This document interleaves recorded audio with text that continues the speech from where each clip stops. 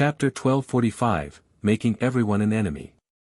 Chapter 1245, Making Everyone an Enemy. Has passing monarch lost his mind? He actually dared to pull a coup. Silent Entropy's expression turned frosty as he listened to his subordinate's report. Not only had the 10 fleet's various experts lost 1 or 2 levels each, but they had also lost the majority of their weapons and equipment. The loss was significant. Each fleet had entered the secret land with their top experts. Every piece of equipment they wore was considered top tier at this stage of the game. They had invested a lot of time and effort to obtain these top tier weapons and equipment. It would take a very long time for these experts to recover to their peak. It would have been fine if they had only lost 1 or 2 pieces of equipment. Now that they had lost more than half of what they owned, passing monarch had undoubtedly made enemies of the 10 fleets. Although Silent Entropy admitted that turning the fleets against each other in the end had been ingenious, it was also a fact that none of the Freedom Alliance's fleets would cooperate with passing monarch in the future. This would not benefit passing monarch when he competed for the Freedom Alliance's first seat. Meanwhile, in the Resurrection Temple, everyone was shocked by Identical Summer's ruthless action. Identical Summer is quite bold. He actually dared to log out inside the secret land. What's so impressive about that? If it were up to me, I'd say that monster is the amazing one. He had actually forced Identical Summer down this path. If I were in Identical Summer's position, I probably would have done the same. Now that Identical Summer has made such a decisive move, he will not let this matter rest until one of them has been destroyed. Everyone chatted quietly as they stared at Identical Summer's previous location. They could not help but feel a chill crawl down their spines when they recalled the hatred and madness in Identical Summer's eyes as he forcefully logged out of the game. In the outside world, if players forcefully logged out of the game, the system would impose a penalty, which was slightly more severe than the usual death penalty. If one did the same thing inside the secret land, the penalty would multiply by several times. Players would also be barred from logging into God's domain for a considerable amount of time. At this stage, even losing 1 level would drive a player mad. If they forcefully logged out inside the secret land, not only would they lose multiple levels, but they would also lose several items. That was on top of being barred from logging in for some time. No one would be so bold as to accept such a penalty willingly. However, Identical Summer had no other choice. After all, the system's penalty was slightly less damaging than staying. On the top floor of the Ferris skyscraper, the cover of a virtual gaming cabin slowly opened. Once the cabin opened fully, a man climbed out. The man wore a grim expression, his chilling gaze forcing a shudder from anyone it fell upon. This man was Xia Tianqi. He was also known as Identical Summer, the commander of the Freedom Alliance's Second Fleet. Nobody would have ever imagined that the commander of Second Fleet was actually the young master of the Xia Corporation. Although the Xia Group was not a powerful international corporation, it was one of the country's first-rate corporations. Passing monarch. And that damnable brat as well.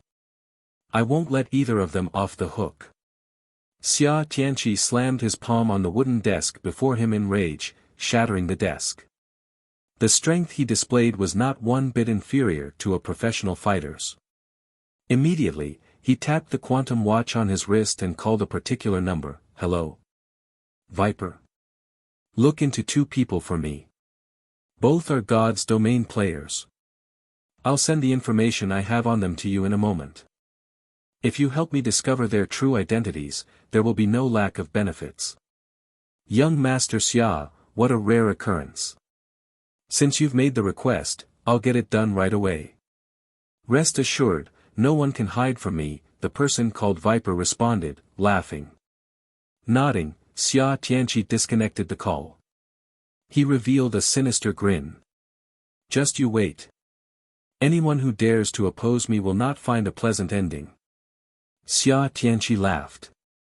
Although the main God system protected every player's information, and players enormously modified their appearances, making it very difficult to learn their true identities. Xia Tianqi rather trusted Viper's capabilities. After all, this was not the first time Viper had completed such a task. Meanwhile, inside the Resurrection Temple, Shifeng collected one soul after another. With the number of players present, he could collect enough to produce 3 drops of soul water, and he planned to stockpile the soul water for learning the secret body technique. The secret spellcasting technique he had previously obtained catered mainly to magical class players. To Shifeng, the secret technique was negligible. However, the secret body technique was suitable for all players. Since he didn't need to share the slots this time, he had to prepare more soul water. He was currently in Sea's End. He had also hidden his identity under his black cloak. Aside from passing Monarch and a few other trusted players, nobody knew his exact identity. Unlike in the Star Moon Kingdom, he did not have to worry about implicating Zero Wing. Right now, the most he had to worry about was an ambush from dark players. Shifeng quickly collected over 300 souls, producing 3 drops of soul water in the soul orb. Now that I don't have to worry about exposing my identity in Sea's End, I can use this opportunity to collect more soul water. Many ideas swam in Shifeng's mind as he gazed at the soul orb in his bag. In the past, the Flower of 7 Sins had made a fortune with the soul orb. With it, the organization had nurtured plenty of peak experts. With no concerns to hold him back, he needed to use this opportunity to collect soul water. It'd be very difficult to obtain once he returned to Star Moon Kingdom. After obtaining the soul water, Shifeng led Passing Monarch and the others to another grotto to search for legacies. Aside from the grotto that contained the Sea God's legacy, there were 12 grottos in the Sea Dragon's secret land. Among them, the entrance to 3 grottos had a diameter of 50 yards. The legacies in these grottos was only second to the Sea God's legacy. With 2 small sailboats, it would be a piece of cake for Shifeng's group to obtain a legacy from one of the 50-yard grottos. Without suspense, Shifeng helped Passing Monarch obtain a legacy in their 9th hour in the Sea Dragon's secret land. This time, however, there were no other fleets to contest for the legacy, and everything went relatively smoothly. Commander, Passing Monarch's fleet has returned to the starting point. By the looks of it, they seem to have obtained another legacy and are preparing to leave. Scorpion, who hid at the starting point, reported when he saw Shifeng's group approach. Good. Uncle Li and the others are already outside. You should take off, 200 Leaves said, nodding. She had waited for this moment for a long time. Although the legacy items weren't guaranteed to drop upon death, Uncle Li was a dark player. He had tools and methods of increasing the drop rate for players he killed. As long as Shifeng did not store the Sea God's legacy in his warehouse, it would only take a few extra kills before they obtained the legacy. For now, she needed to regroup with Uncle Li's team. Once Uncle Li killed Shifeng, since she was on the same team, she would complete the Demon God's quest. As long as she obtained both the Sea God's legacy and the Demon God's reward, the Freedom Alliance's first seat was hers for the taking. After that, she would gradually take control of the Freedom Alliance and rule over the 3 major NPC cities. Every one of Sea's End's 12 major NPC cities had a larger population than any Land Kingdom's capital city. The player population of Heavenly Ocean City, in particular, could rival an empire's imperial capital. At the Sea Dragon's secret land's entrance, after Shifeng stored the 2 small sailboats, he followed Passing Monarch and the others into the teleportation magic array. System, do you wish to leave the Sea Dragon's secret land? Shifeng chose yes without hesitation. Immediately, a beam of white light descended upon him. He then vanished from the secret land. Shortly after, Shifeng returned to Blue Jade Restaurant's top-floor hall. However, more players were present than before. Every player was a member of one of the Freedom Alliance's fleets. They all stared at Shifeng and Passing Monarch with looks that could kill. Chapter 1246, Miniature Holy Land. Why are so many people here? Shi Feng could not help his surprise as he looked around. They're not thinking of taking action here, right? He was not surprised by the hostile gazes he received from the various fleets. What Shi Feng found odd was the fact that so many players had gathered in the hall. At a glance, he could see at least 2,000 people, taking up nearly half of the entire hall. They were currently in an NPC city. Attacking another player here would be detrimental unless these players were absolutely confident of escaping the NPC guards. The arrest of so many members would definitely wound the various fleets. That's not it. They're just following routine, Passing Monarch said, shaking his head. He then explained, whenever we come out from the secret land, we reorganize the distribution of resources the Freedom Alliance controls based on our performance and gains in the secret land. Although, the redistribution of resources isn't as drastic as when our rankings change. Based on our rank in the secret land, we are assigned different leveling resources. For example, previously, the Third Fleet was only able to grind in Lock Cemetery and Black Altar.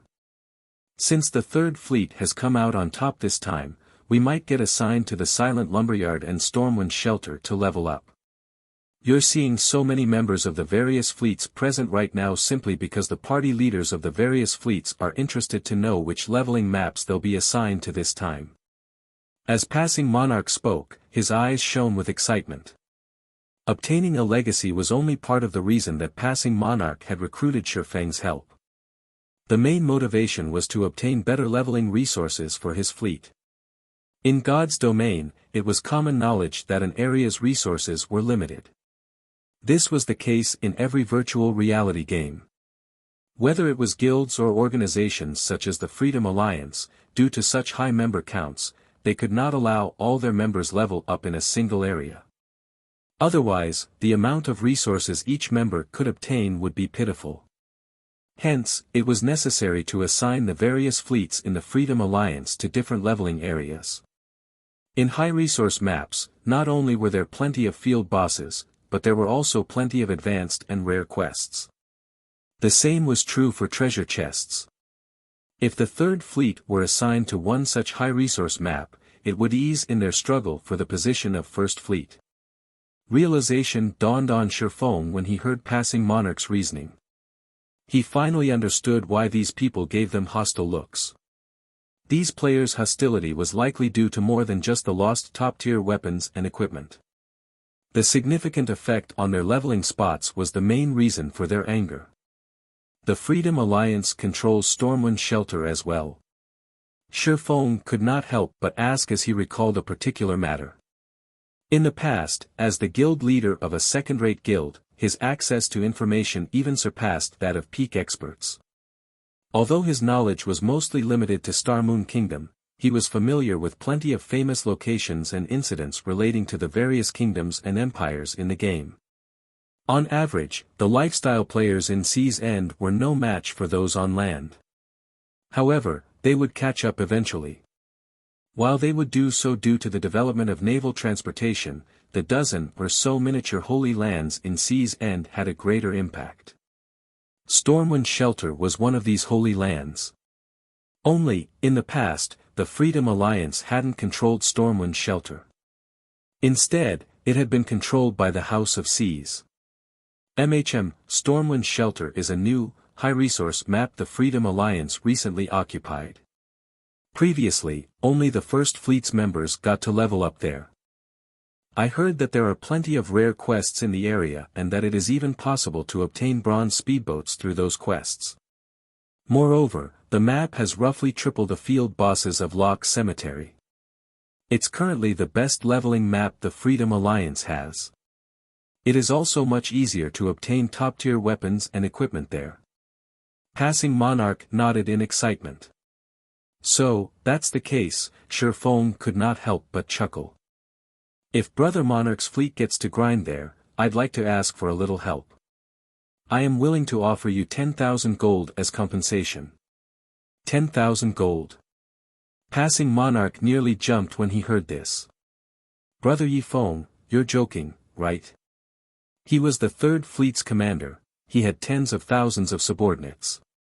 He received 20% of Blue Jade City's profits, yet even he couldn't collect 10,000 gold with a moment's notice. His fleet members' repair fees alone cost tons. He also needed to compensate the members who suffered losses during their struggle with the other naval powers. At the same time, he needed to visit other kingdoms and empires to purchase rare tools for exploring the Sea Dragon's secret land and raiding bosses. Currently, he had less than 10,000 gold on hand. If Shi Feng truly gave him 10,000 gold, he would have enough to purchase quite a few advanced speedboats, restoring the Third Fleet's strength quickly. That's right, 10,000 gold. However, this matter must first be done the payment. I will only pay a deposit of 500 gold, Shi Feng said, nodding.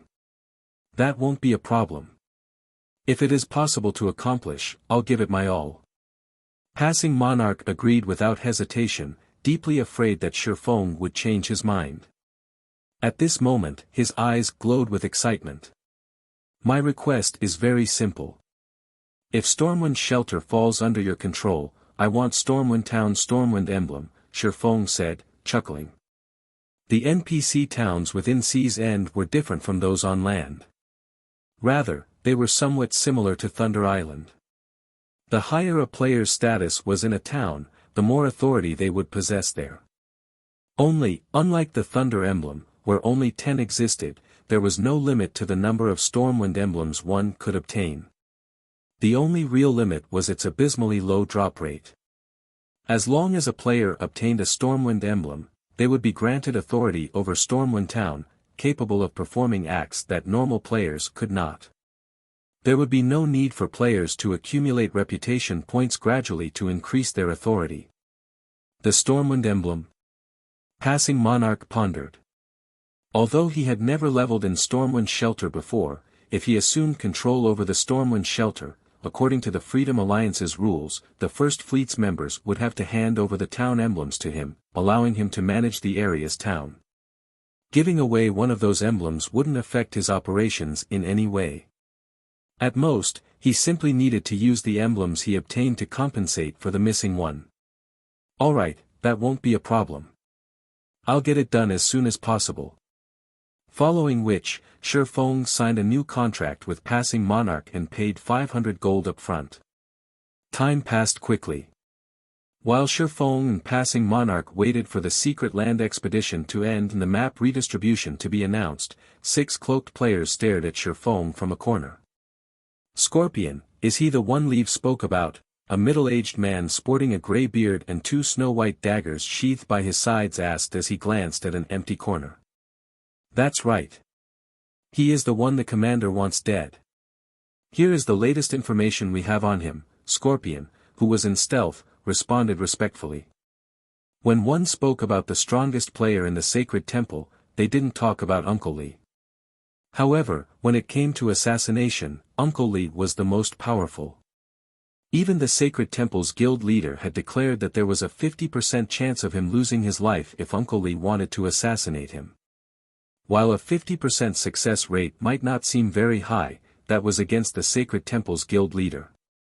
Throughout the virtual gaming world, very few could boast such a high success rate. What an interesting little fellow. Uncle Lee caressed his beard as he watched Shi Feng's battle video. It is too much of a waste to fight him right now. Forget it. Scorpion, go and get ready. Understood. Scorpion nodded hurriedly before departing.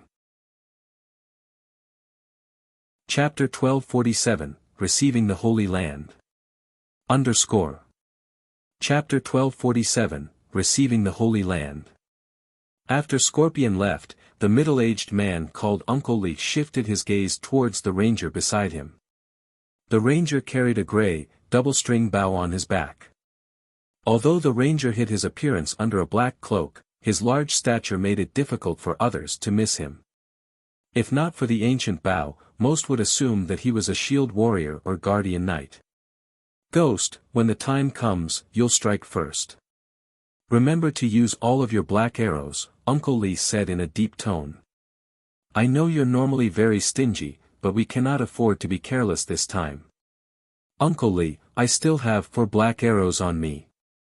Are we really going to use all 4 on that kid? The ranger, Hungry Ghost, asked reluctantly. The black arrows were not your ordinary arrows. They had been passed down from ancient times, and each possessed the power to rival Tier 4 skills. Current players and NPCs had no way of reproducing them, so each arrow used depleted the finite number in God's domain. One could only obtain more black arrows by raiding ancient ruins. Yes. We'll need at least that many to take him down, Uncle Lee said as he glanced at Shifeng, who sat quietly across the room. Smiling, he continued, although he has yet to achieve a domain as 100 Leaves said, he is not far from it, either. With his frightening basic attributes and powerful skills, killing him will be slightly more difficult than killing actual domain realm experts. No wonder why 100 Leaves requested assistance from the guild leader. I guess I can use him as a guinea pig. Hungry Ghost's interest grew upon hearing Uncle Lee's explanation. He clearly hasn't reached the domain realm, yet, he's even more difficult to kill than domain realm experts, a petite female elementalist beside Uncle Lee muttered as she followed his gaze to Shifeng. Licking her lips, she continued, in that case, he should have quite a few epic weapons and equipment on him. We should be able to make a fortune. Uncle Lee, seeing as you've appraised him so generously, are you thinking of making a move personally this time? A shield warrior asked excitedly. Every time Uncle Lee made a move, they learned a lot from him. Unfortunately, very few assassinations required Uncle Lee's involvement. The other members of the team were usually enough for the job. If Uncle Lee really joined the fight, their long trip here would be worth it. Emicham. Although you have a high chance of killing him if you all work together, this mission is very important. To make sure we complete the mission, I will have to take action as well. Uncle Lee nodded. Hearing that Uncle Lee intended to join the fight, the team members turned to Shifeng, pity in their eyes. If only they, Uncle Lee's subordinates, struck, Shifeng would have some chance of surviving. However, if Uncle Lee took action, then Shifeng had no hope whatsoever.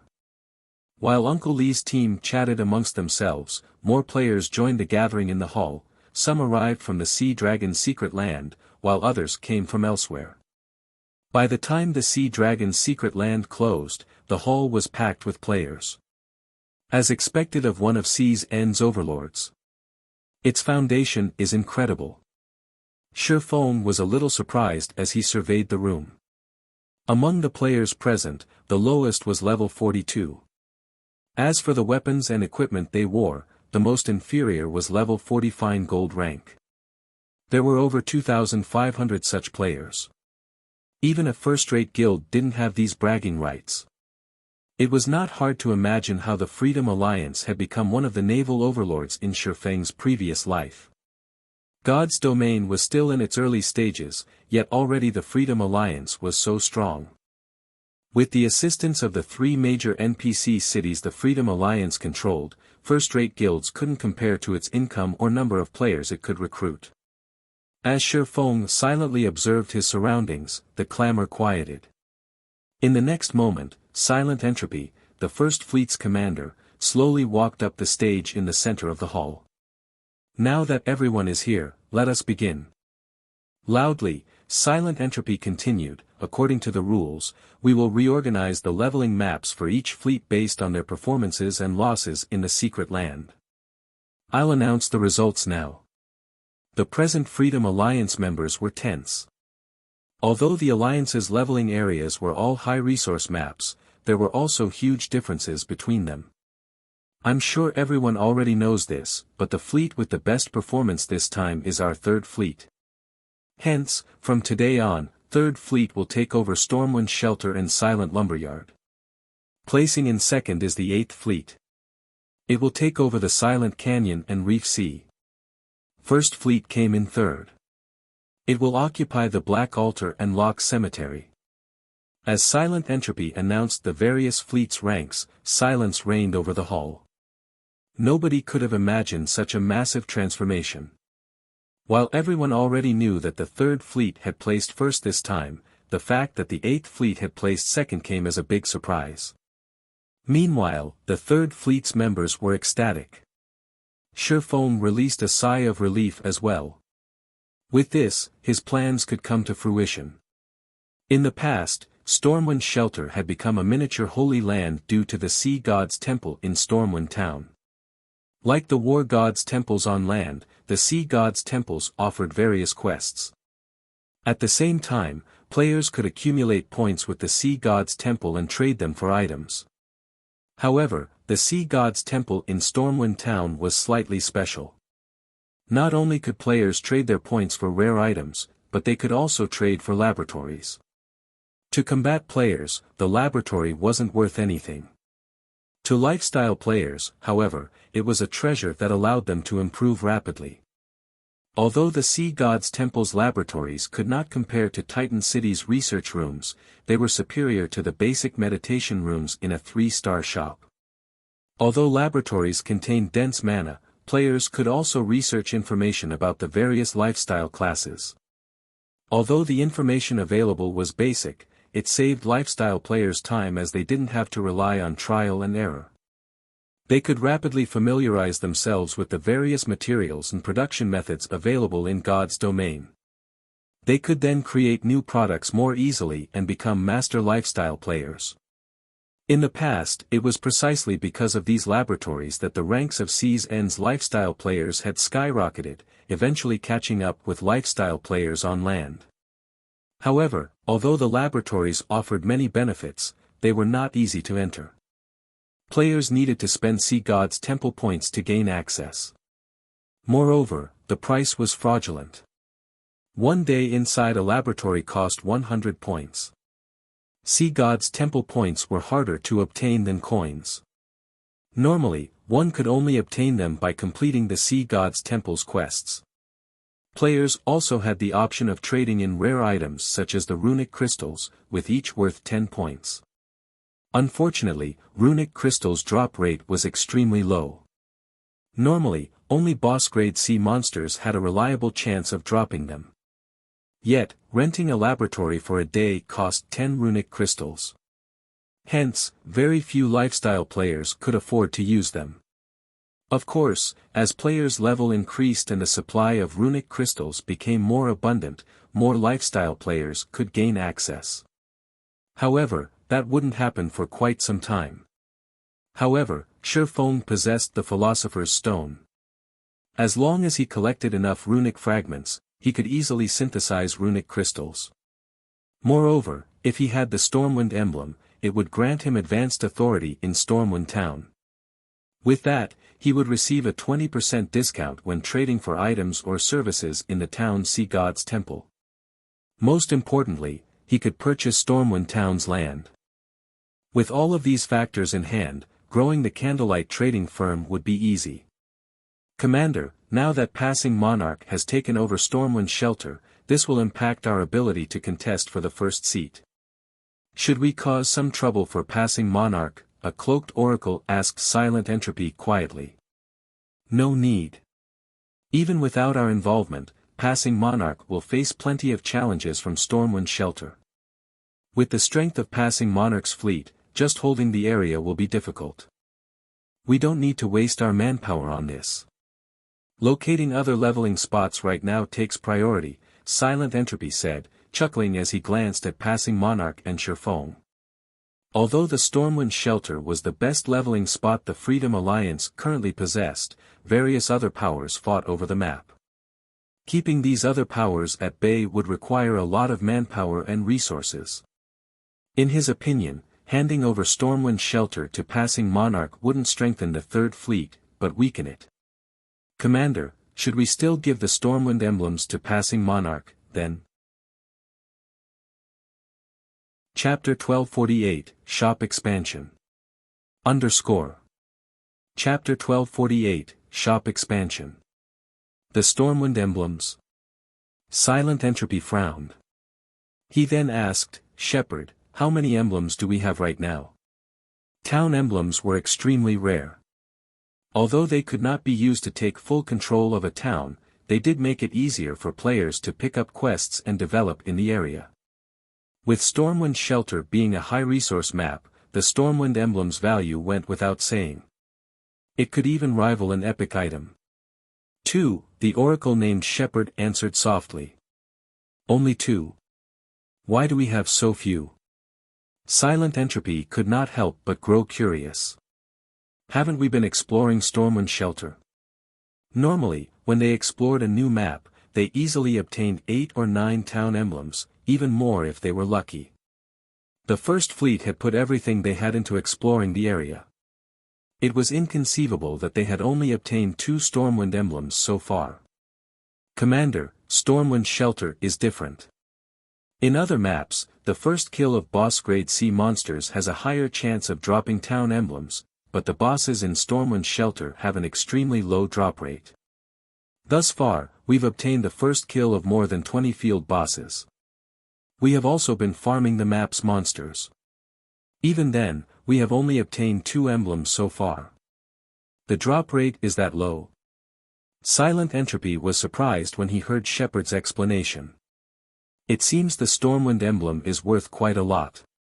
However, if we don't hand them over to Passing Monarch, he will leverage the Alliance's rules against us. Let's do this, then.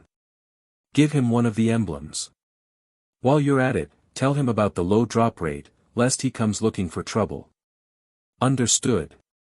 Shepherd bowed before leaving.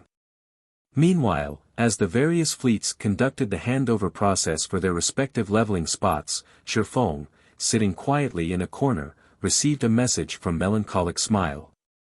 The contents were very simple.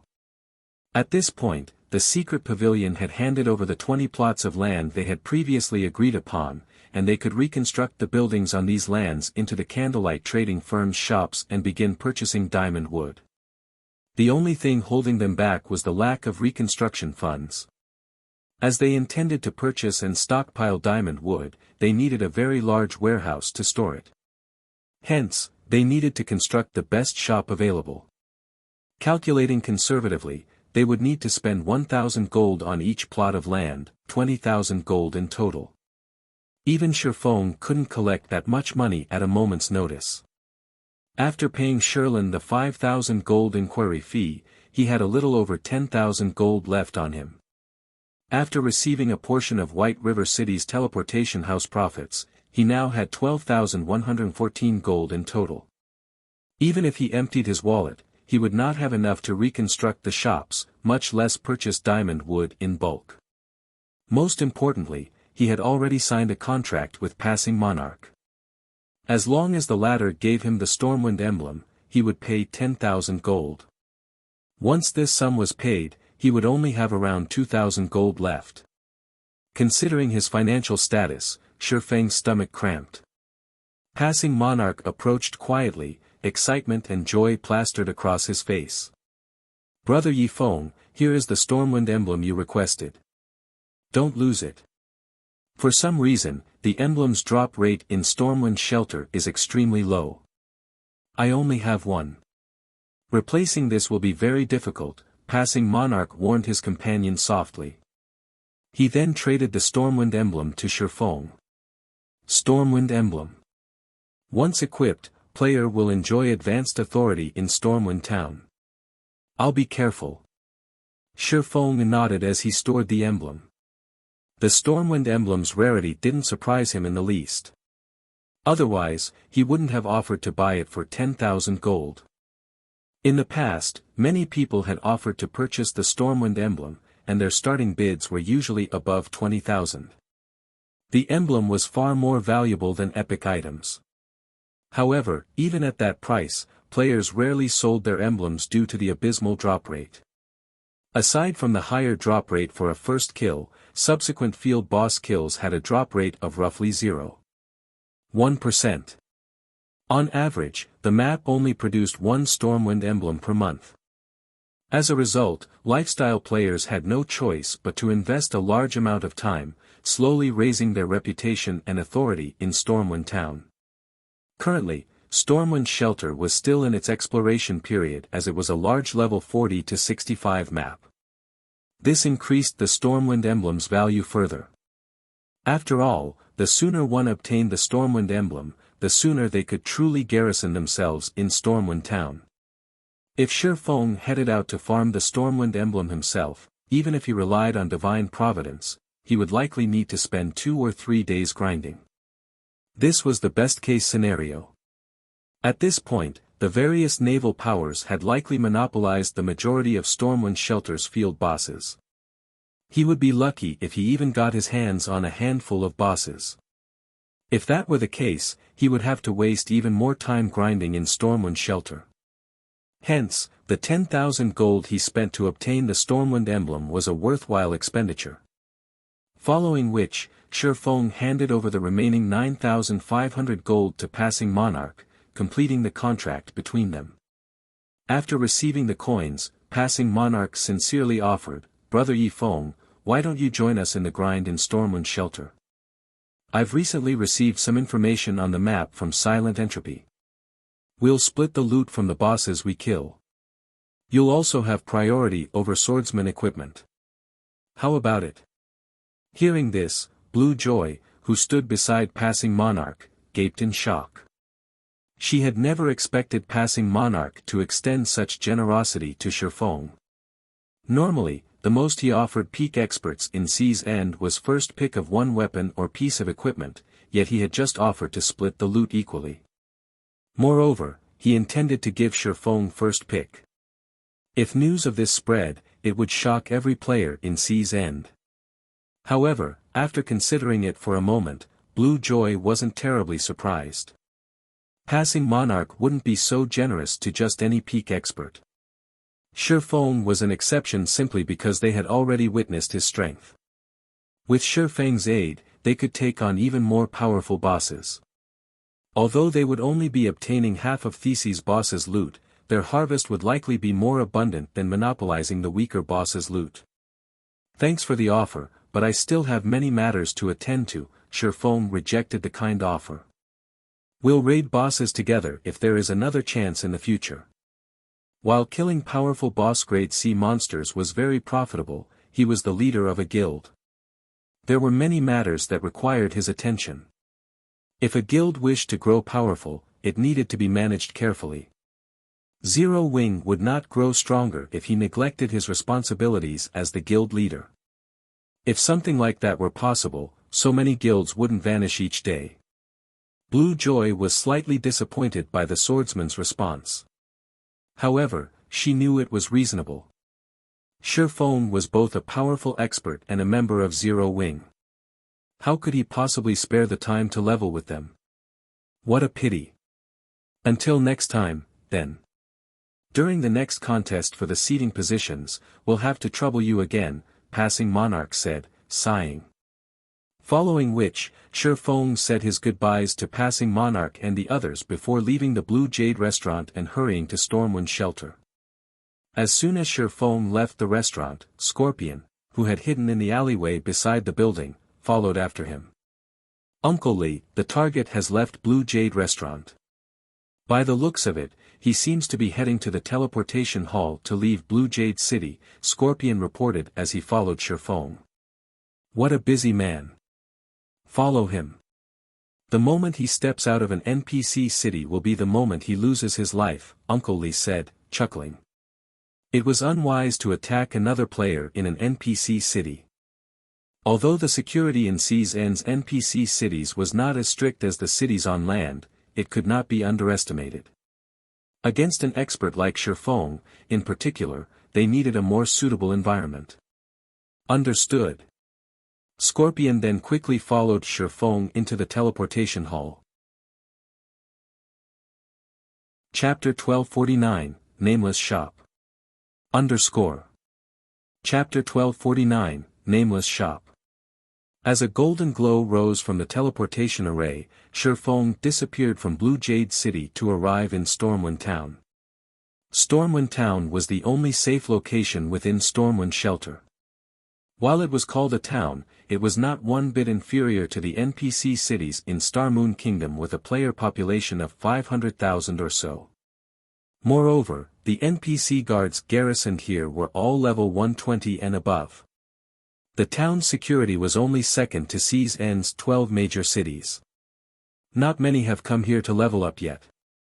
Shifeng examined his surroundings after leaving the teleportation hall. He saw fewer players on the street than NPCs. However, after giving the matter some thought, he found the situation reasonable. After all, Stormwind Shelter was a level 40 to level 65 map. At this stage of the game, only a minority of players were capable of reaching past level 40. Even if players in Sea's End leveled up more quickly than those on land, there shouldn't be too many players capable of reaching level 40 and beyond.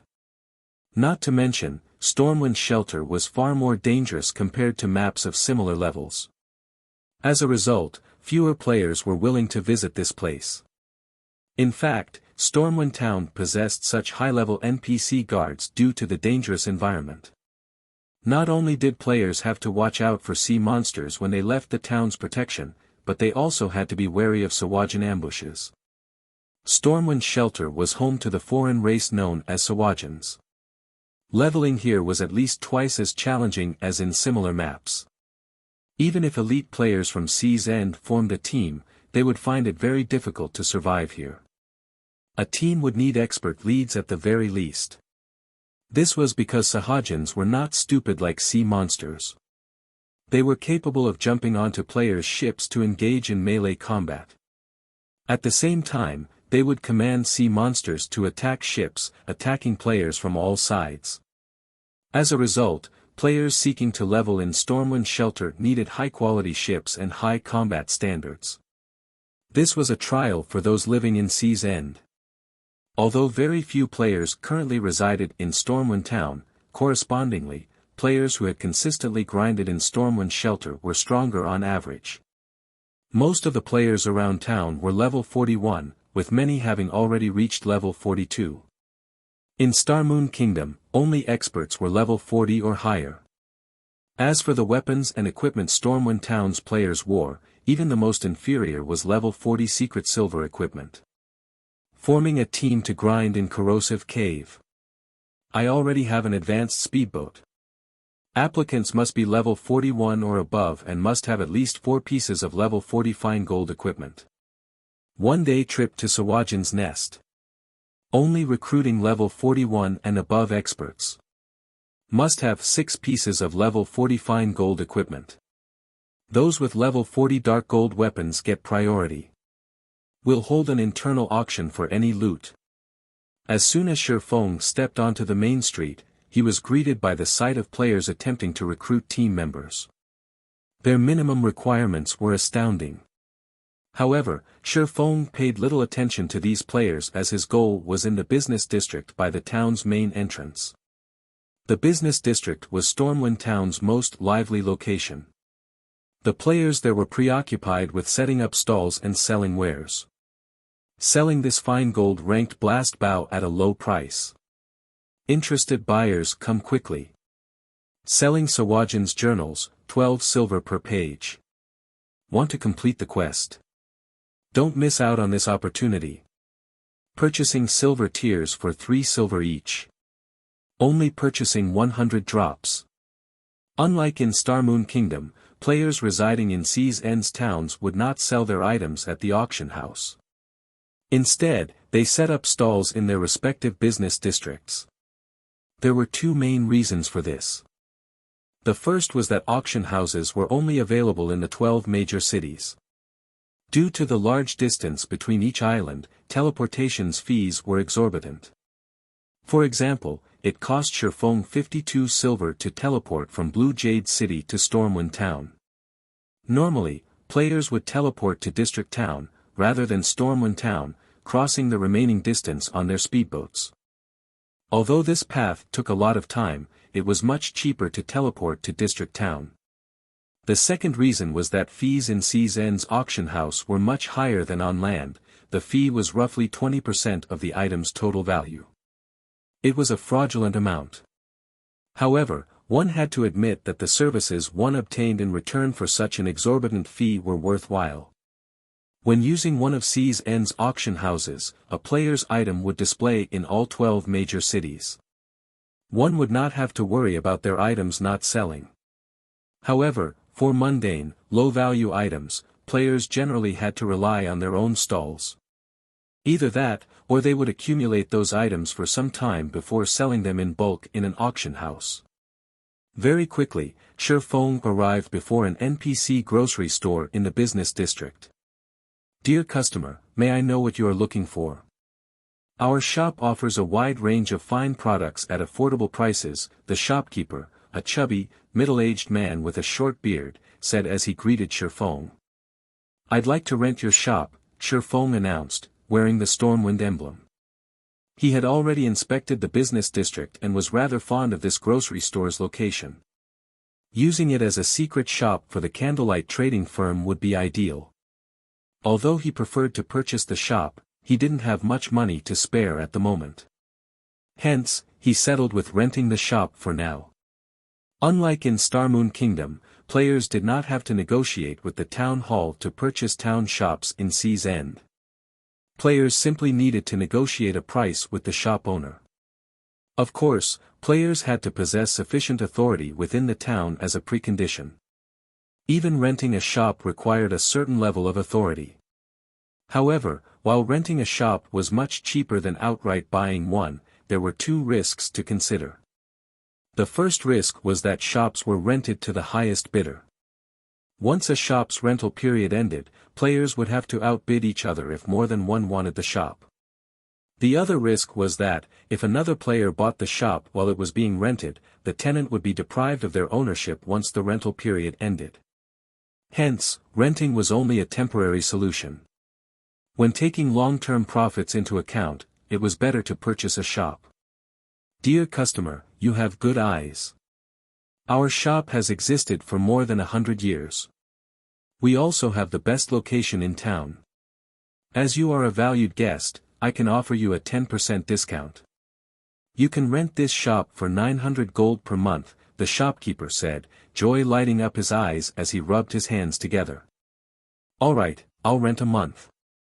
Shifeng was slightly astonished when he heard this price.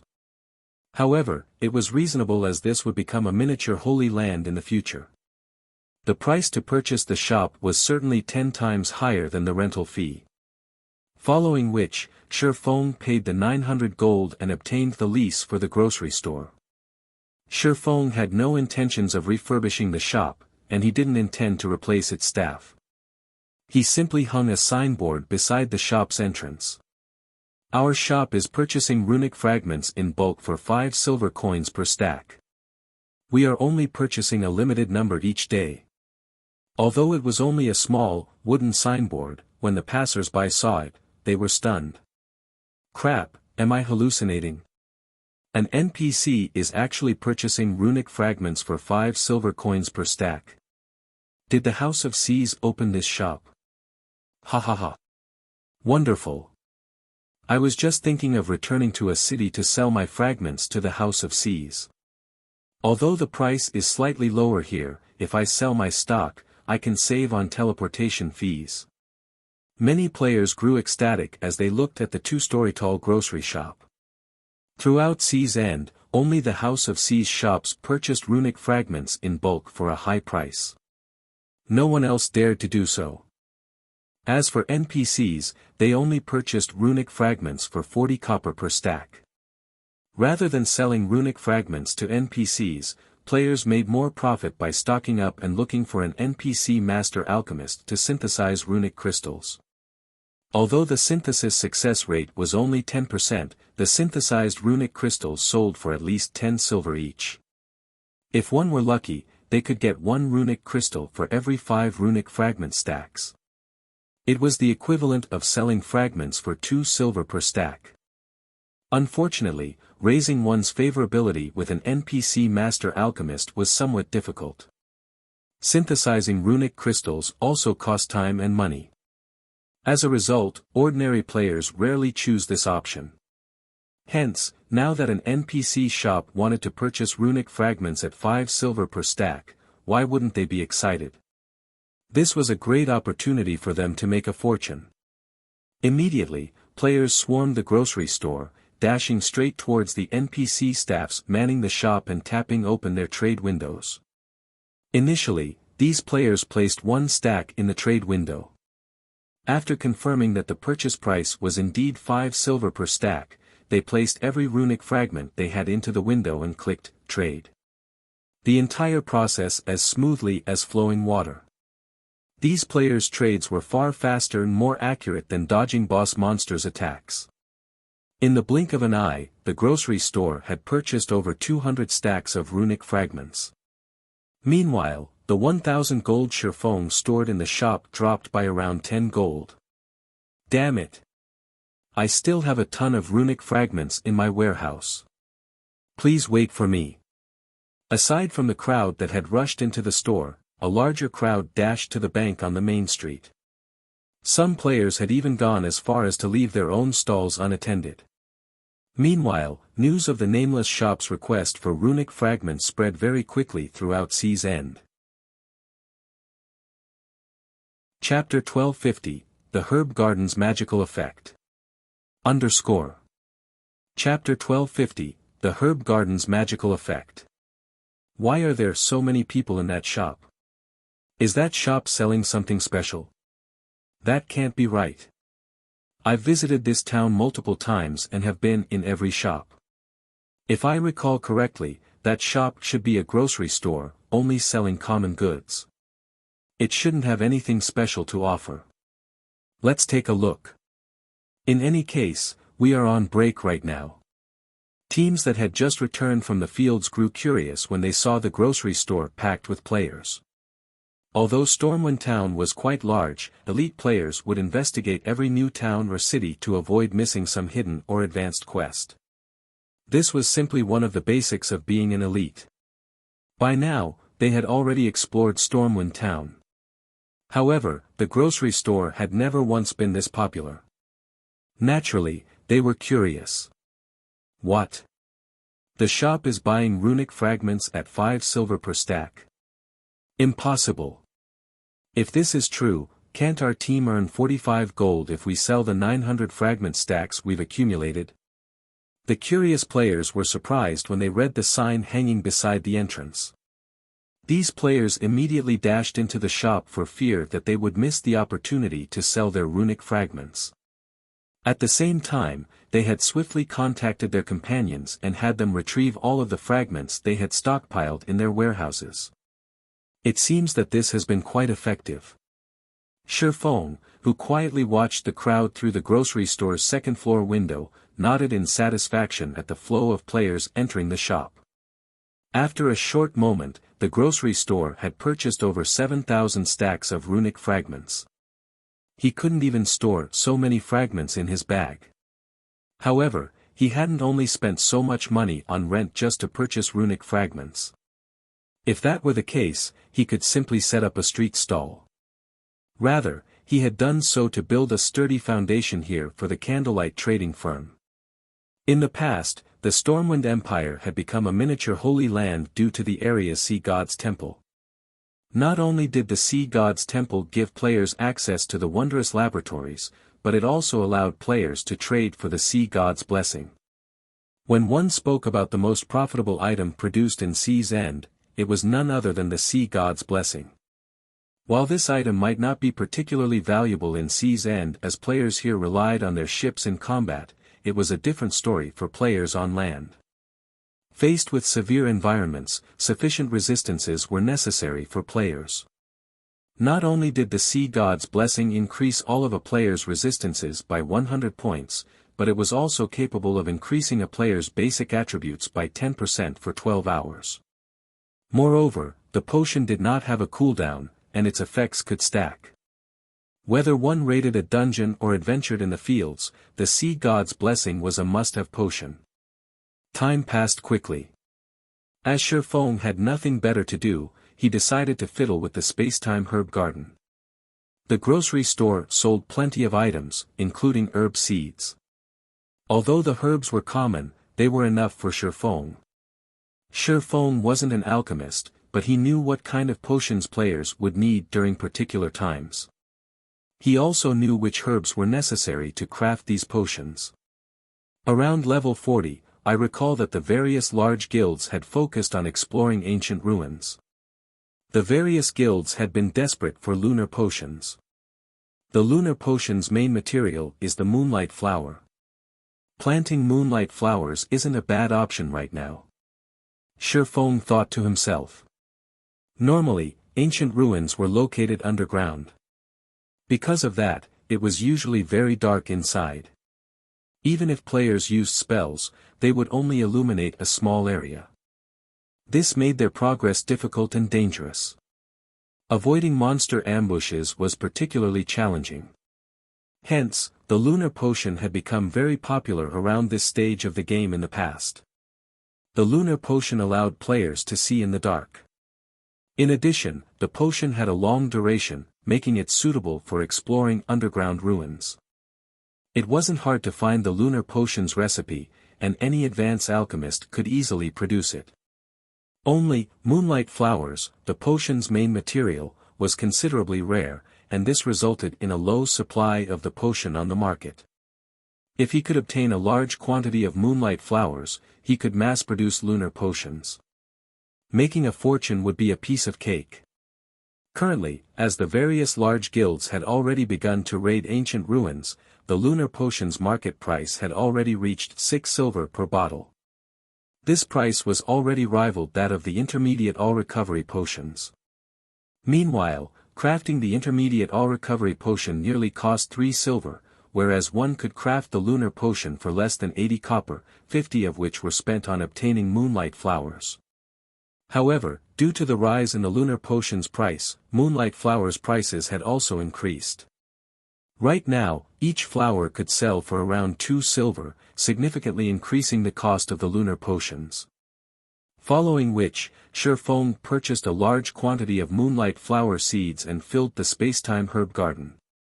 Each moonlight flower needed 2 by 2 yards to grow. Overall, the herb garden allowed Shi Feng to plant 62,500 flowers. Each moonlight flower seed cost 5 copper, costing a total of 31 gold, 25 silver. While 62,500 flowers seemed excessive, when taking into consideration the flower's survival rate, he would only end up with a small harvest in the end. Normally, the various large guilds didn't bother to nurture any less than hundreds of thousands of herbs. Fortunately, the space-time herb garden was an epic tool. Shi Feng didn't need to invest too much time or money to grow the flowers. After Shi Feng finished planting the seeds in the space-time herb garden, he received a communication request from Fire Dance. Guild leader, I've arrived, Fire Dance reported softly. Good. I've given you access to the second floor, so come up, Shi Feng nodded. While he fiddled with the space-time herb garden, he had also sent for Fire Dance to bring him the Philosopher's Stone. With Fire Dance's equipment and strength, she could come and go without anyone noticing her.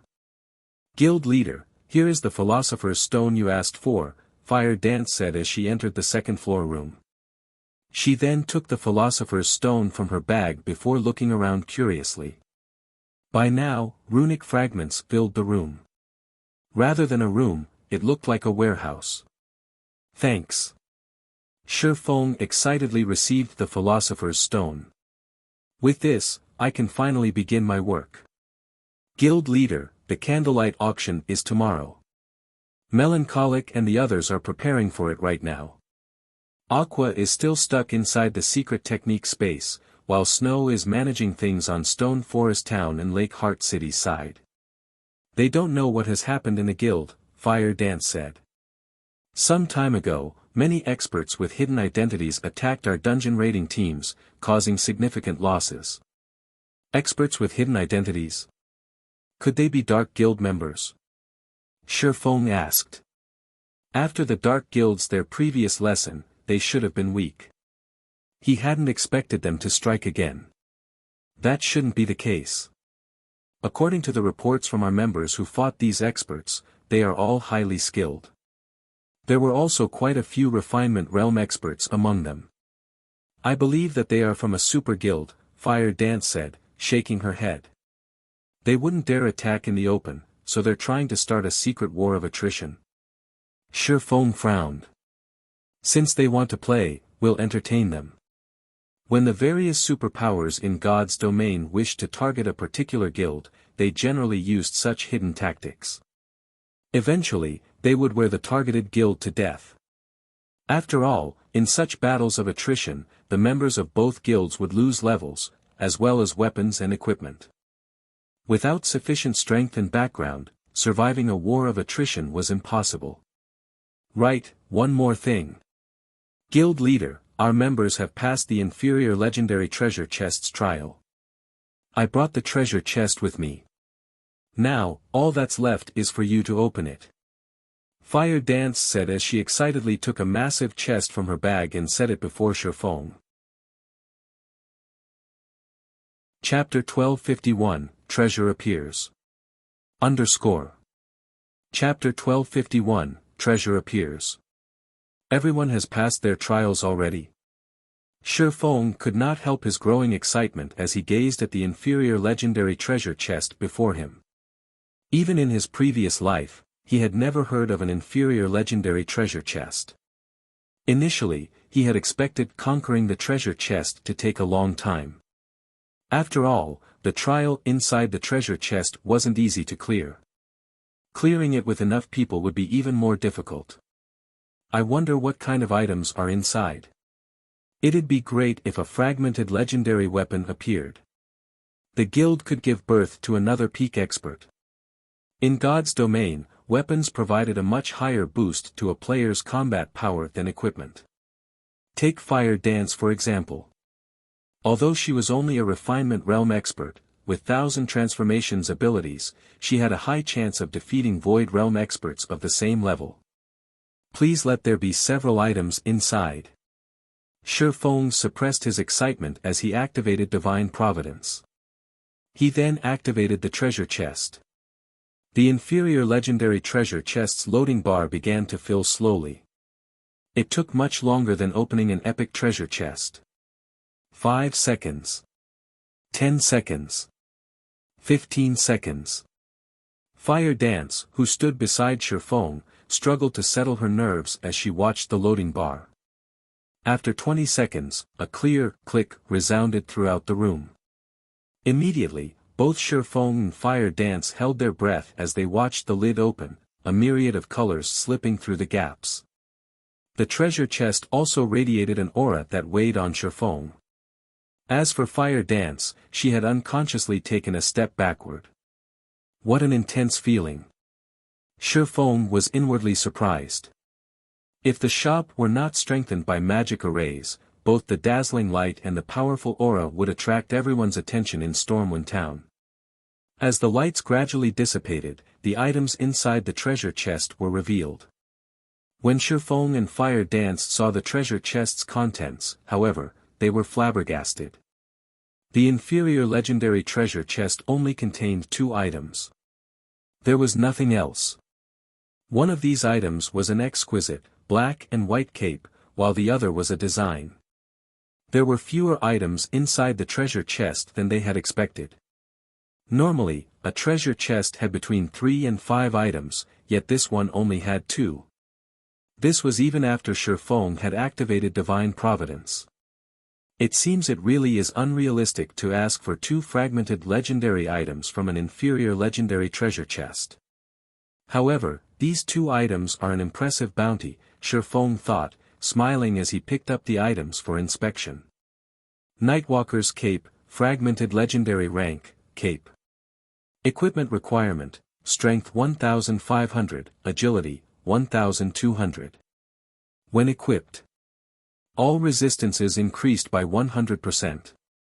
All damage received reduced by 30%. Strength increased by 40%. Agility increased by 50%. Endurance increased by 30%. Ignore levels plus 20. Movement speed increased by 30%. Attack speed increased by 30%. Reaction speed increased by 30%. Additional passive skill 1 dash. Nightwalker, When the cape is equipped, no information about the player can be examined. Physique improved by 10%. Additional passive skill 2-. Divine speed, players' starting movement speed increased to 30% of players' maximum movement speed. Additional active skill 1-. Divine steps, summons 10 doppelgangers before a maximum of 10 targets for 5 seconds. Doppelgangers do not possess any attack capabilities. Throughout this duration, player is invulnerable. Player can switch positions with any doppelganger freely. Maximum cast range of 100 yards. Cooldown, 10 minutes. Additional active skill 2-. Void shield, forms a shield that has an HP of 10 times the player's maximum HP for 2 minutes. As long as shield exists, player's HP recovery speed increased by 500% and movement speed increased by 100%. Cooldown, 30 minutes. The blacksmith god Bayer crafted this cloak for the Tyrant of Destruction, but it was damaged in the battle against the god Slayer. However, as the divine runes remain intact, it can be repaired with 7 god crystals.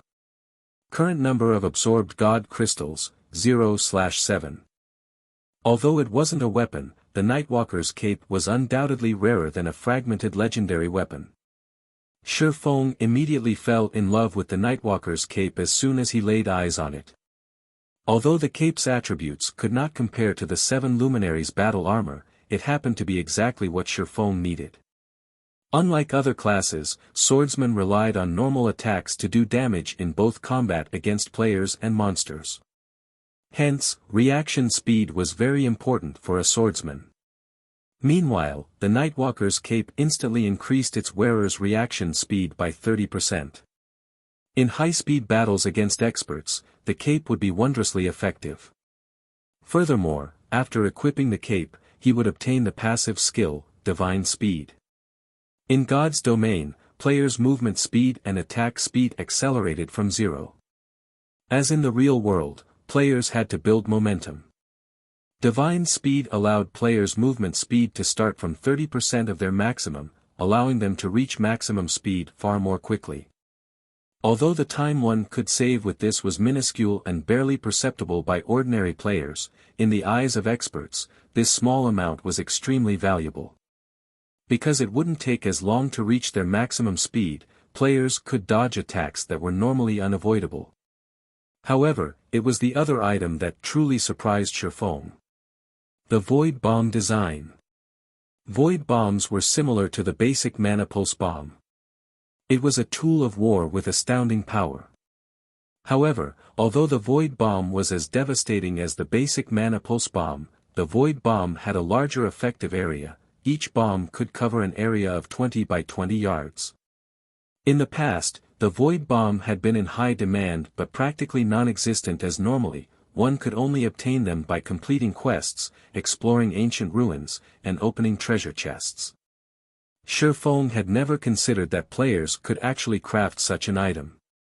If he could mass-produce the Void Bomb, the consequences would be inconceivable. Sure enough, it will be very difficult to mass-produce. When Shi Feng glanced at the required materials, he found that every material was extremely rare. Crafting this bomb required a total of 5 rare materials. Among them, the most valuable was a type of metal called void iron. Few kingdoms produced this type of ore. Currently, void iron sold for 2 gold per ingot, and the void bomb required 5. Without taking into account the production success rate, based on his initial estimate, crafting the void bomb would cost at least 25 gold. Even a first-rate guild would go bankrupt if it attempted to mass-produce these bombs. However, it wasn't exactly impossible to mass-produce so long as Zero Wing took control of a void iron vein. According to Shi Feng's memories, 6 void iron veins had been found in the past, and every one of them had been controlled by either super guilds or super first-rate guilds. Any guild that attempted to wrangle control of these veins met utter annihilation. Void iron veins produced more than just void iron. They also produced magic crystals. There was even a tiny chance to mine 7 luminaries crystals. This minuscule chance was precisely the reason that the various superpowers had fought over void iron veins desperately. Some of these superpowers had even been wiped out in these struggles. Chapter 1252, Lively Town. Void Iron. Shi Feng fell into deep thought as he examined the void bomb design. Thus far, only he knew the secret that void iron veins could produce 7 luminaries crystals. Hence, the current superpowers shouldn't be so desperate to secure the veins yet. Even so, the fact that a void iron vein could produce magic crystals was tempting enough.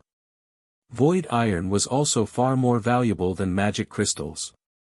If a void iron vein were discovered, many of the superpowers would rush into the competition for it. Fortunately, it was not completely impossible for Zero Wing to occupy a void iron vein.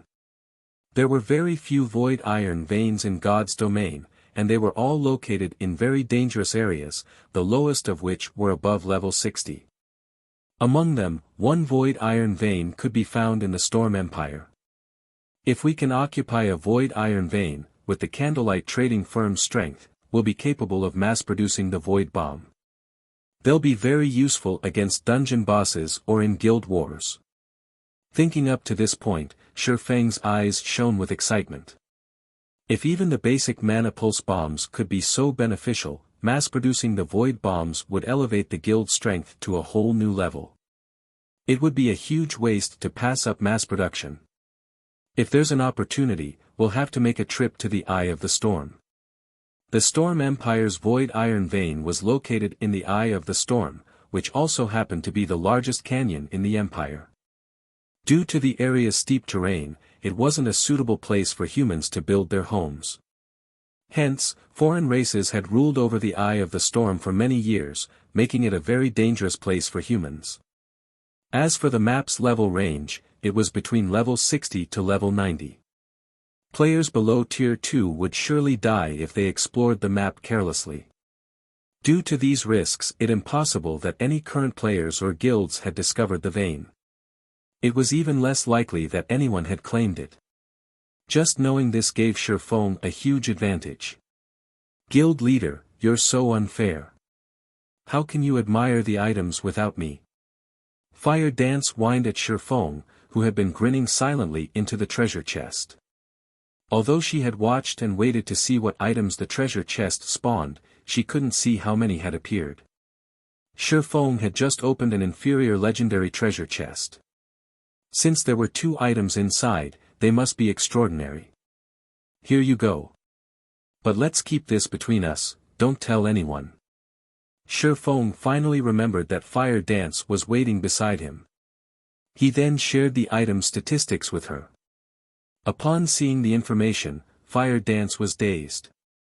Both the Nightwalker's cape and the Void Bomb design were astounding items. If they could mass-produce the Void Bombs, in particular, they wouldn't have any issues dealing with mythic monsters in the future. However, the fact that Shi Feng could equip the Nightwalker's cape right now was even more shocking than the items themselves. Her 1,000 transformations only had an equipment requirement of 700 strength and 700 agility, yet the Nightwalker's cape required 1,500 strength and 1,200 agility. Even level 50, Tier 2 players would be hard-pressed to meet such high requirements. Guild leader, what level are you right now? Fire Dance asked curiously. Level 50, Shi Feng responded nonchalantly. He had no intention of hiding the truth from Fire Dance. Hearing this response, Fire Dance was speechless. She knew that Shi Feng possessed a hidden class. Moreover, leveling up his class required double the EXP of a normal class. Meanwhile, she had been trying desperately to level up. She had even taken down so many bosses with Shi Feng. Even so, she was only level 48. Although she was only 2 levels away from level 50, with her leveling speed, she would roughly need another 5 or 6 days before hitting that milestone. Alright, snap out of it. I'll send the Void Bomb design back with you, but first, make a few trips to the Sea God's temples, Shi Feng said, chuckling. He needed to synthesize a large quantity of runic crystals. He did not have the free time to travel to and from the sea god's temple. Meanwhile, Fire Dance was both stealthy and swift. As long as she held the Stormwind emblem, she could convert the runic crystals into sea god's temple points before converting those into sea god's blessings. Following which, Sherfone rapidly synthesized one runic crystal after another. A stack contained 100 individual runic fragments, and each synthesis required 50 fragments. Fortunately, the Philosopher's Stone had a synthesis success rate of 100%. In just a few seconds, Sherfone finished synthesizing a runic crystal. As Sherfone synthesized runic crystals and Fire Dance moved the runic fragments from the shop's warehouse to the second floor. Damn it! Why is that bastard still inside the shop? How many does he intend to buy? Scorpion muttered in annoyance as he glared at the grocery store opposite of the open-air bar he watched from. As he did not want to alert Sherfone of his presence, he did not dare move too close to the swordsman. After all, experts of their standards were extremely sensitive to their environments. If he accidentally leaked the slightest killing intent, Sherfone was likely to discover him. When stalking targets of Sherfang's caliber, he maintained a distance of over 200 yards. Stormwind Town's security was much stricter than Blue Jade City's. Although these guards' levels were lower, there wasn't much difference to players of his level. They would die instantly either way. He couldn't afford to strike inside Stormwind Town. It would only be time to make his move after Sherfone left the town to grind or quest. Time passed quickly. Before Sherfone realized it, the 1,000 gold he had set up to purchase runic fragments had depleted. In the end, the shop had purchased 20,000 fragment stacks in total. With this, he had bought out nearly every player in Stormwind Town. However, news travels quickly, and players from other cities had discovered that a grocery store in Stormwind Town was purchasing runic fragments. They had rushed in from nearby towns and cities. Even now, a long line of players still waited by the shop's entrance. Crap. Why aren't they buying anymore? I just arrived, for God's sake. Are you guys buying fragments tomorrow? I still have 30 stacks here. The players outside of the shop grew flustered, afraid that they had missed their chance to make some money. Dear customers, please rest assured that our store will purchase a large quantity of runic fragments every day. However, as we have already reached our quota for today, please come back tomorrow, one of the female NPCs managing the store formally announced as Sherfone had requested. Hearing the announcement, everyone outside the shop relaxed. Many reluctant players even decided to spend 2 silver coins to set a stall up beside the store. They intended to wait until the next day to sell off their runic fragments. The business district had grown quite lively. As more time passed, even more players rushed to the area as some set up stalls and others visited bars to chat while they passed the time. In less than half an hour, the crowd had doubled. Guild leader, have these people lost their minds? They're actually willing to wait until tomorrow to sell their runic fragments. Fire Dance was confused as she watched the players crowd the street outside the shop. Rather than waiting here, doing nothing, it would be much more profitable to grind or quest. It isn't that easy to make money in God's domain. These players have particularly larger expenditures, Sherfone explained, smiling bitterly in response to Fire Dance's question. Fire Dance was a considerably powerful expert. After joining Zero Wing, her strength had even increased by leaps and bounds. Meanwhile, the guild paid for most of her costs, including her repair fees and the cost of her usual consumable items.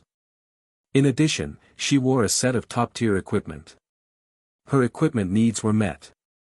Even if they weren't, her weapons and equipment were not easy to obtain for players or guilds. She was oblivious about the suffering independent players faced in God's domain.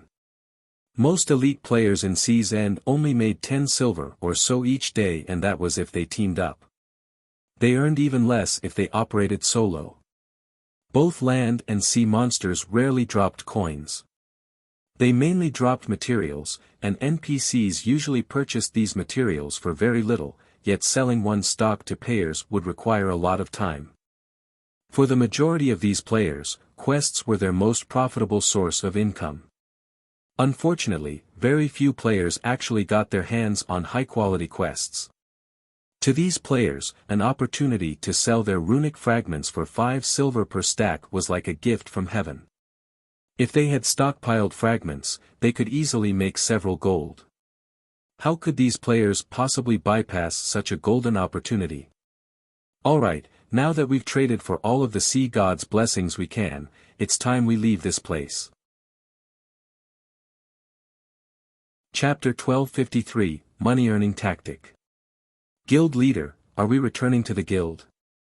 Fire Dance asked. She had already made multiple trips to the Sea God's temple, trading points for a total of 8,000 bottles of Sea God's blessing. She had also seen the potion's effects, and she had to admit that it was a miracle tool for grinding and raiding dungeons. If players could increase their attributes by 10%, dungeons would become at least 10% easier. This way, players could lower the equipment and weapon requirements, and they could dispatch more players to difficult dungeons. The Sea God's blessing also increased players' resistances by 100 points, making it even easier to raid bosses that dealt magical damage. Moreover, the potion had a duration of 12 hours. That was more than enough time for a 50-man team to raid a large-scale team dungeon. If they offered the Sea God's blessing to their guild members in exchange for guild contribution points, their members could level up and upgrade their weapons and equipment much faster. No. We're heading to the Fire Dragon Empire, Shifeng said, shaking his head. The Sea God's blessing was precious. If not for the Philosopher's Stone, it would not have been possible to obtain so many within such a short time. While it was not a bad idea to put it up for trade in the guild, doing so would expose his identity. Moreover, earning money was far more important right now. In the past, the Sea God's blessing had sold for a maximum of 2 gold in Sea's End and 3 gold on land during its peak. Land players hadn't discovered the Sea God's blessing yet, making this an excellent opportunity to make a fortune. If he waited until more players in Sea's End realized how important this potion was, and news of the potion spread to the mainland, he would lose the opportunity to sell it for a high price. Fortunately, there were a limited number of Sea God's temples available, and each temple only stocked 50,000 bottles of Sea God's blessing each week. It wasn't even enough to satisfy Stormwind Town's players. So, the price shouldn't be affected over much. In any case, he had to earn as much as he could while he didn't have any competition. The Fire Dragon Empire was one of the 4 great empires. The empire stood at the peak of God's domain in both quantity and quality of experts. The empire was home to plenty of powerful adventurer teams. Thus, it was an ideal place to sell the Sea God's blessing. He also had the option of selling the potions in Blackwing City. However, as the Sea God's blessing was relatively affordable, more players would fight over it in the Fire Dragon Empire. Although he would have to spend quite a bit on teleportation fees, compared to the potential profits, the expenditure was negligible. Following which, Shifeng descended the stairs. As for Fire Dance, she activated stealth and followed as they traveled to the Fire Dragon Empire together. Since Fire Dance had picked up 8,000 bottles of Sea God's blessing, Shifeng's bag couldn't store them all. He needed help transporting the potions. He's finally leaving.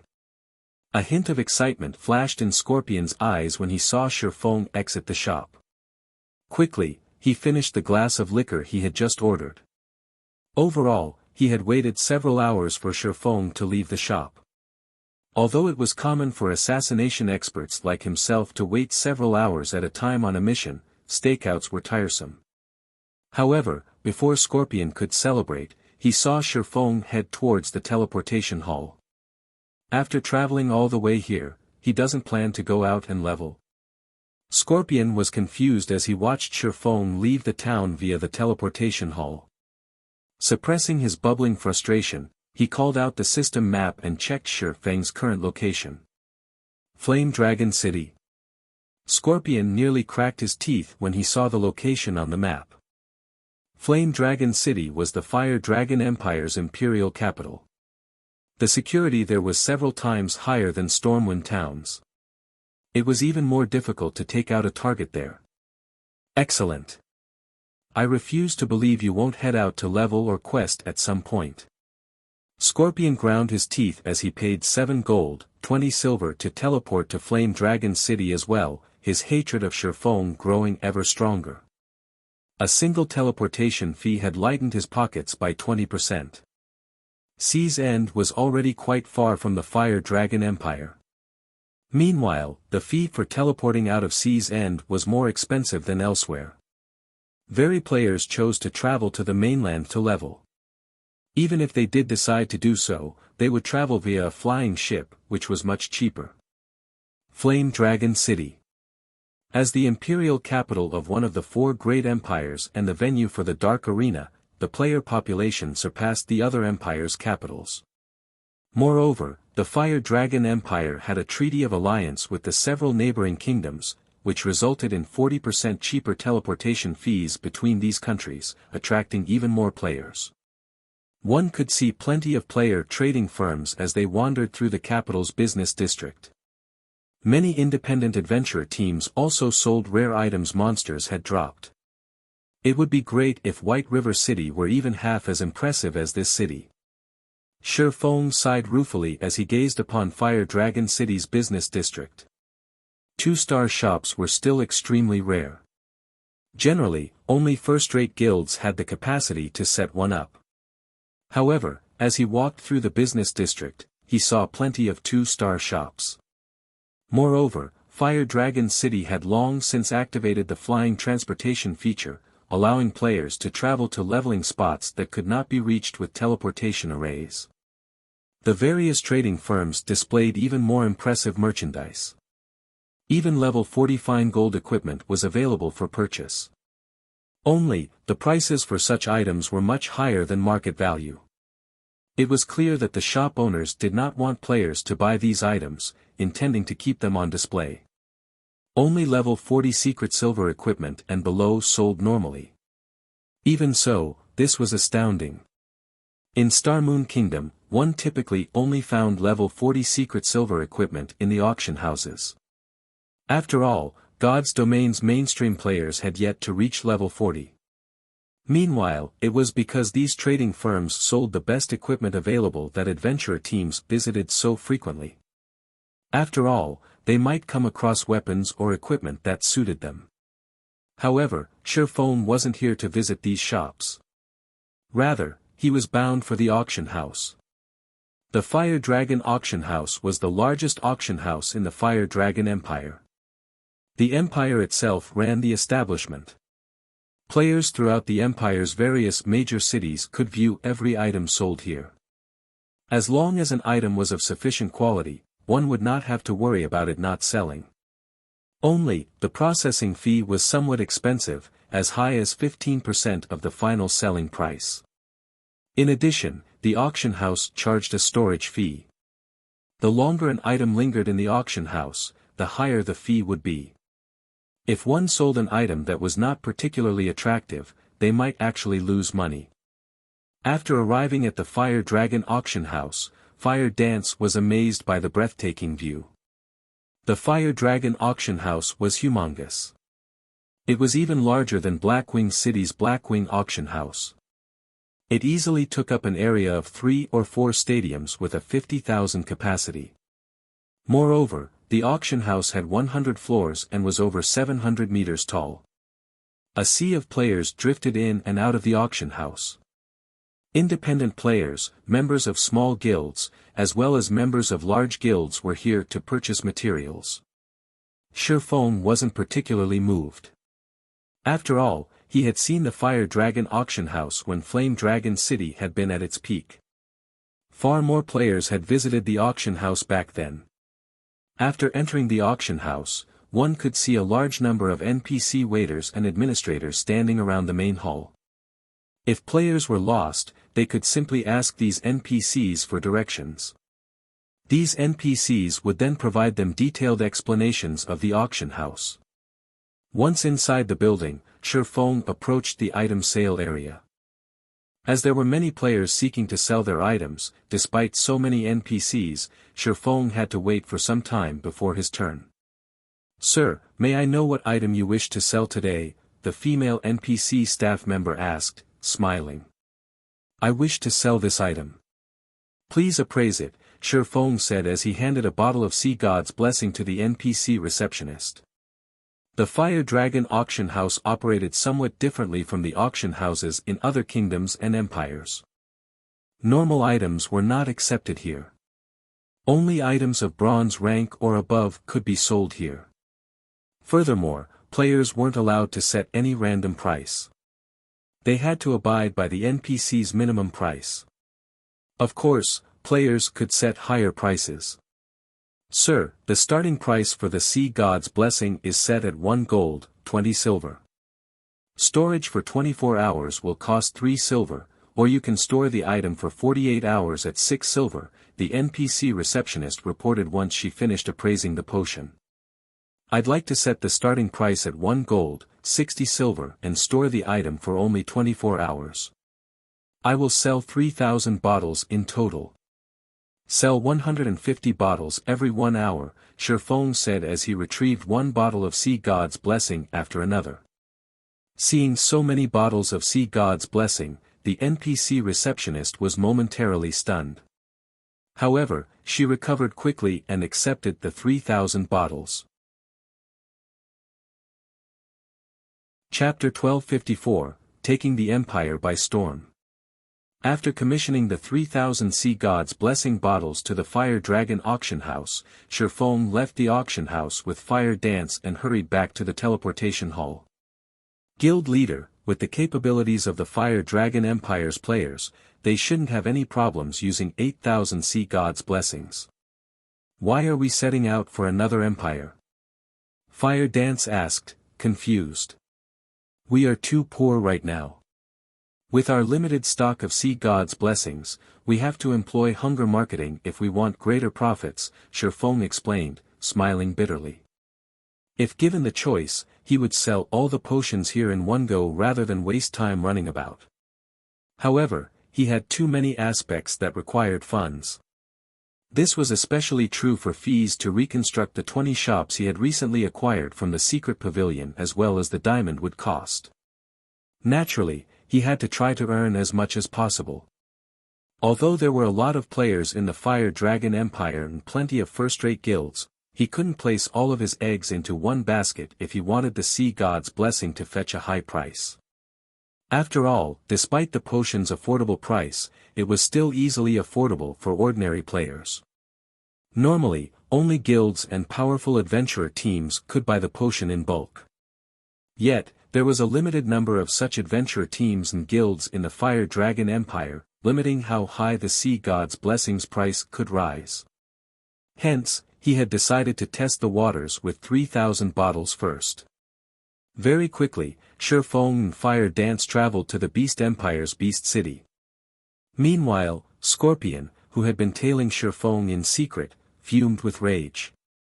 Shifeng had arrived in Flame Dragon City less than an hour ago, yet he was leaving already. It wouldn't be so bad if Shifeng's destination were outside the city.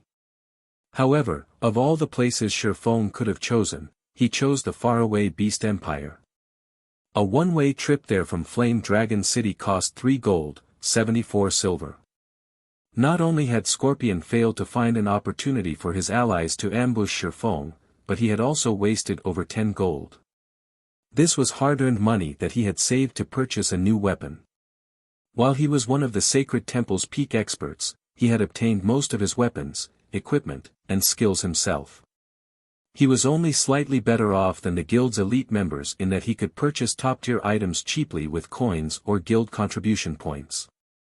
Yet, now, he had spent nearly 1/3 of his savings just to follow Shifeng around. He even began to consider attacking Shifeng outright.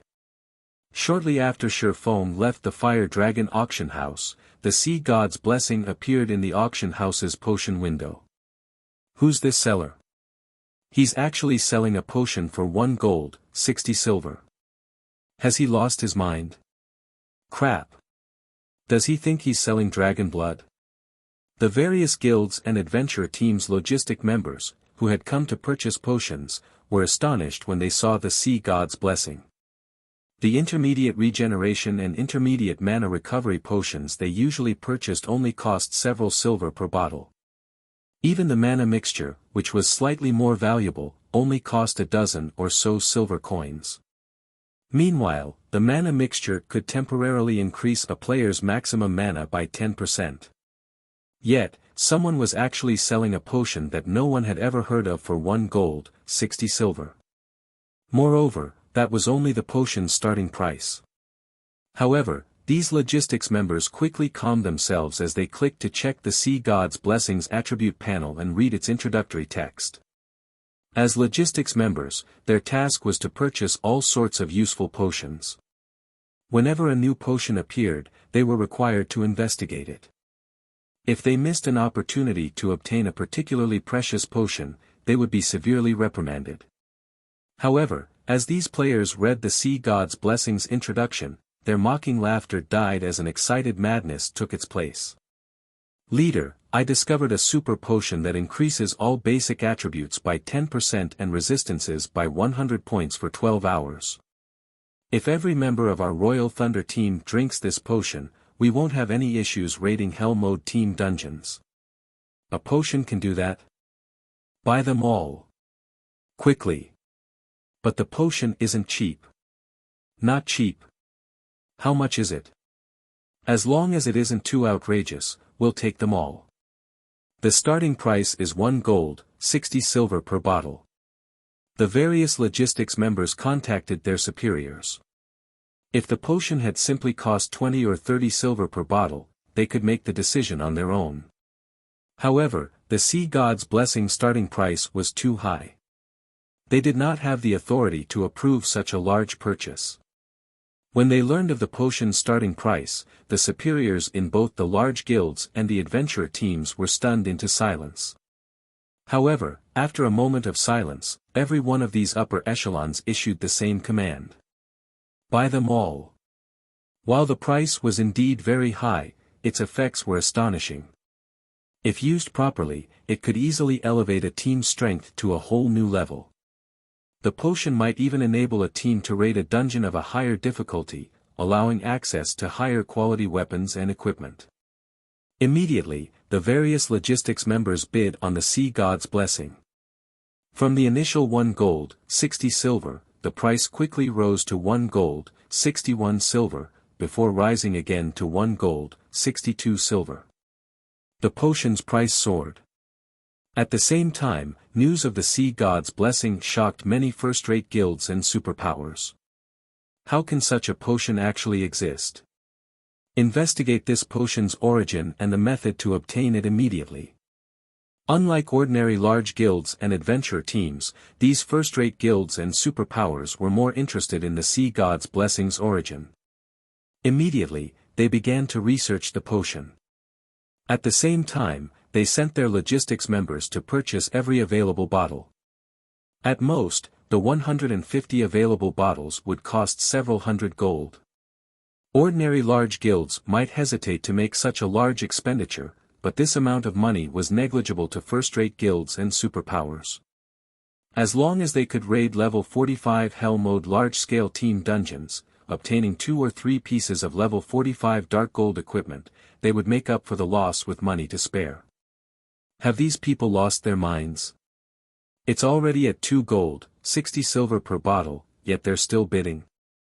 The first-rate guilds and superpowers' intervention caused the price of the Sea God's Blessing to skyrocket, instantly exceeding the various adventure teams' budget.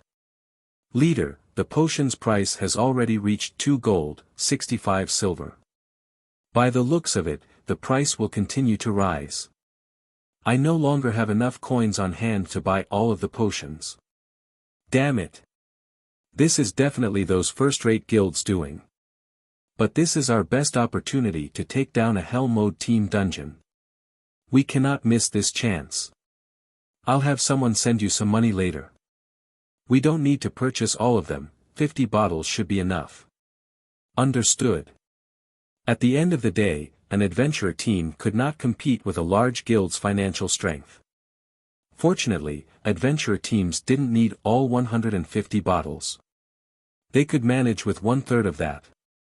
Unfortunately, while the various adventurer teams discussed their options, none of the large guilds intended to let the potions fall into anyone else's hands. Very quickly, the price of the Sea God's Blessing broke past the 4 gold threshold, exceeding the record high in Shifeng's previous life. Once the auction for the 150 Sea God's Blessing bottles concluded, Shifeng was stunned. System: the Sea God's Blessing you placed in the auction house has sold. After deducting the procedural fees, 5 gold, 16 silver has been sent to your bag. System: the Sea God's Blessing you placed in the auction house has sold. After deducting the procedural fees, 5 gold, 24 silver has been sent to your bag. System: the Sea God's Blessing you placed at the auction house has sold.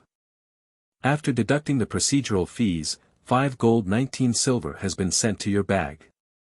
A series of 150 system notifications bombarded Shifeng. In the blink of an eye, he had gained nearly 800 gold. Chapter 1255, Competitors. Guild Leader, what happened? Fire Dance asked when she noticed Shifeng's joyful smile. It's nothing. I just made a small profit, that's all, Shifeng replied, chuckling. In the past, the Sea God's Blessing had only sold for 3 gold during its peak. Now, he had managed to sell the potion for an average of 5 gold, 20 silver.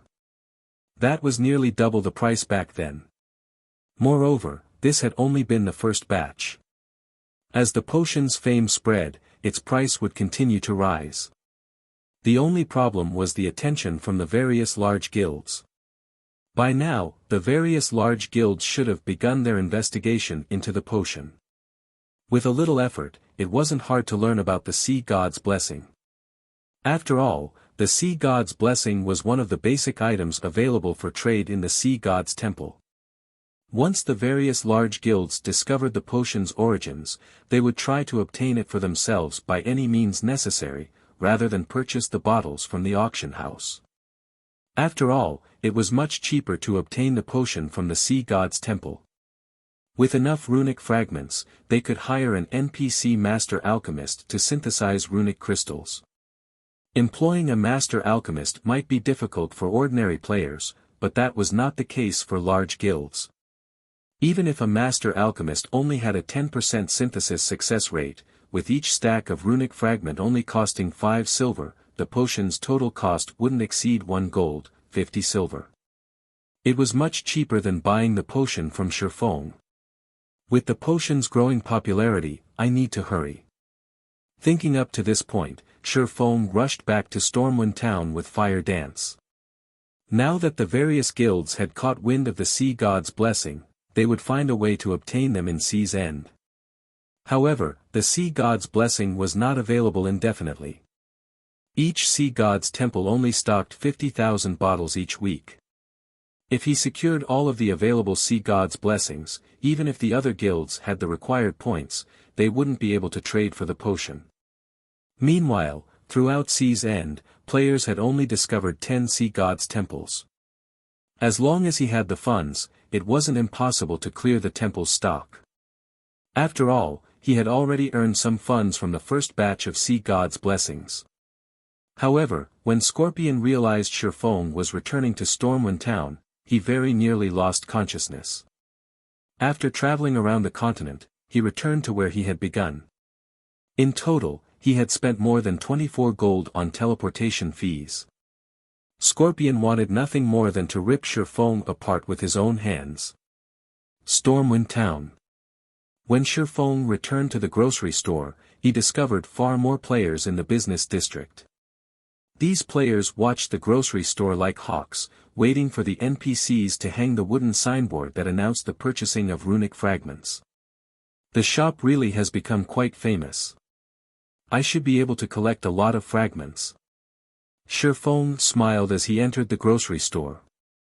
Upon his return, Shi Feng also received the profits from the first round of sales in other empires. Although the potions were not as popular as they were in the Fire Dragon Empire, each bottle still sold for 5 gold or more. Overall, the 600 bottles that had sold in 4 other empires had earned Shi Feng an additional 3,000 plus gold. Without hesitation, Shi Feng equipped the grocery store with 3,000 gold and began to purchase runic fragments once more. Meanwhile, Fire Dance headed out to purchase the Sea God's blessing. Quick, look! The signboard is up again. Ha ha ha. I knew it wasn't a waste of time to wait. I've purchased a ton of runic fragments from other cities. I'll make a fortune. When the waiting players saw the signboard, they charged into the shop. Among them, there were a few merchant players trying to make a profit through the price spread. After purchasing runic fragments in other NPC cities, these merchant players would come running to the grocery store to sell the fragments for 5 silver per stack.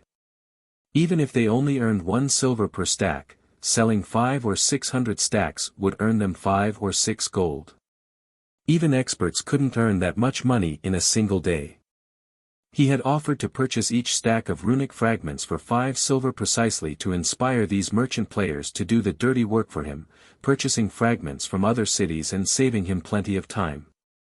In just 10 minutes, the grocery store had purchased over 6,000 runic fragment stacks. This was far faster than before. Unfortunately, Shi Feng's synthesis speed remained constant as the Philosopher's Stone could only synthesize 1 runic crystal at a time. Time passed quickly. Despite players' rush to sell their fragments, Shi Feng's funds didn't decrease in the slightest. On the contrary, he continued to gain more coins. Very quickly, Shi Feng had accumulated 20,000 gold. Meanwhile, Fire Dance had purchased the remaining 42,000 bottles of Sea God's Blessing in Stormwind Town's Sea God's Temple and stored them in the grocery store's warehouse. Following which, Shi Feng sent the 20,000 gold he earned to Melancholic Smile, contacting her and saying, "Melancholic, I just sent you 20,000 gold. Once you receive it, start the new shop's reconstruction." The sooner those 20 shops were complete, the sooner they could purchase diamond wood. After all, if the other guilds learned about the diamond wood's value, it would become extremely difficult to purchase even if Zero Wing had the funds. 20,000. Guild leader, how did you get so much money? Melancholic Smile was momentarily dumbfounded. She had been managing both the Candlelight trading firm and Zero Wing's finances all this time, so she was very aware of their financial situation. Both the guild and the trading firm continued to expand. As a result, the cost of the guild's benefits rose each day. They also had to continue purchasing more materials. There was also the fact that Stone Forest Town had recently become an intermediate town, so they had plenty of buildings to construct. Practically all of the guild's funds had already been allocated. The guild simply had no money to spare right now. "I just made some money selling potions. I'll send the money for the diamond wood a little later," Shi Feng said, chuckling. His current earnings were only the tip of the iceberg. If he could monopolize the Sea God's Blessing before the other guilds gathered enough points to trade for it, he could easily make several times more than his current profits. It was for this reason that he had sent Fire Dance to visit the other Sea God's temples to exchange their points for Sea God's Blessing. While Fire Dance visited the various Sea God's temples, Shi Feng wandered throughout God's domain, selling the Sea God's blessings. Although he could only carry 4,000 bottles with him at a time, the potions' prices continued to increase. Excluding the Fire Dragon Empire, the Sea God's Blessings' maximum price had risen from 5 gold, 20 silver to 5 gold, 60 silver. The potion was far more popular than Shi Feng had expected. However, by the time Shi Feng was on his 4th visit to the various empires, the potion's popularity had calmed, the maximum price decreasing to roughly 5 gold. While Shi Feng had expected the drop, he was surprised to see others selling the Sea God's Blessing in the various auction houses. He hadn't expected competition this early. Moreover, their starting prices were even lower than his, only 1 gold, 30 silver. Their sales volume was also quite significant. It was also because of this that the potions' prices had fallen so much. Guild leader, the Sea God's Temple I'm in only has a little over half its stock remaining. There are less than 20,000 bottles left. The previous temple I visited had already traded a few thousand bottles as well, Fire Dance reported. Should I purchase what's left of this temple's stock? Chapter 1256, Tyrant vs. Lunatic. I've really underestimated them this time. Shifeng smiled bitterly as he shook his head. He had worried about the various empires' guilds, yet he had completely forgotten about the various naval powers in Sea's End. The Sea God's blessing cost a considerable number of Sea God's temple points. Regardless of how powerful the empire's guilds were, it was impossible for them to afford so many Sea God's blessings in 30 hours or so. After all, an NPC Master Alchemist's synthesis success rate was very low. It could take anywhere from 10 to a few dozen attempts to succeed once.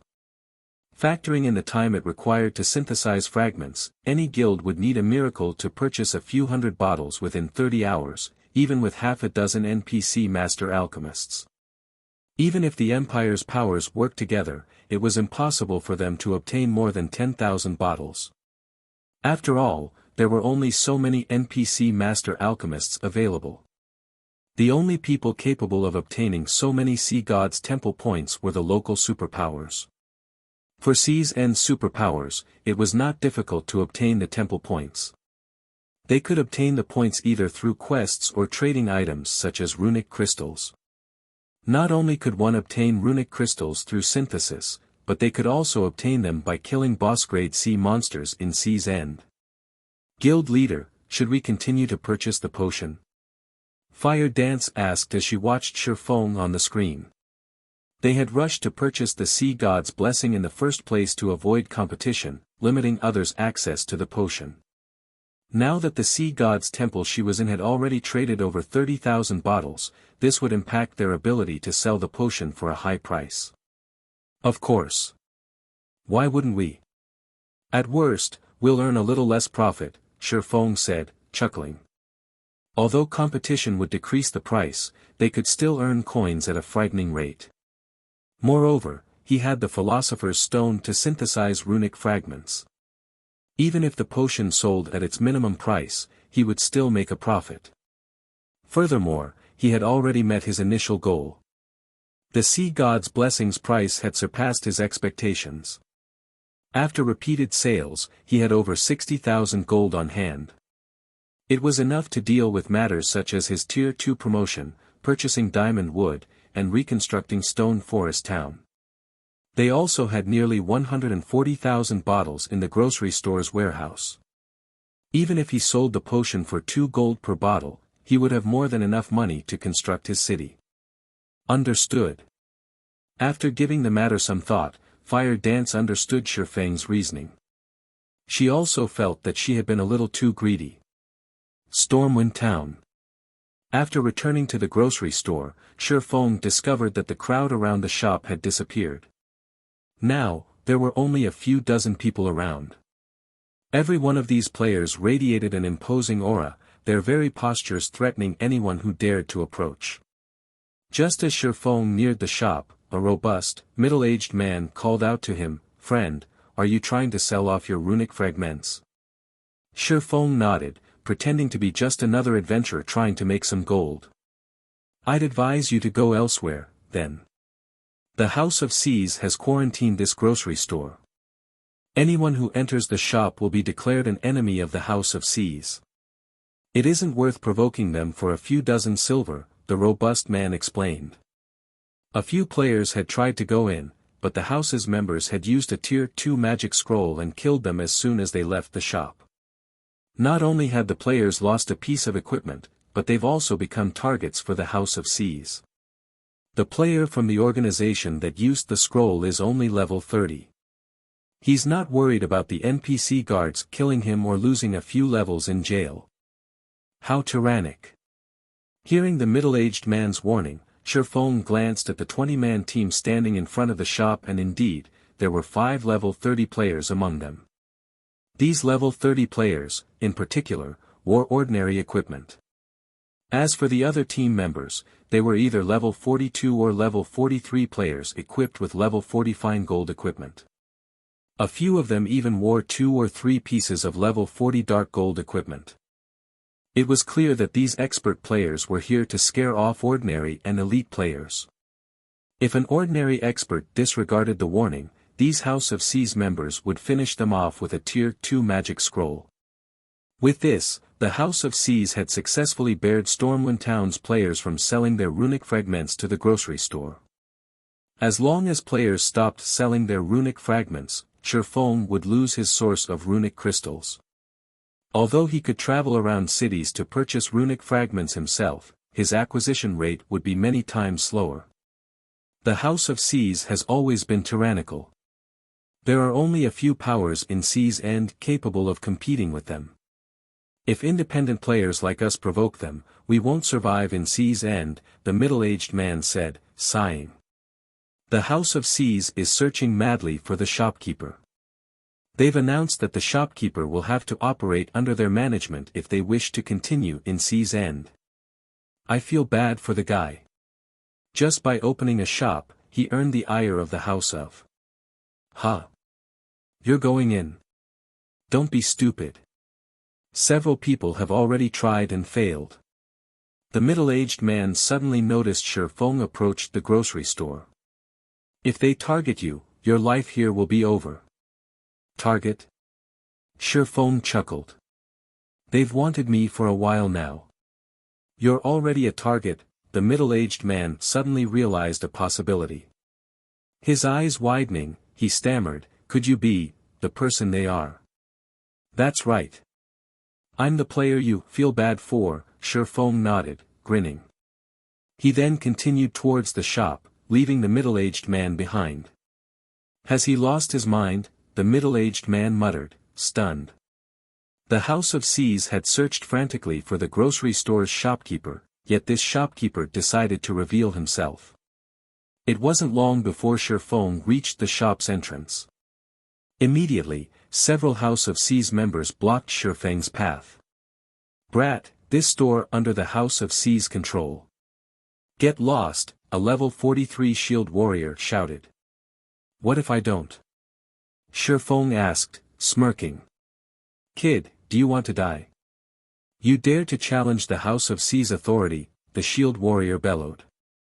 He then turned to the several level 30 players beside him, ordering, kill this kid. I want to see who would dare approach this shop after watching this one die. A level 30 Cursemancer revealed a Tier 2 magic scroll and began to activate it.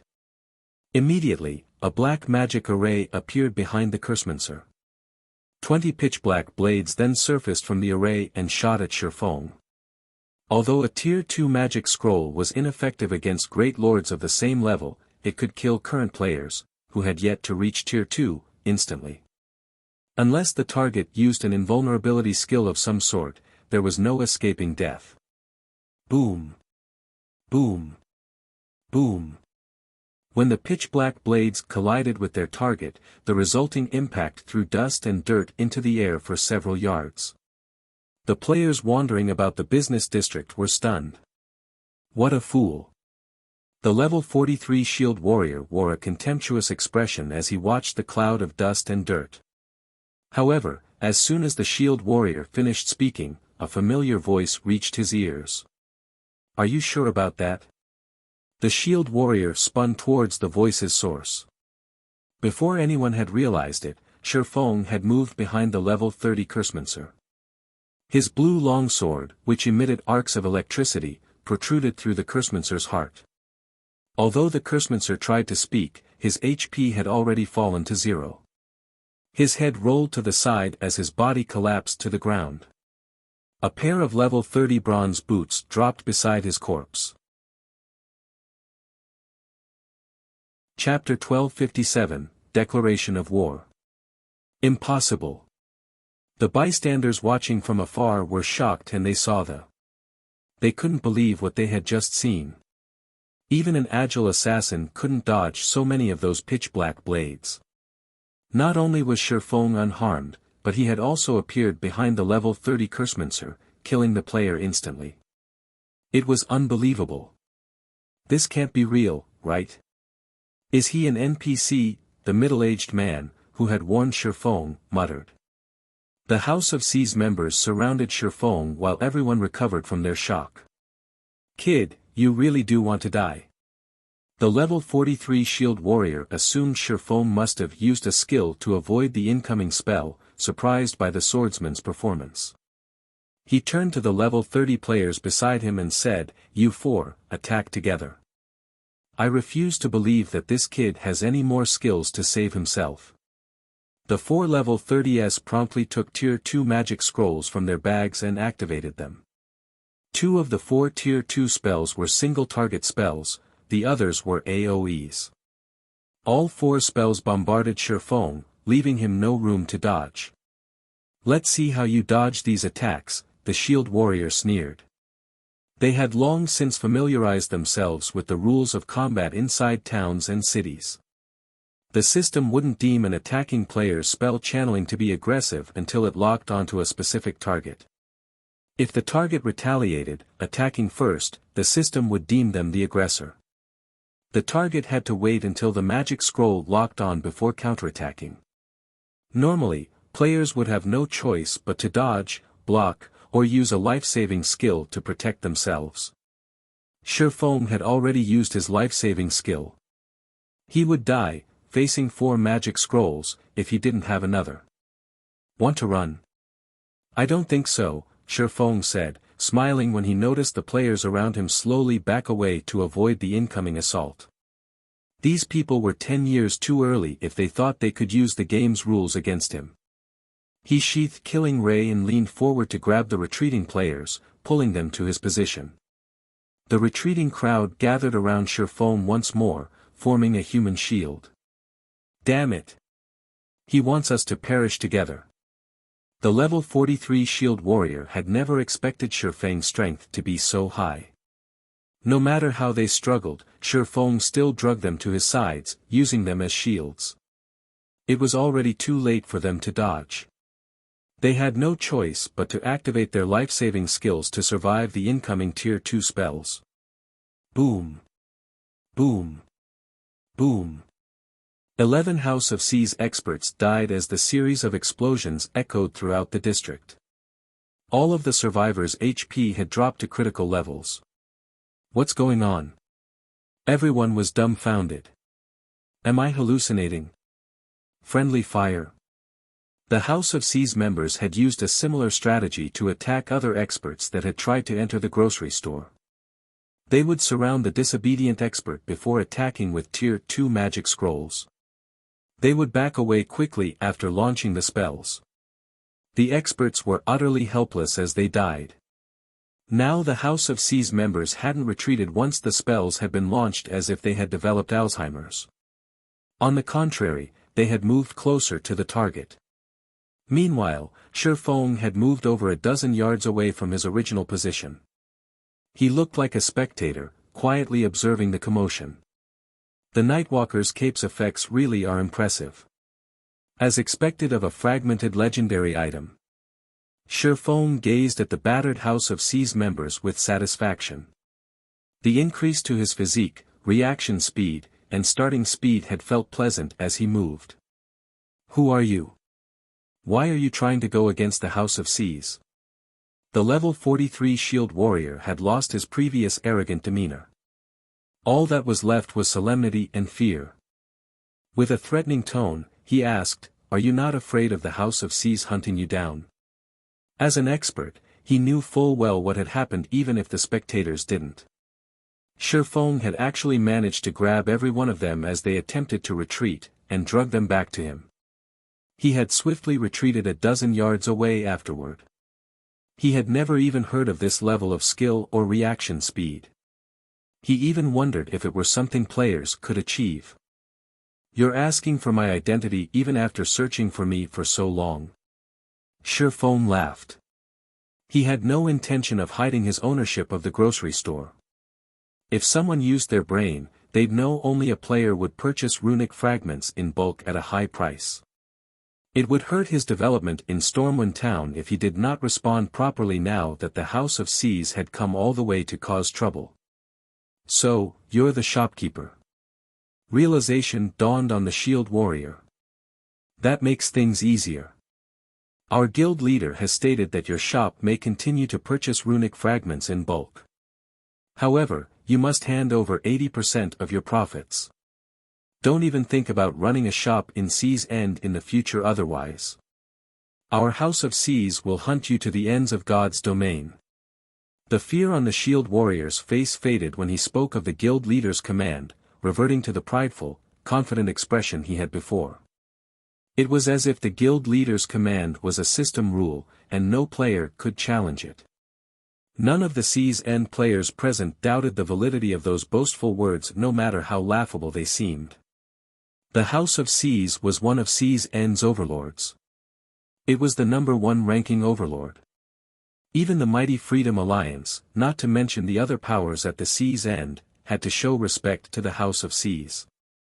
The House of Seas also possessed a shop in all 12 major cities in Sea's End. It was obvious just how powerful the guild was. The House of Seas could easily stop the players in Sea's End from entering a particular shop if it wanted to. The players in Stormwind Town proved this point. How was a shop going to buy or sell items if it didn't have any players visiting it? In other words, the shop was useless. Ha ha ha. Interesting. This is too interesting. Scorpion, who had been watching since the beginning, was ecstatic when he heard the shield warrior's words.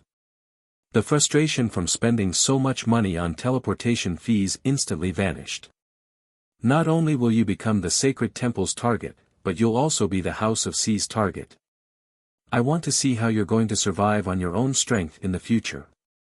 The House of Seas' strength wasn't comparable to that of a super first-rate guild, but it was still a veteran first-rate guild. The House of Seas' current strength was extraordinary because it had focused its development in Sea's End and had the support of major corporations.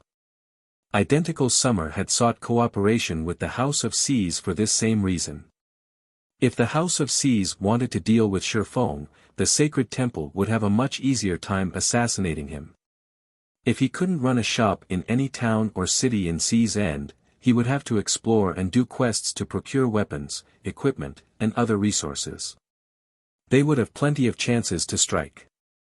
The House of Seas really is ruthless to ask for 80% of the profits. Scorpion was curious about how Shifeng was going to respond. In his opinion, Shifeng would most likely give up on the shop altogether. At least he could avoid provoking the House of Seas that way. The likelihood of agreeing to the House Seas' demands was very low. It would be no different than working for the House of Seas for free if he gave them 80% of his profits. Is this all your guild leader has to say? Shifeng asked. That's right. You need to give a reply today. Otherwise, we'll take your silence as a refusal to our invitation, and a declaration to make the House of Seas your enemy, the shield warrior said proudly. You want a reply today? Shifeng smiled. All right, then. Go back and tell Tyrant Serpent that if he wants to play, I'll play with him until the end. Chapter 1258, Disturbance at Sea. Although Shifeng's tone had been casual, the entire business district had fallen silent when they heard his words. The spectating players stared at Shifeng with dumbfounded expressions on their faces. A lunatic. He's a lunatic. He actually dares to challenge the House of Seas by himself. Does he know what he just said? The bystanders started excitedly chatting about the situation. The House of Seas was one of Sea's End's overlords. Only a handful of powers in Sea's End were bold enough to provoke the organization, yet now, a lone player had declared war against this overlord. This was the first time such an incident had occurred in Sea's End. Normally, the most they had heard was certain expert players killing an elite or expert member. Even so, such incidents became hot topics, independent players revering the player in question. Now that someone had openly declared war on the House of Seas, the various spectators commended him, even if it were just a boastful declaration. It was enough to shock players throughout Sea's End. Meanwhile, news of this matter quickly spread to Sea's End's official forums. Mysterious expert openly declares war on the House of Seas. The instant this post published, it sent waves throughout Sea's End. Does this guy want to die? Or does he plan to delete his account and start a new one? After receiving such a challenge, the House of Seas will never live this down if they don't kill that player back to level 0. I heard that the House of Seas is trying to take 80% of that player's profits.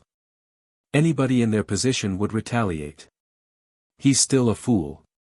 The House of Seas has plenty of members and influence. They even have ways of hunting down assassin players. Since he's just a swordsman, he will have a hard time going out to level up from now on. That shouldn't be the case. The player has hidden his identity and appearance. Causing trouble for him won't be so easy. What do you know? Don't you know that the various large guilds have tracking experts? There are also a few tracking tools available. Not even wearing a black cloak will help this guy. After all, the black cloak can only hide a person's basic information and appearance. It can't hide a person's figure and class. With how many members the House of Seas has, they can easily send a few assassins to keep an eye on him. This guy is simply too amazing. Even if he dies back to level 0, his achievement will be recorded in God's domain's history. None of the players on the official forums had an optimistic view of Shifeng's foolish actions. However, they were happy to see such an incident. At the very least, the event would spark conversations during their daily visits to the bar. Meanwhile, back in Stormwind Town's business district, the several surviving members of the House of Seas were dazed for a long moment upon hearing Shifeng's reply. They even wondered if they had heard wrong. What a joke! They were the House of Seas, one of Sea's End's overlords. Only a handful of superpowers in Sea's End would dare to declare war against them. Even if they wanted to, they'd have to spend a long time considering the consequences before making a decision.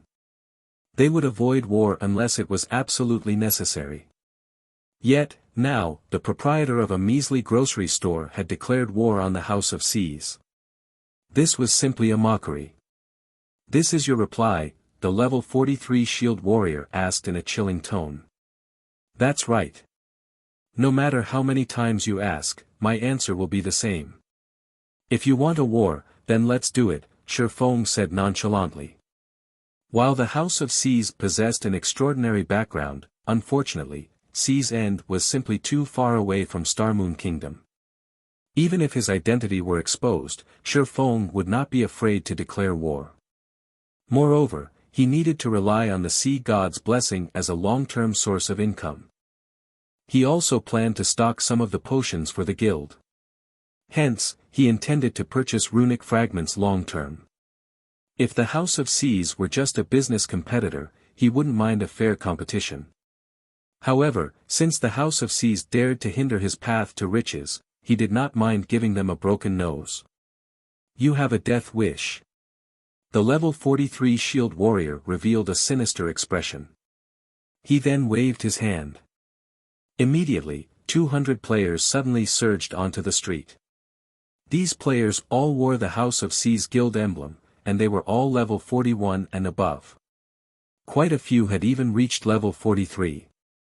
The most inferior equipment they wore was level 40 fine gold rank, while quite a few had 4 or 5 pieces of level 40 dark gold equipment. Every one of these players radiated killing intent. They were clearly one of the House of Seas expert teams. Without paying heed to the NPC guards that had already reached the business district, they formed a tight circle around Shifeng. Unlike the House of Seas members that had blocked off the grocery store's entrance, these experts had originally been leveling and questing around Stormwind Town. They were not originally tasked to deal with Shifeng. Only, after Shifeng's declaration of war, they had no choice but to take action. Meanwhile, Scorpion, who watched from afar, was overjoyed. Ha ha ha. Now that this concerns the guild's reputation, the House of Seas won't let you get away even if they have to sacrifice their expert team. Scorpion was thrilled as he watched at Shifeng. Immediately, he contacted Uncle Li and said, "Uncle Li, I've found an opportunity to strike. The target is currently in Stormwind Town's business district and is surrounded by the House of Seas expert team. If Uncle Li's party tried to assassinate Shifeng normally, the battle would likely drag on. If the fight drug on for too long and the NPC guards arrived, killing Shifeng would become even more difficult. Moreover, they wouldn't be able to escape, perishing alongside Shifeng. Although they might have achieved their objective, their side would similarly suffer heavy losses.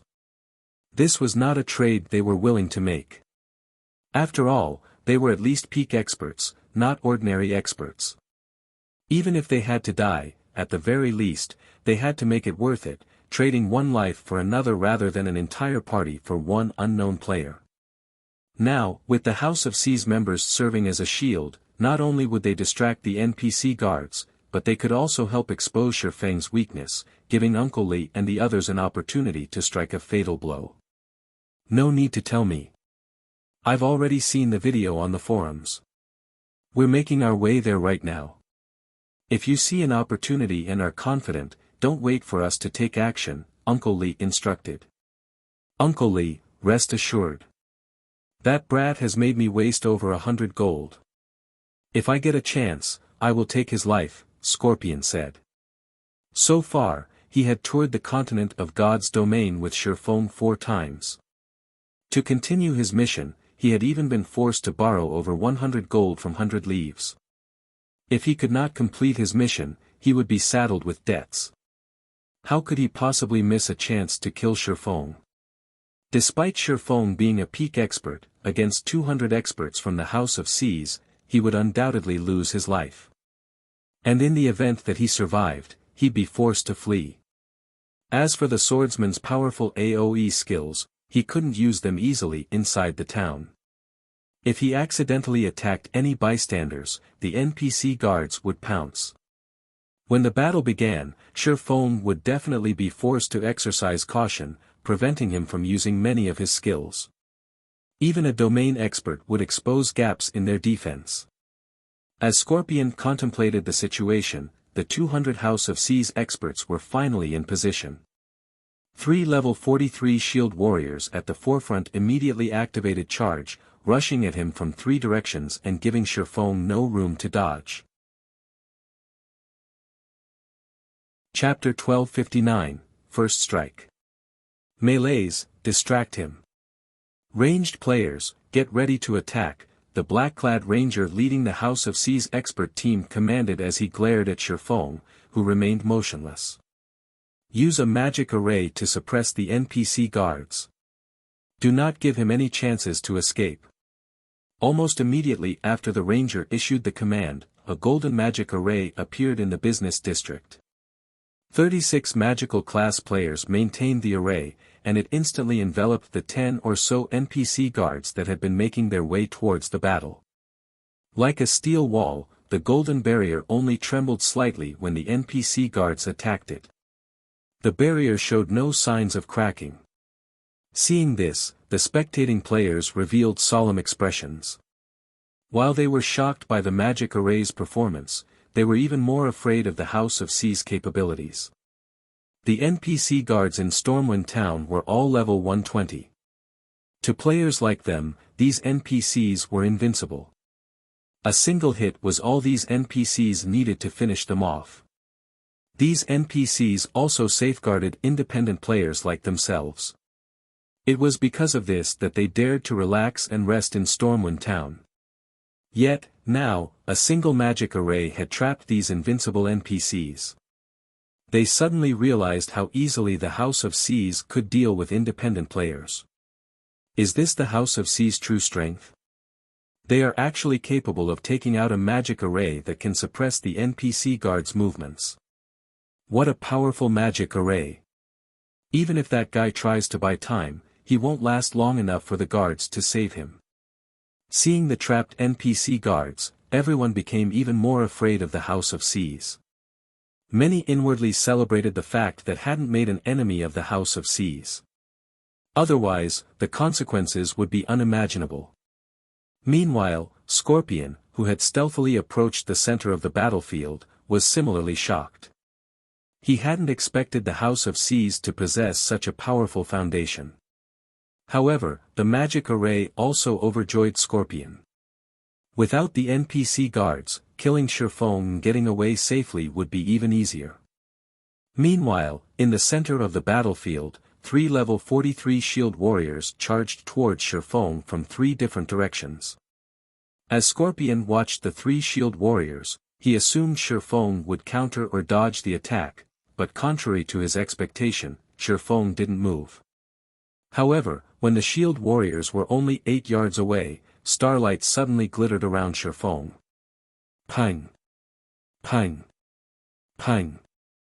3 crisp clangs resounded.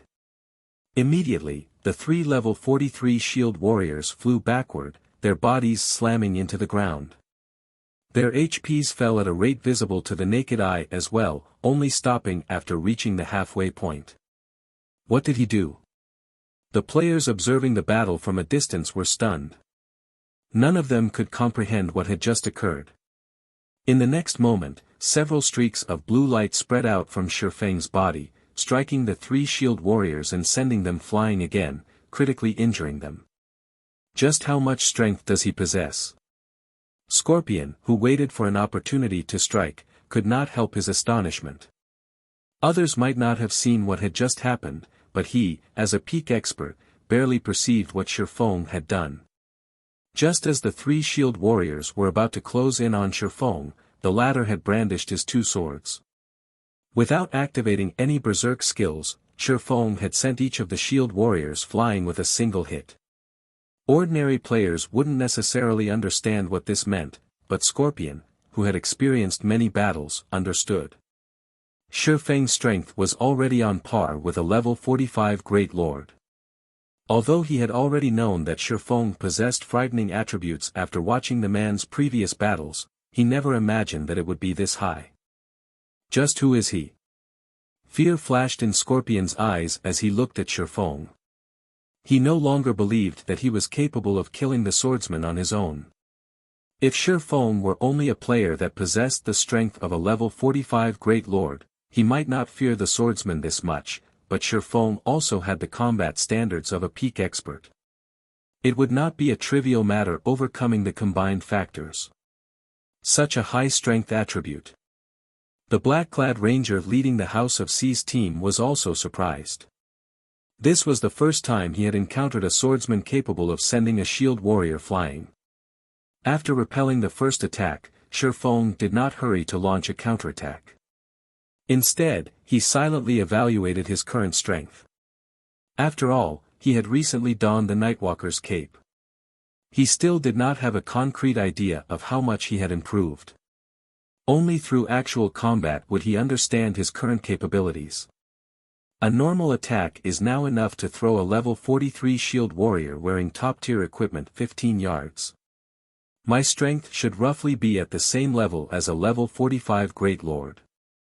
In the case of level 50 monsters, I should be at the standard of a High Lord. As expected, the Nightwalker's cape really is frightening. Shifeng was astonished. He hadn't expected his strength to rise by so much. Before equipping the Nightwalker's cape, his strength had only been on par with a level 50 Lord.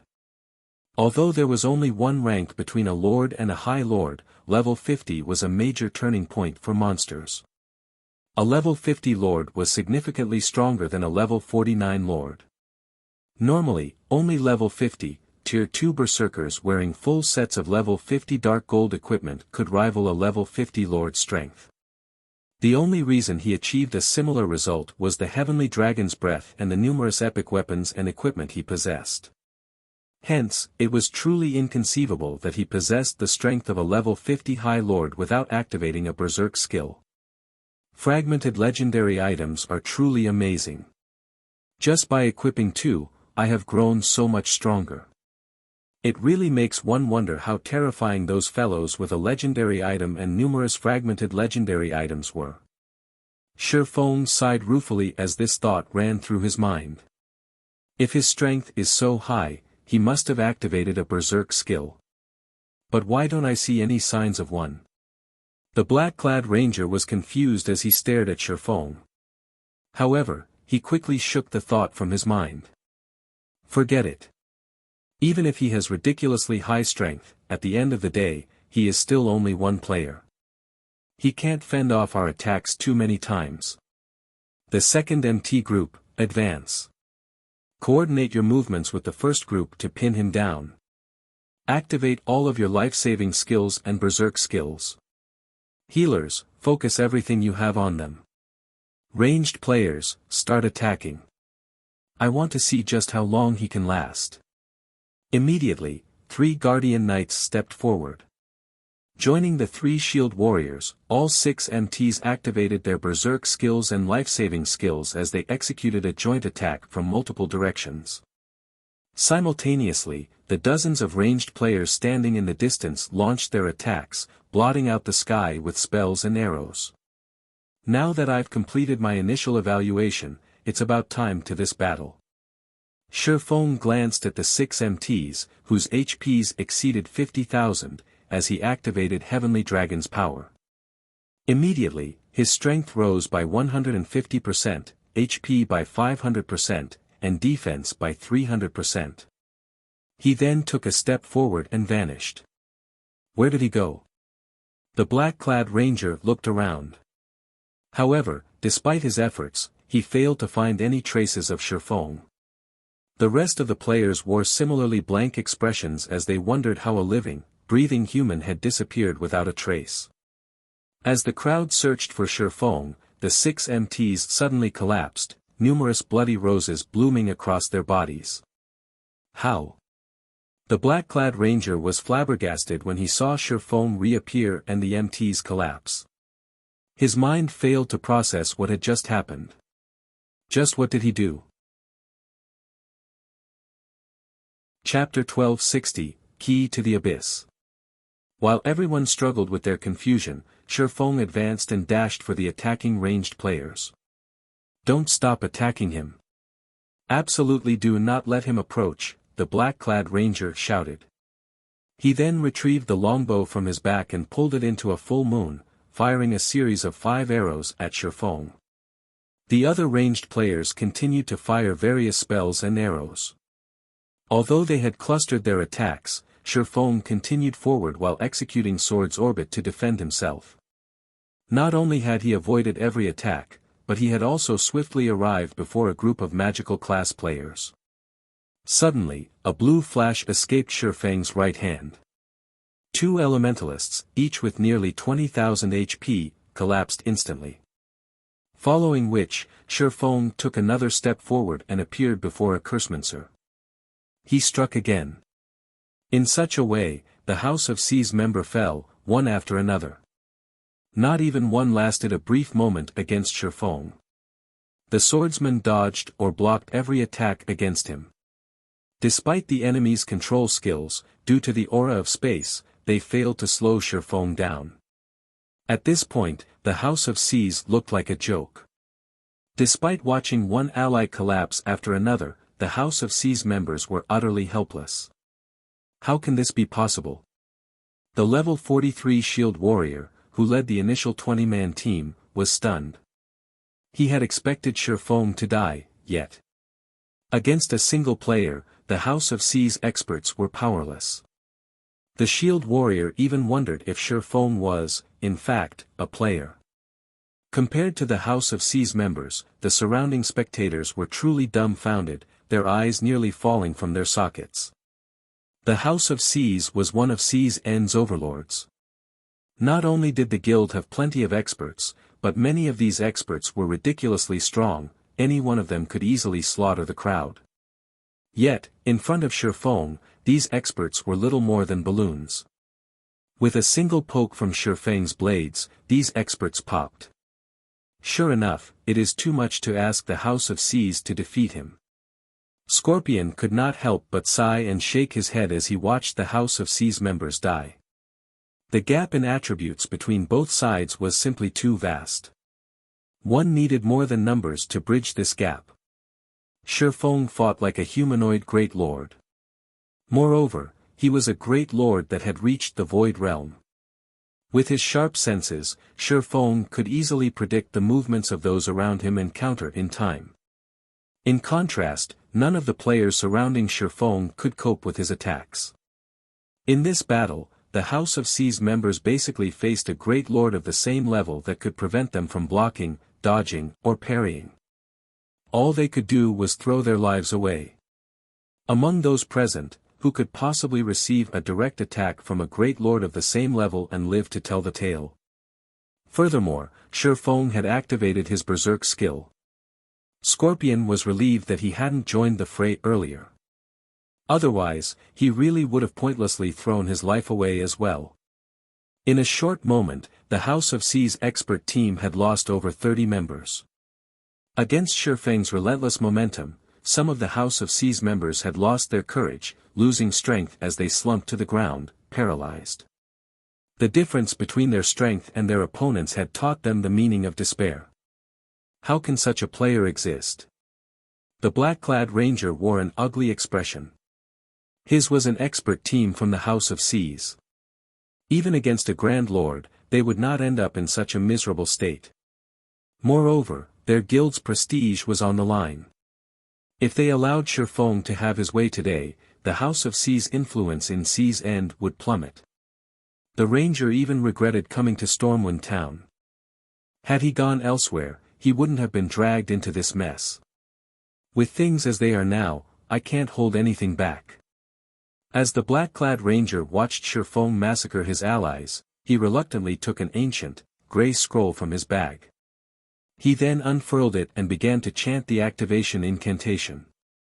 This magic scroll contained a Tier 3 curse, which he had saved for an important quest in the future. The curse was called Heaven's Punishment Blade. It was even capable of severely injuring mythic monsters. Even with invulnerability, the curse could not be avoided. The curse also deal physical and magical damage.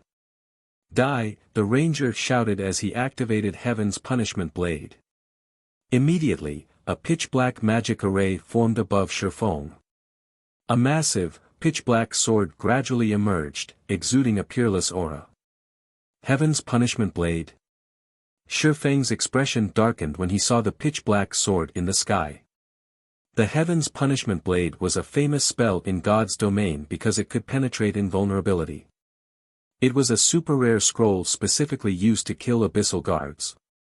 As the name suggested, abyssal guards defended the abyss passages. If outsiders opened a passage to the abyss and tried to enter, they would encounter the abyssal guards. Not only were the abyssal guards extremely strong, but when their HP fell to a critical level, they also became invulnerable. If one could not remove their invulnerability, they wouldn't have any hope of defeating these monsters. Hence, Heaven's Punishment Blade had become the key to the abyss. The curse was the equivalent of an entry ticket to the abyss. The abyss had a harsh environment and very few resources.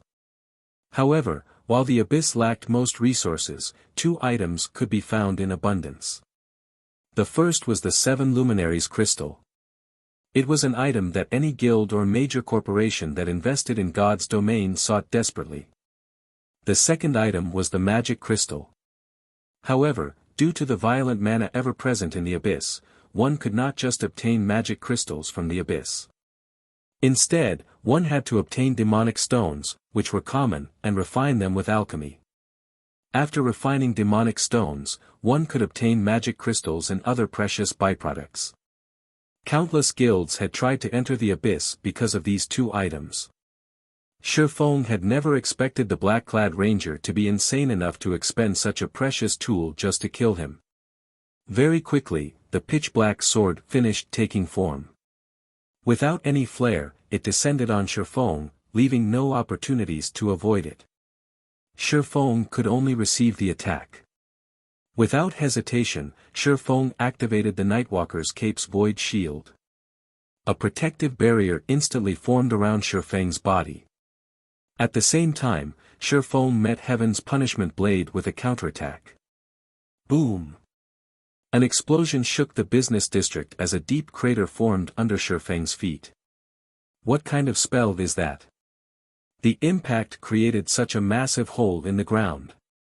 Even Tier 4 spells shouldn't be that powerful. The House of Seas used a Tier 3 curse on a single player. They are shameless. In the end, it seems that even a monster-like player can't survive against the House of Seas. The crowd involuntarily gasped and they saw the crater in the middle of the business district. Although Shifeng had lost, he had lost with dignity. After all, he had forced the House of Seas to use such a powerful trump card. If not for the Heaven's Punishment Blade, the House of Seas would have been powerless against Shifeng. As everyone believed the battle to be over and the House of Seas members released sighs of relief, they suddenly saw a familiar figure standing before the black-clad ranger. How are you still alive?" the black-clad ranger stuttered, blood draining from his face as he gaped at Shifeng, who looked a little worse for wear. The Heaven's Punishment Blade could even rival a Tier 4 spell.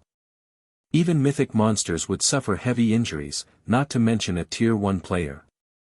Logically, Shifeng shouldn't have survived. However, what the black-clad ranger did not know was that, due to Heavenly Dragon's power, Shifeng's maximum HP had risen to over 200,000. Meanwhile, Void Shield created a barrier that had 10 times his maximum HP. Factoring in his defense and magic resistance, Shifeng survived Heaven's Punishment Blade with a little over 60,000 HP remaining. He had very nearly died. However, Shifeng did not offer the ranger an explanation as he swung Killing Ray. Although the ranger tried to defend himself with his bow, Shifeng adjusted Killing Ray's trajectory mid-swing, as if he had expected the ranger to defend himself, avoiding the bow, piercing the ranger's heart and eliminating the player's HP. When the black-clad ranger, who had commanded the team, died, the House of Seas members' spirits finally broke, and they scattered. Shifeng didn't bother to chase down these players. After all, the NPC guards would hunt down anyone that had attacked him. If he attacked those that hadn't attacked him, the guards would hunt him instead. Chasing these players down was no longer important.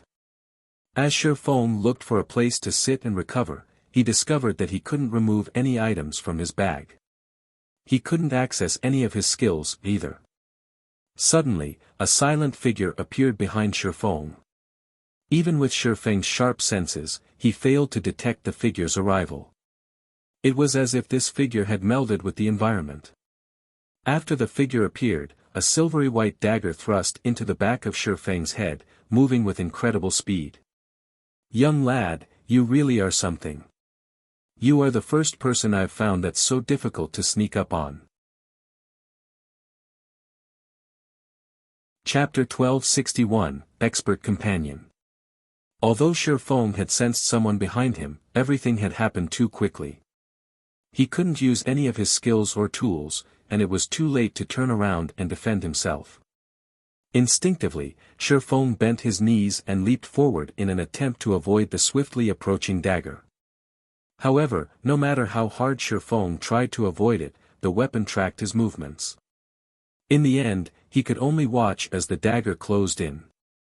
Why is a domain realm expert here? After attempting to dodge, Shifeng realized that his attacker was an extraordinary expert. The discovery shocked him. If his opponent were merely a void realm expert like himself, even without his skills, he could avoid the sneak attack. However, his opponent could predict his movements and force him into a corner. It wasn't the dagger itself that was so fast. Rather, it was his enemy's reaction speed. Shifeng had encountered a similar situation against Ouroboros's Soaring Snake. Due to his innate talent, Soaring Snake's reaction speed was far beyond ordinary people. Meanwhile, Shifeng's current attacker was twice as fast as Soaring Snake. Based on Shifeng's understanding, only mysterious domain realm experts had such fast reaction speed. When the silver dagger struck, Shifeng's vision darkened as he fell into a fainted state. This move was none other than the assassin class's ambush skill. It could force its target into a fainted state for 2 to 4 seconds. Immediately after, another dagger bit into Shifeng's back. Backstab. Minus 10,249. What a tough nut. Uncle Li was slightly surprised when he saw the damage above Shifeng's head. Both of his daggers were epic weapons. He had already activated his berserk skill as well. Even against a shield warrior or guardian knight with high defense, his backstab could easily deal over minus 20,000 damage, yet this attack had dealt a little over minus 10,000 damage to the swordsman before him. A short distance away, 5 cloaked players watched the fight. No matter how many times I see Uncle Li's Vanishing Cloud or Agile Thunder God, they both feel so awe-inspiring, the cloaked ranger named Hungry Ghost said, sighing ruefully. That's to be expected. They are Uncle Li's trademark moves. They might not seem special, but even domain realm experts can't sense Uncle Li's presence when he uses stealth and Vanishing Cloud. As for Agile Thunder God, the secret technique is exclusive to Uncle Li. With that technique, he can launch instinctive attacks without having to process his enemy's actions on a conscious level, resulting in an inhuman reaction speed. How else do you think Uncle Li became the guild's #1 assassination expert? A petite elementalist explained as she excitedly watched Uncle Li work. Countless experts dreamed of grasping Agile Thunder God. Unfortunately, even now, Uncle Li was the only player throughout the sacred temple that had learned the technique. Despite Uncle Li's vigorous training, none of the guild's geniuses had learned it. The berserker wielding an aqua-blue spear said, "Ghost, it's about time to make your move. We don't have much time left. Relax, Frostbite. That guy won't be able to move for at least 2 seconds. I can kill him twice with that much time." Hungry Ghost nodded, chuckling.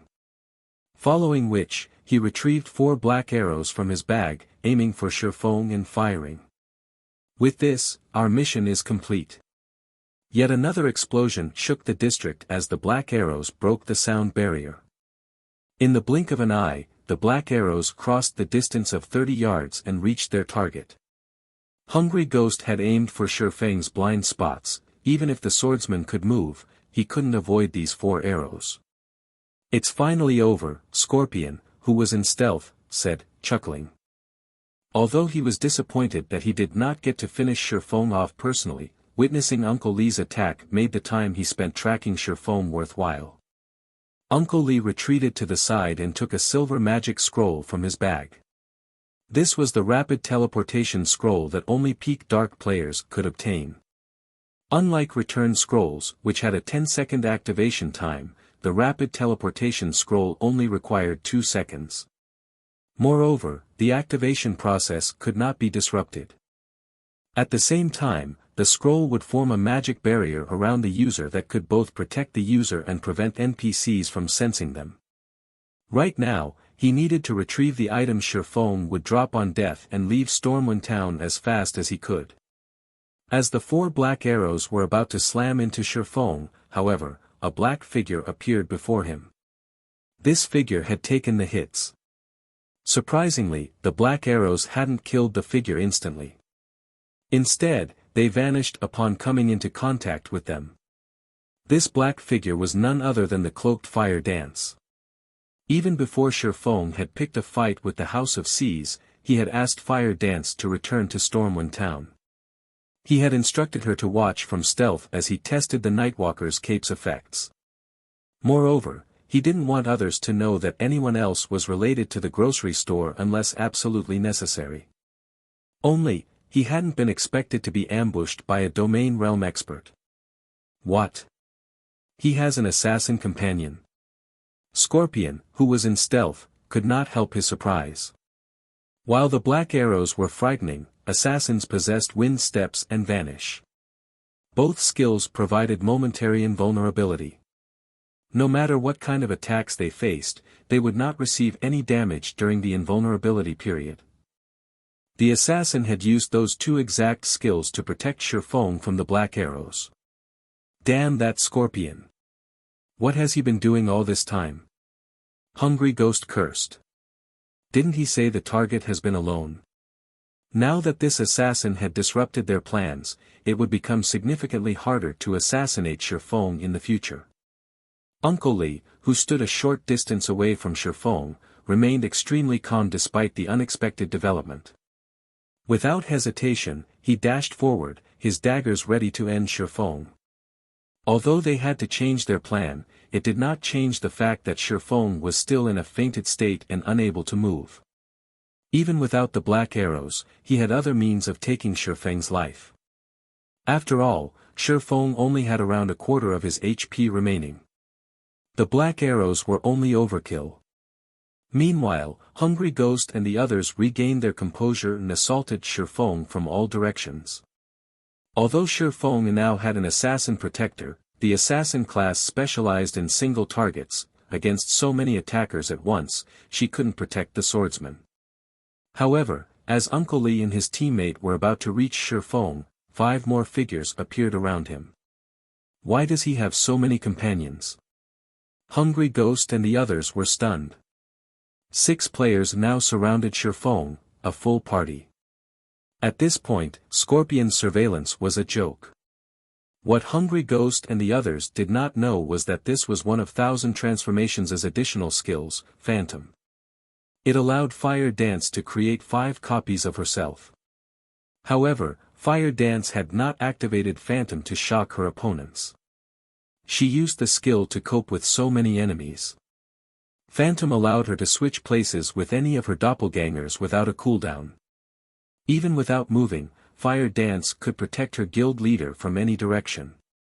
Moreover, thanks to illusory power and 1,000 transformations itself, Fire Dance's strength was only inferior to Shifeng's. Dang! Dang! Dang! Following which, Fire Dance easily blocked the incoming arrows and spells. Against Uncle Li's lightning-quick assassinate, Fire Dance countered with her fragmented legendary short sword. Ping! On her own, Fire Dance should not be capable of blocking Uncle Li's assassinate, which he empowered with Agile Thunder God. However, thanks to 1,000 transformations as hidden effect, she parried the attack in time. Fire Dance had only been forced to retreat by half a step even after receiving the attack.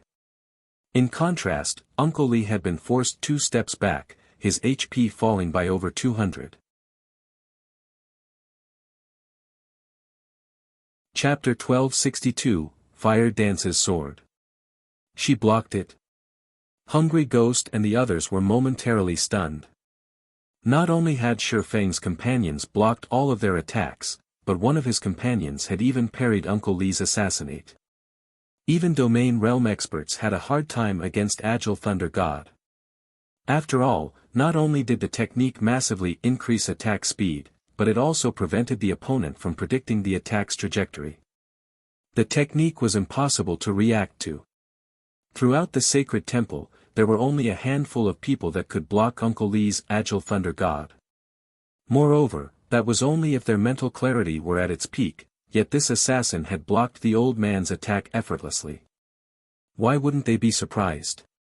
Just who are these people? Scorpion was flabbergasted as he watched from a safe distance.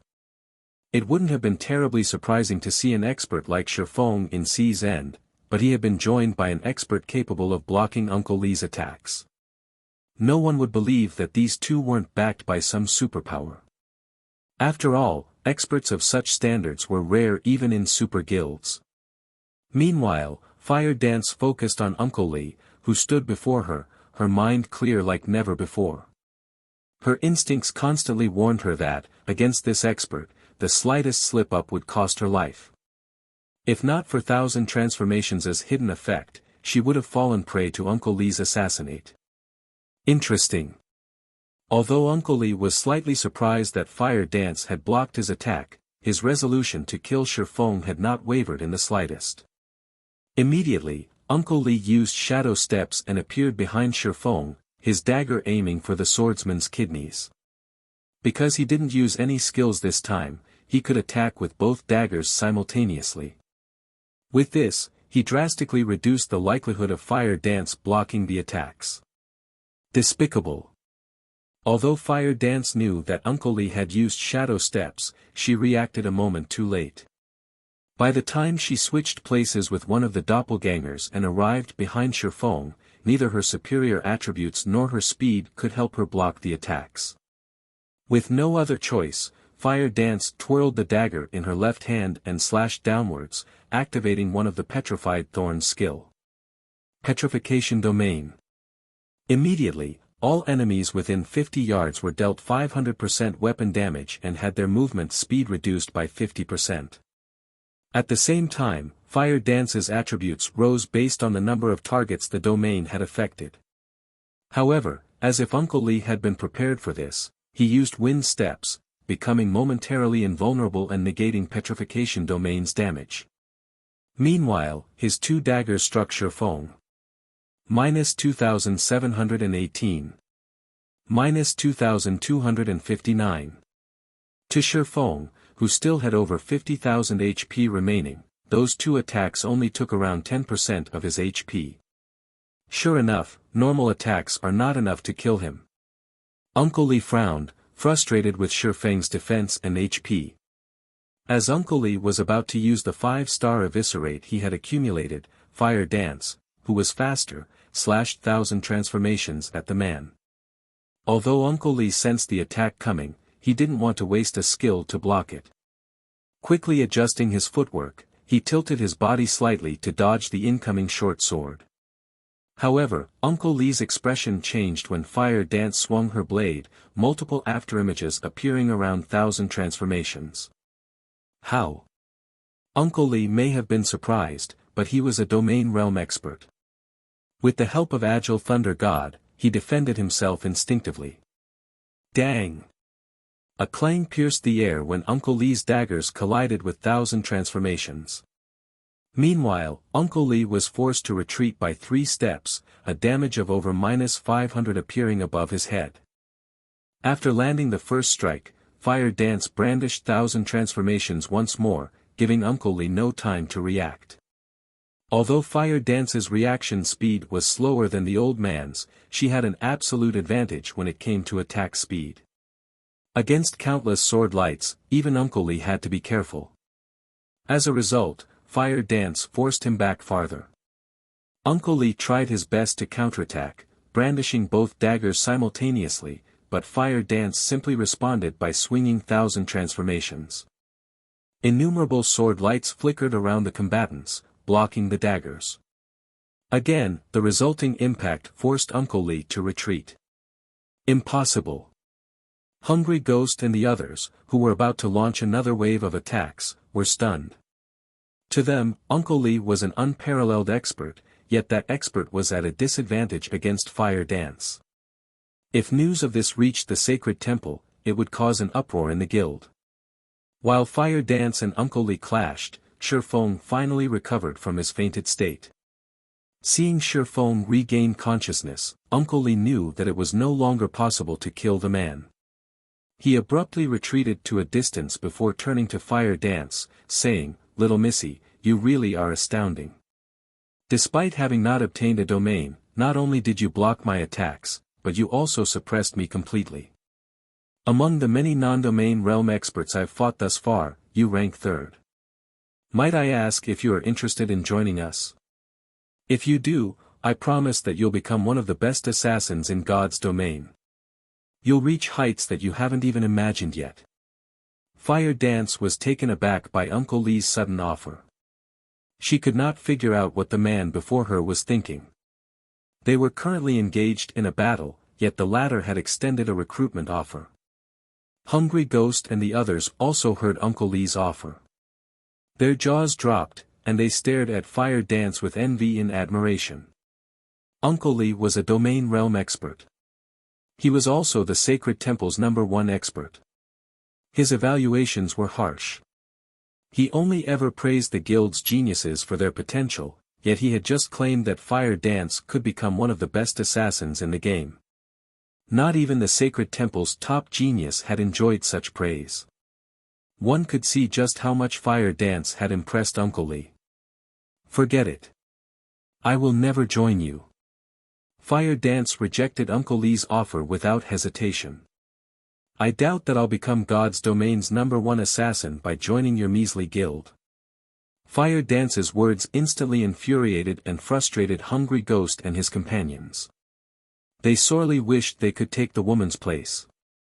They were talking about an offer for exclusive training under Uncle Lee. The Sacred Temple's geniuses hungered for such an opportunity, yet Fire Dance treated the offer as if it were an insult. All right. If you change your mind, you can contact me with this. We will welcome you at any time. Uncle Lee could not help but sigh at Fire Dance's reply. He tossed her a communication scroll before turning to leave, vanishing. The communication scroll was a common tool in God's domain. Even if without being friends, they could communicate through the scroll. Only, it needed to be bound to someone first, then the wielder could contact the initial owner at any time. The scroll was mostly intended for players that wished to hide their identities. In Uncle Lee's opinion, Fire Dance was still too young. She had only replied in such a way because she had yet to understand just how powerful the experts at the top of the world were. Only after Fire Dance had fought those experts would she learn how vast this world truly was. At that time, she would seek him out. Meanwhile, upon realizing that Shifeng had recovered, Hungry Ghost and his team used their rapid teleportation scrolls and left Stormwind Town. Sea's End, Dark City Yasland. After using the rapid teleportation scroll, Hungry Ghost and the others arrived in Yasland, a lawless city. Even if one killed other players inside this city, the NPC guards paid no attention to the crime. The only reason these NPC patrols existed was to defend the city itself from those who sought to harm it. Uncle Lee, the target is stronger than we expected. Moreover, he has companions following him in secret. Should we ask for the Punishment Legion's help during our next attempt? We'll have a greater chance of eliminating the target, Hungry Ghost asked Uncle Lee, who had just teleported into the city. The Punishment Legion was the Sacred Temple's assassination legion. The legion had specifically been formed to deal with other superpowers' key figures. Although the legion's members were weaker than their party members individually, they had the advantage of numbers.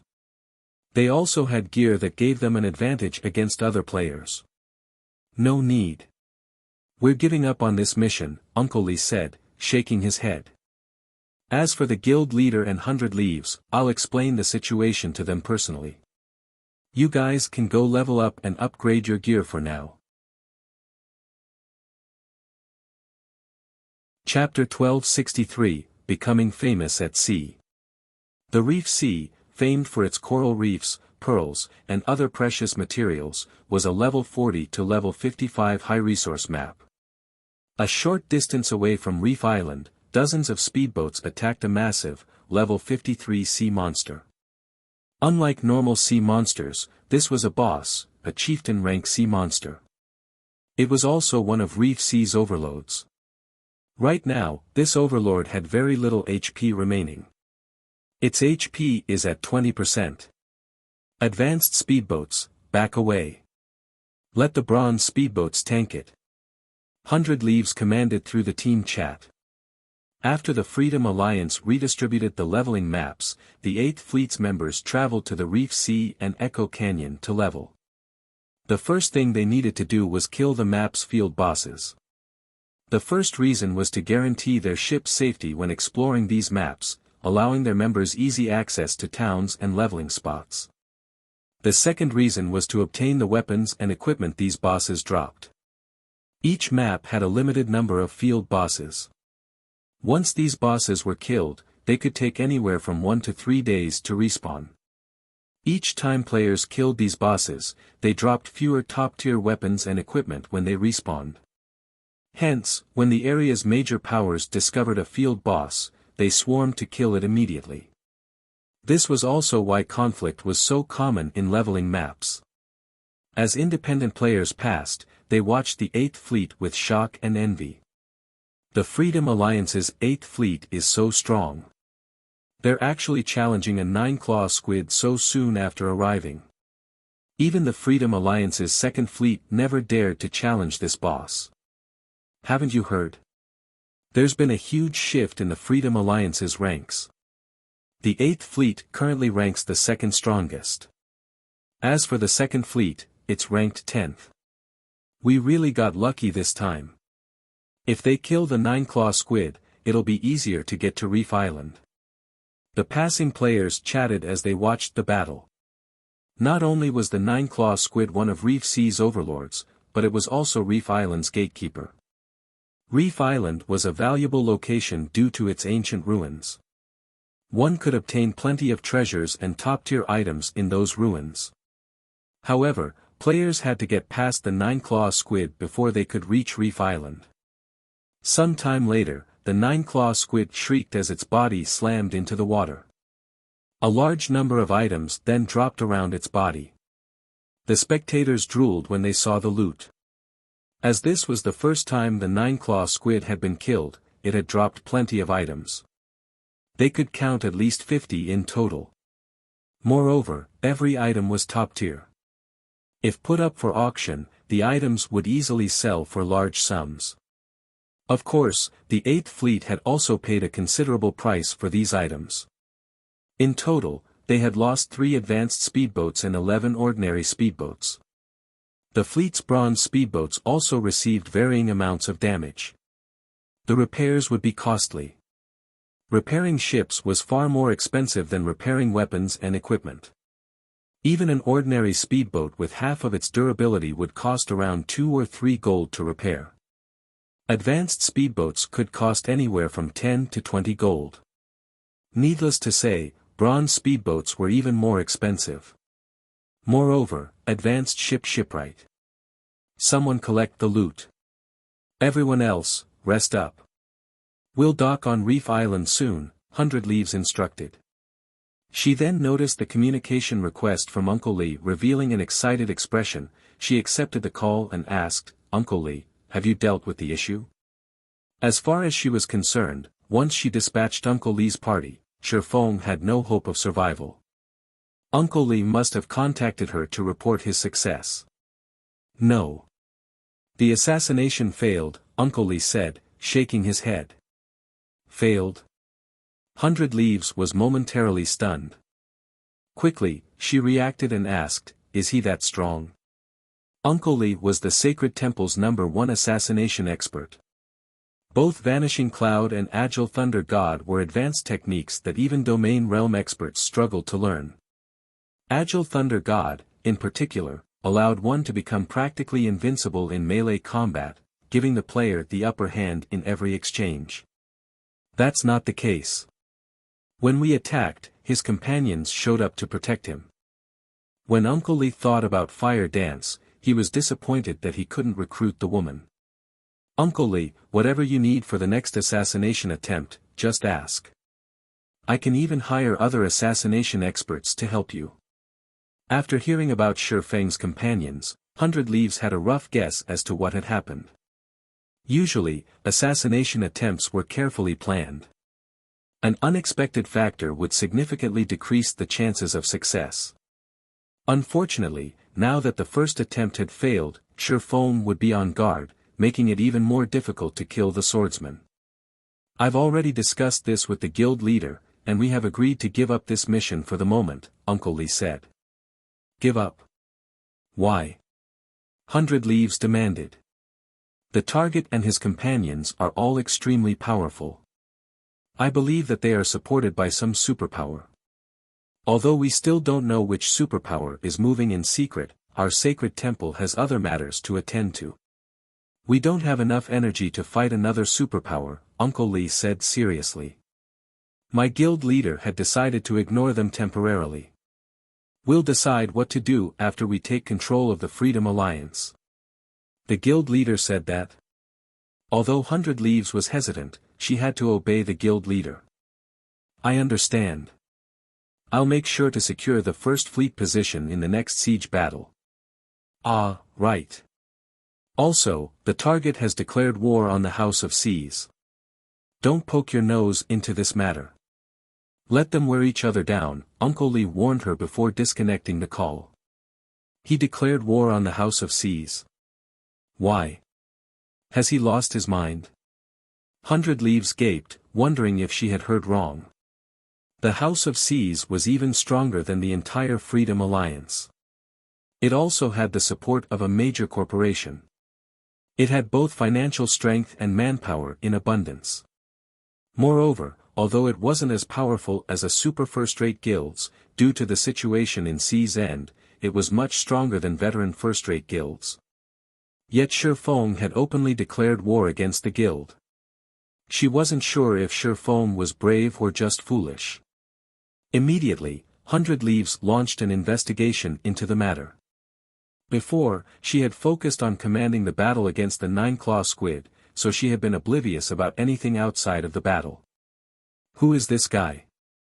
When 100 Leaves received the information her subordinates had collected, she was astonished. Shi Feng was simply overbearing. He actually intended to fight the House of Seas to the bitter end. Meanwhile, a storm brewed in the House of Seas main headquarters in Meteorite City. Great!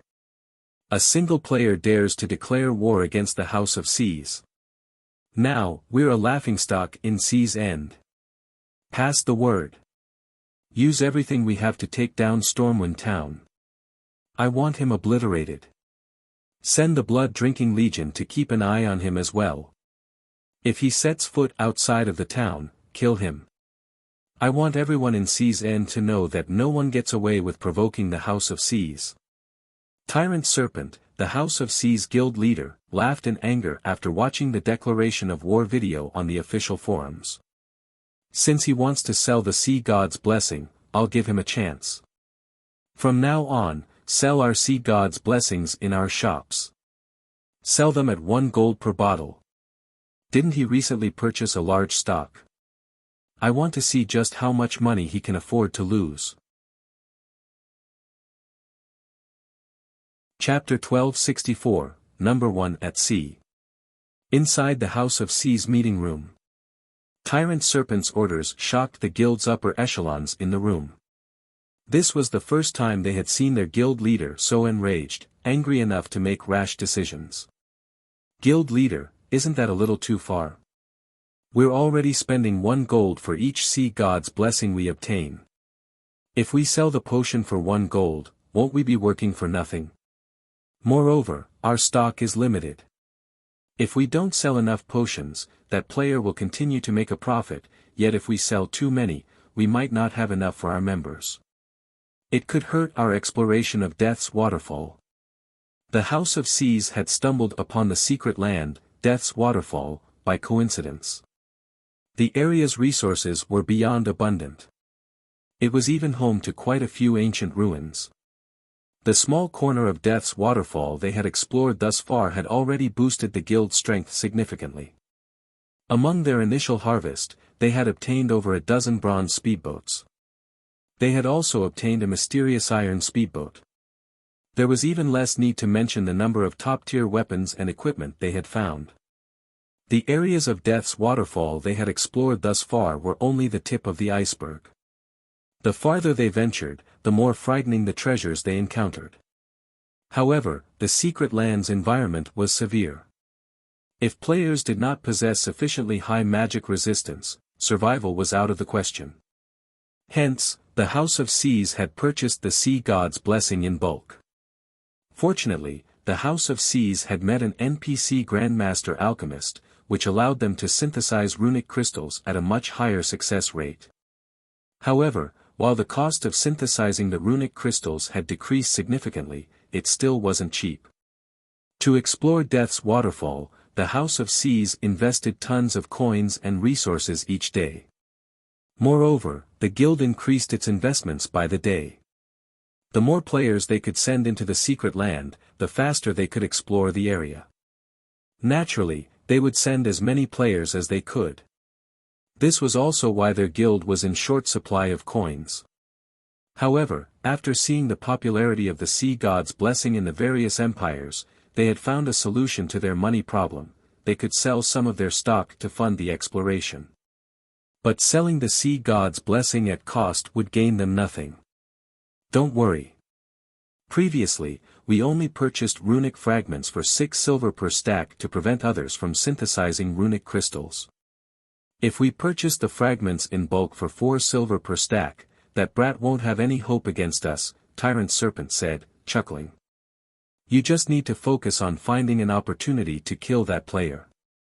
Hearing this, realization dawned on the upper echelons. After all was said and done, Stormwind Town was only a town. The teleportation fees to get there weren't cheap. Meanwhile, the House of Seas had shops in all of the 12 major NPC cities as well as numerous NPC towns in Sea's End. If players only planned to sell a small number of fragments, they could earn far more by selling them for 4 silver per stack rather than traveling to Stormwind Town to sell them for 5 silver per stack. By doing this, not only could they hinder Shifeng's financial progress, but they could also lower their cost of obtaining the Sea God's blessing, killing 2 birds with 1 stone. They doubted that Shifeng had the assistance of a Grandmaster Alchemist.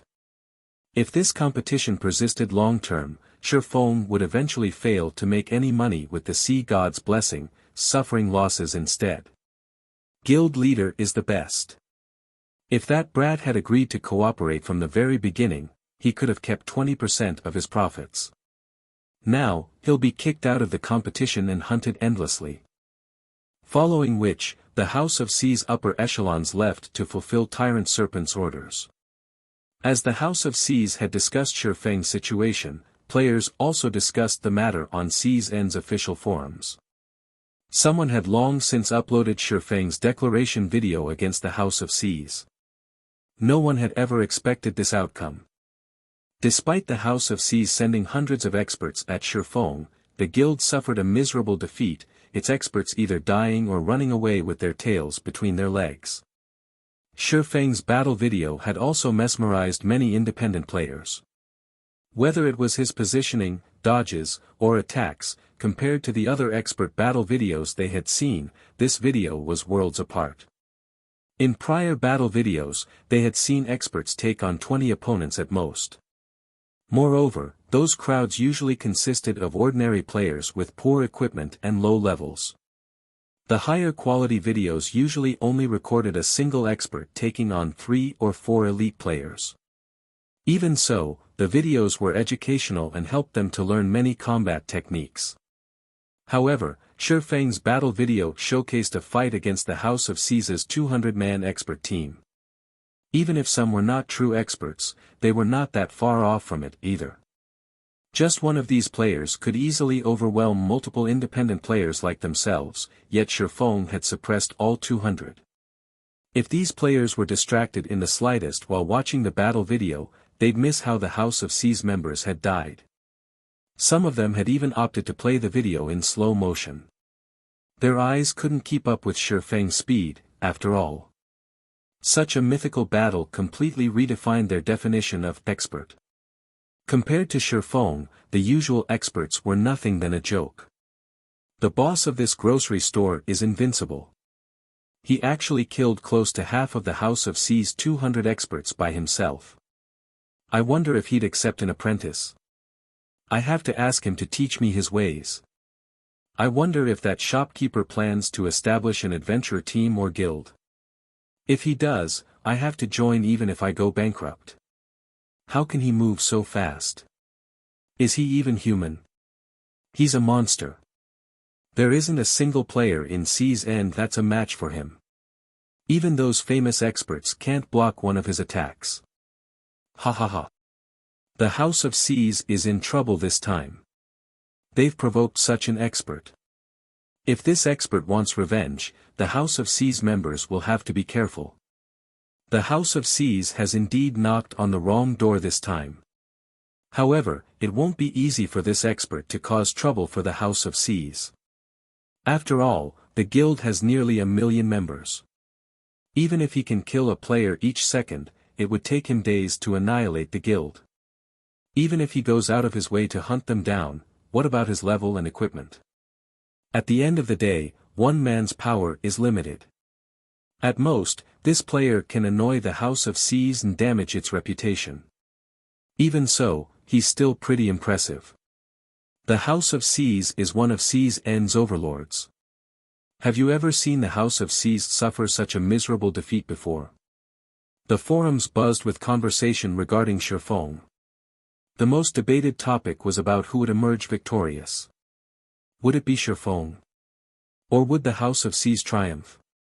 Although the outcome was unknown, everyone agreed on one thing: the grocery store's proprietor was undoubtedly the #1 expert in Seas End. For a time, many players dreamed of being Shifeng students. Because of this, the grocery store's popularity skyrocketed. By now, practically everyone in Seas End knew about it. In just half an hour after Shifeng's battle with the House of Seas experts, Stormwind Town was packed with players, the town's player population increasing by several times. Many had come out of admiration, while some had come to convince Shifeng to teach them. There was also a portion that had come to sell their runic fragments. Players swarmed the shop. Even getting through the entrance was now a problem. Guild leader, too many players are trying to sell their runic fragments. The grocery store's warehouse is nearly at full capacity. Why don't we start renovating the shop? We can bring in some of Candlelight's products, Fire Dance excitedly suggested after entering the second-floor room. While she had been out purchasing Sea God's blessings, she had gained a general understanding of Seas End. She had to admit that the business standards here were significantly inferior to the Star Moon kingdoms. The area's lifestyle players were also low quality. If they sold the Candlelight trading firm's merchandise here, the items would definitely be in high demand.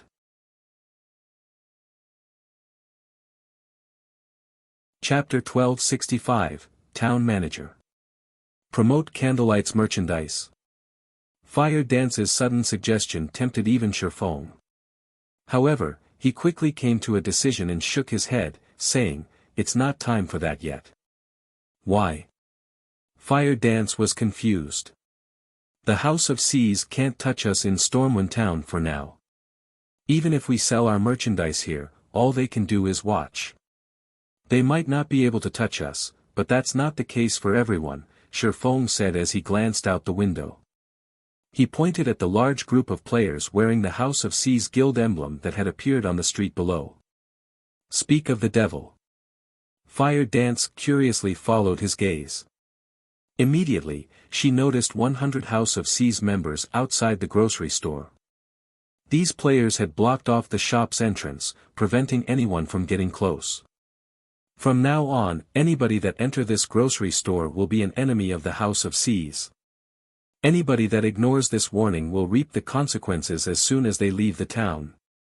The House of Seas will also start purchasing runic fragments without limit for 5 silver per stack, the leading House of Seas member announced.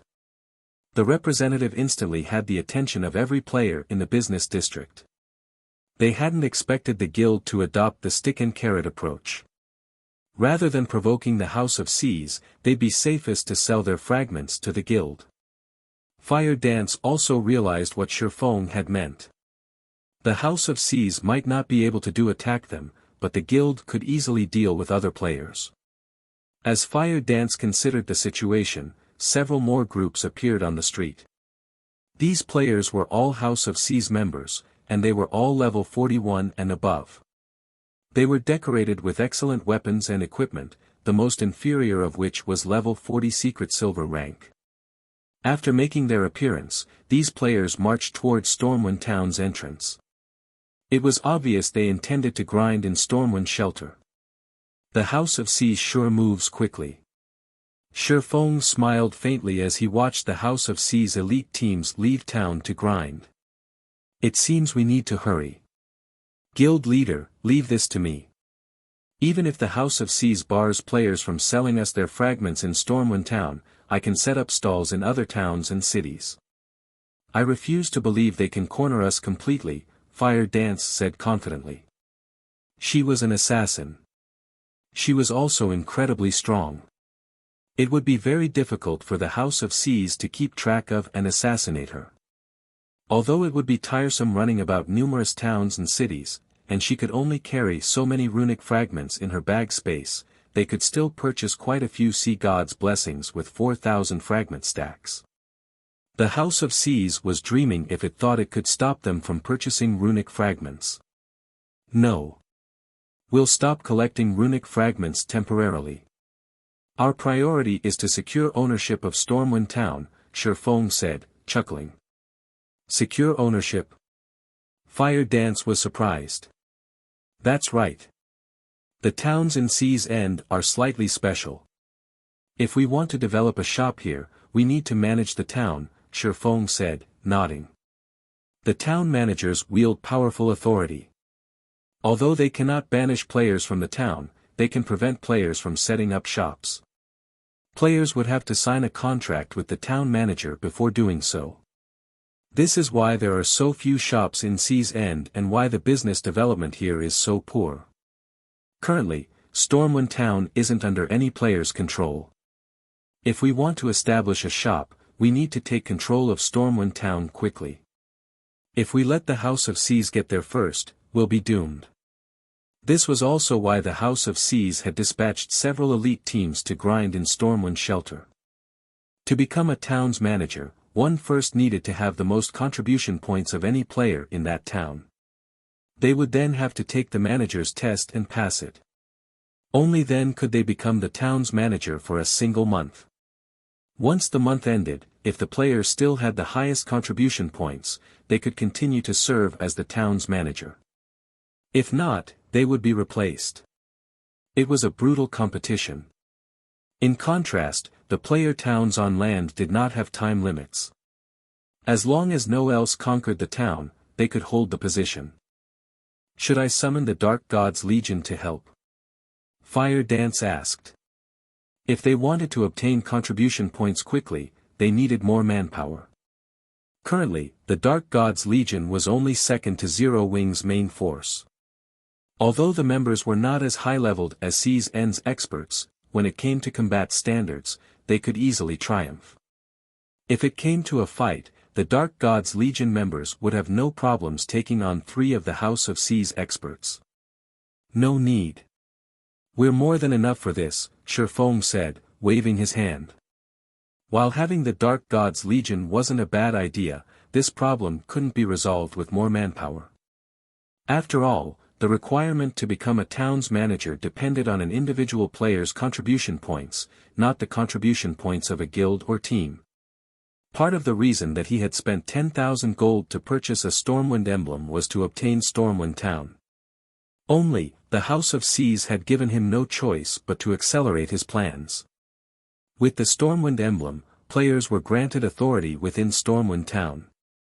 With this authority, players could accept advanced town quests, which would allow them to gain town contribution points far more quickly. After all, a large fraction of the TCP's players obtained came from quests. Moreover, the higher a quest's rank, the more TCPs it awarded. This was why the various powers fought for town emblems. Synthesizing runic crystals is boring.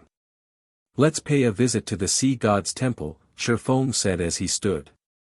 In the past, Stormwind Town had been a miniature holy land, which God's domain's various superpowers had fought over. War had been common here, each conflict reaping easily over 500,000 lives. To take control of the town, these powers first had to grind for contribution points. Aside from the daily town quests, plenty of hidden advanced quests and rare quests were available. However, only players with the town emblem or a particular level of authority could accept these quests. In the past, the Sacred Temple had obtained Stormwind Town in part due to a rare quest. Players could accept this quest repeatedly as long as they could pay the price. Every time players completed it, it awarded more contribution points. Many players with authority had known about this quest. However, almost all of them had disregarded it as a waste of both time and manpower. To them, the contribution point reward wasn't worth the price. For a while, no one had accepted it. However, one player from the Sacred Temple had persevered and stubbornly completed the quest, again and again. After his 9th completion, he had more contribution points than any other player in Stormwind Town. This was a shortcut to collecting contribution points. Although everyone eventually learned the truth about this quest, no one else had ever completed it 9 times. Stormwind Town Sea God's Temple. Shortly after Shi Feng entered the main hall, he noticed quite a few players following him. The crowd even included a stealthed assassin. Although none of these players wore a guild emblem, it was obvious that they were from the House of Seas. They sure are diligent. Well, continue following, then. That is, if you can. Shi Feng simply smiled as he noticed the House of Seas members. He walked up to an NPC receptionist and said, "Hello. I wish to meet with Vice Temple Master Arnold." "Sir, please follow me."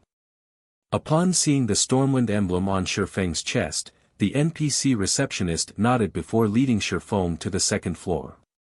Fire Dance waited for him in the first floor hall.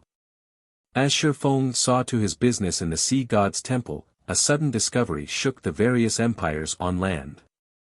Some shops were actually selling the Sea God's Blessing. Moreover, the potion only cost 1 gold per bottle. Chapter 1266, Dragon's Blood. Apocalypse Empire, Deathwhisper Hill.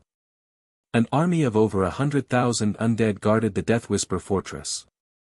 A legion of 1,000 players clashed with the constant stream of undead. These undead wore tattered armor and wielded swords and shields. Their movements were organized, and even the weakest among them was a level 42 elite, while the strongest included level 46 lords. If a normal, 1,000-man legion faced this army, they would be terrified. However, this 1,000-man legion killed the undead with a militaristic efficiency, acting as if this situation were just a matter of course. Several hundred MTs raised their shields as they held the undead back, none of them even attacking the monsters as they focused on defense. With the limited space, the MTs maneuvered their shields and displayed impressive technique as they prevented the undead from breaking past their line. As for the DPS players behind the shield wall, they launched an unrelenting assault. Occasionally, they used AoE attacks, dealing high amounts of damage to a cluster of monsters. Good. DPS, prioritize chieftain rank and above monsters. Healers, keep an eye on your mana. If it falls below 30%, retreat, switch players with a backup healer, and recover. Phoenix Rain commanded her legion while attacking a lord-ranked monster. She remained wholly unperturbed despite facing down an undead army led by 100 lords. It seemed as if this battle were completely under her control. As Phoenix Rain was commanding the battle, Blue Phoenix, who wielded a dark blue crystal staff that radiated the epic rank glow and wore a complete level 45 dark gold set equipment for elementalists, walked up to her leader's side. Blue Phoenix then reported quietly, "Big Sis Rain, we just received news that a shop in Chaos Rock City is selling the popular Sea God's Blessing. Moreover, the potion only costs 1 gold per bottle." "What? Why is it so cheap?" When Phoenix Rain heard Blue Phoenix's report, a hint of surprise slipped through her calm exterior. "Is the information reliable? Or is that shop just trying to become famous, selling a small number for such a low price?" The Sea God's Blessing had become a strategic resource, which God's domain's superpowers competed over. Its effects were wondrous for exploring secret ruins and raiding dungeons. Among the Sea God's Blessings sold in the Apocalypse Empire, Phoenix Rain had only obtained a little over 500 bottles. Miracle and Battle Wolves had snatched the majority of the potions. Meanwhile, she was saving these Sea God's Blessing as a trump card to raid large-scale Hell Mode team dungeons and the competition on Thunder Island. Previously, the cheapest Sea God's Blessings in the Apocalypse Empire's auction house had sold for 6 gold. Even after deducting the processing fees, the players selling the potion would get over 5 gold per bottle, yet someone had decided to sell it for 1 gold. No matter how she looked at it, this felt like fake news. She had long since investigated the Sea God's Blessing. The potion could only be purchased from the Sea God's Temple.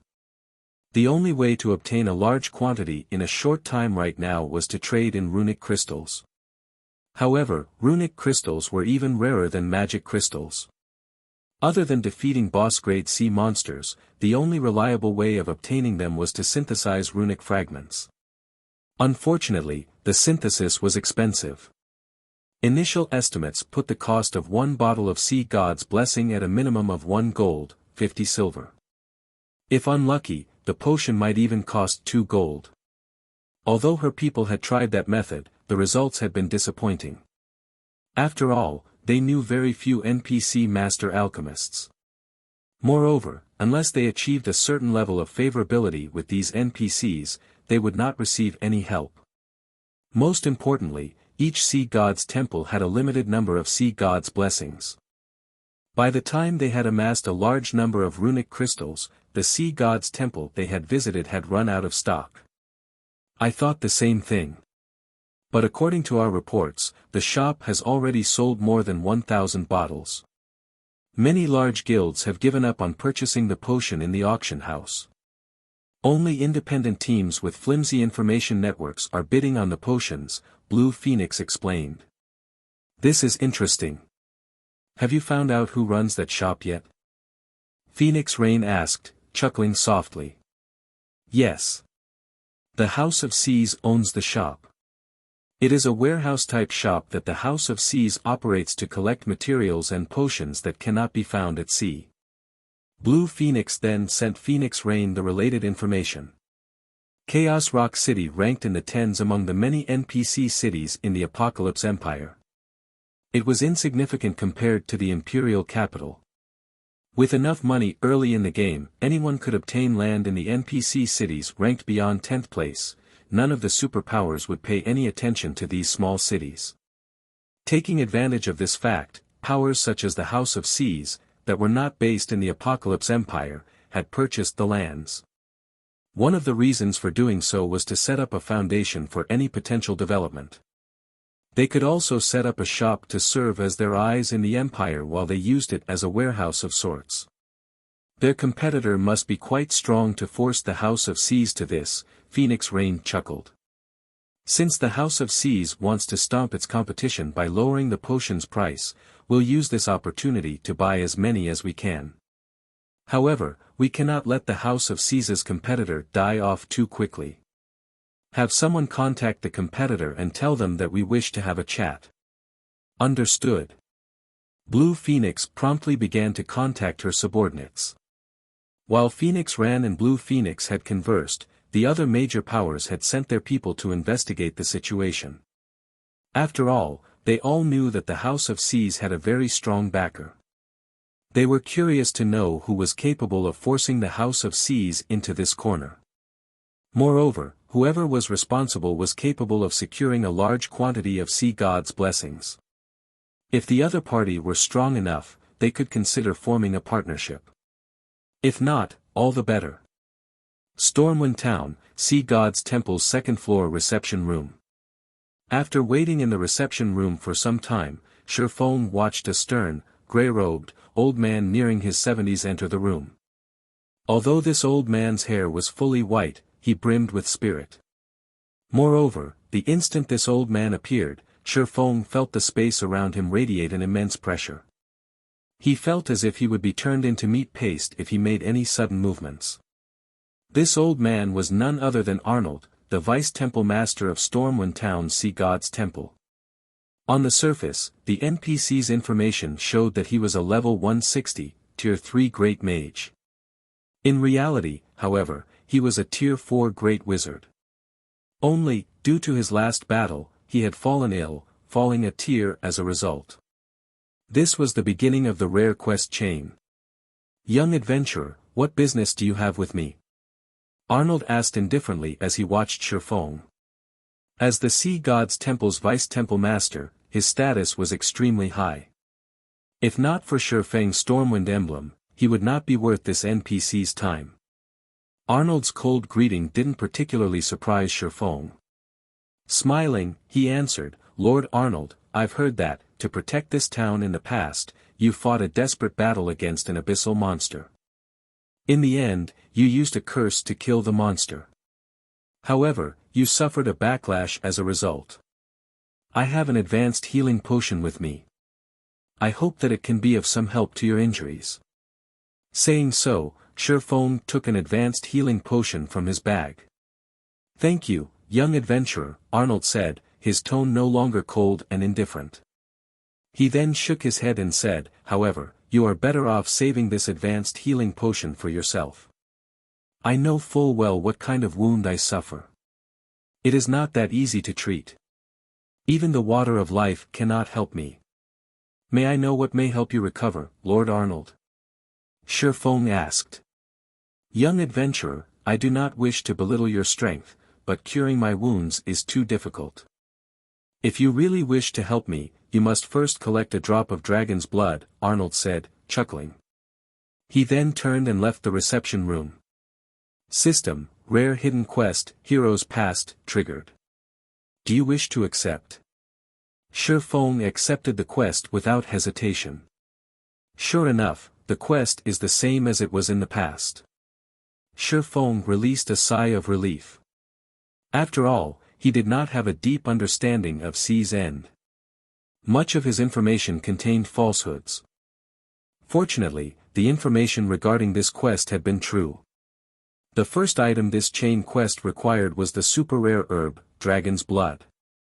When consumed, players would permanently gain anywhere from 10 to 20 strength. Very few players were willing to trade such a precious item for a few TCP. Following which, Shifeng left the reception room and headed downstairs. Fire Dance, who was in stealth, approached with an anxious expression and reported, Guild leader, this isn't good. The House of Seas is selling a large number of sea gods' blessings in shops throughout the various empires. Moreover, they are selling them for 1 gold per bottle. Everyone has stopped buying the potion from the auction house. In addition, the House of Seas is purchasing runic fragments without limit in the various towns and cities for 4 silver per stack. I'm afraid that it won't be long before they buy out all of the runic fragments other players have accumulated. If that happens, it won't be easy to purchase fragments in bulk anymore. Chapter 1267, Frightening Influence. The House of Seas is quite bold, Shifeng muttered, revealing a bitter smile when he read the information Fire Dance had given him. Aren't they afraid that they'll go bankrupt?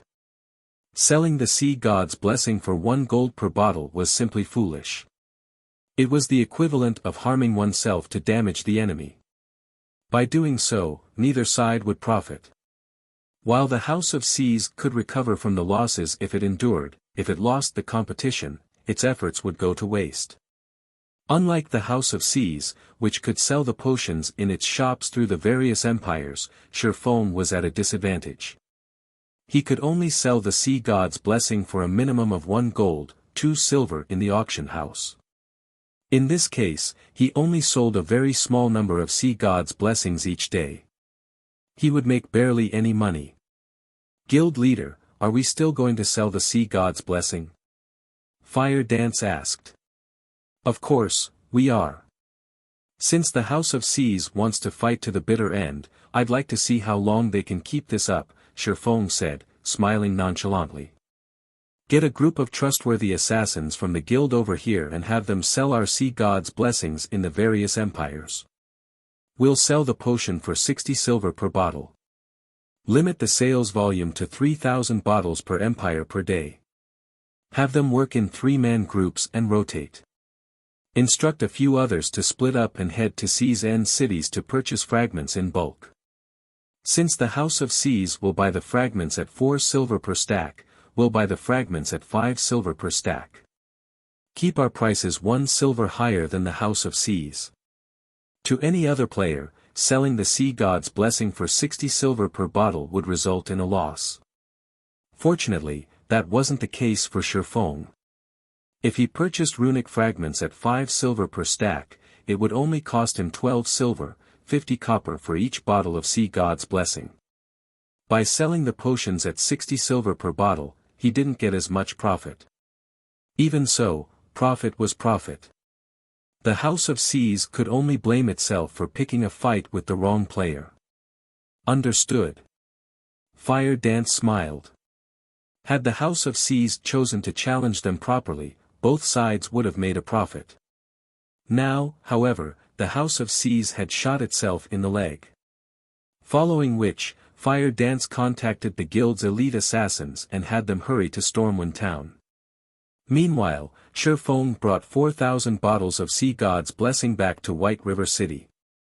He planned to store them in the guild warehouse and let the guild's core members trade GCP for the potions. At the same time, he intended to search for Dragon's Blood. Dragon's Blood was also known as Draconic Herb. It was extremely rare. Even if one scoured Sea's End, they wouldn't find it. Normally, it was a treasure that only bloomed in kingdoms and empires that produced herbs. To obtain the herb, a player needed luck. Even Shifeng would have a hard time finding the herb. Hence, he would rely on the candlelight trading firm to purchase it for a high price. Otherwise, he'd never move to the next part of the quest chain. White River City's teleportation hall. As soon as Shifeng returned using the return scroll, he discovered a flood of players teleporting into the city. There were at least twice as many players than before. Among them, there were members of large guilds belonging to other kingdoms and empires. He easily counted members of 14 first-rate guilds in the teleportation hall. There were also a large group of Battle Wolves members. For a moment, Shifeng wondered if he had mistakenly teleported to the Beast Empire's capital. What's going on? Shifeng was surprised as he observed the teleportation hall.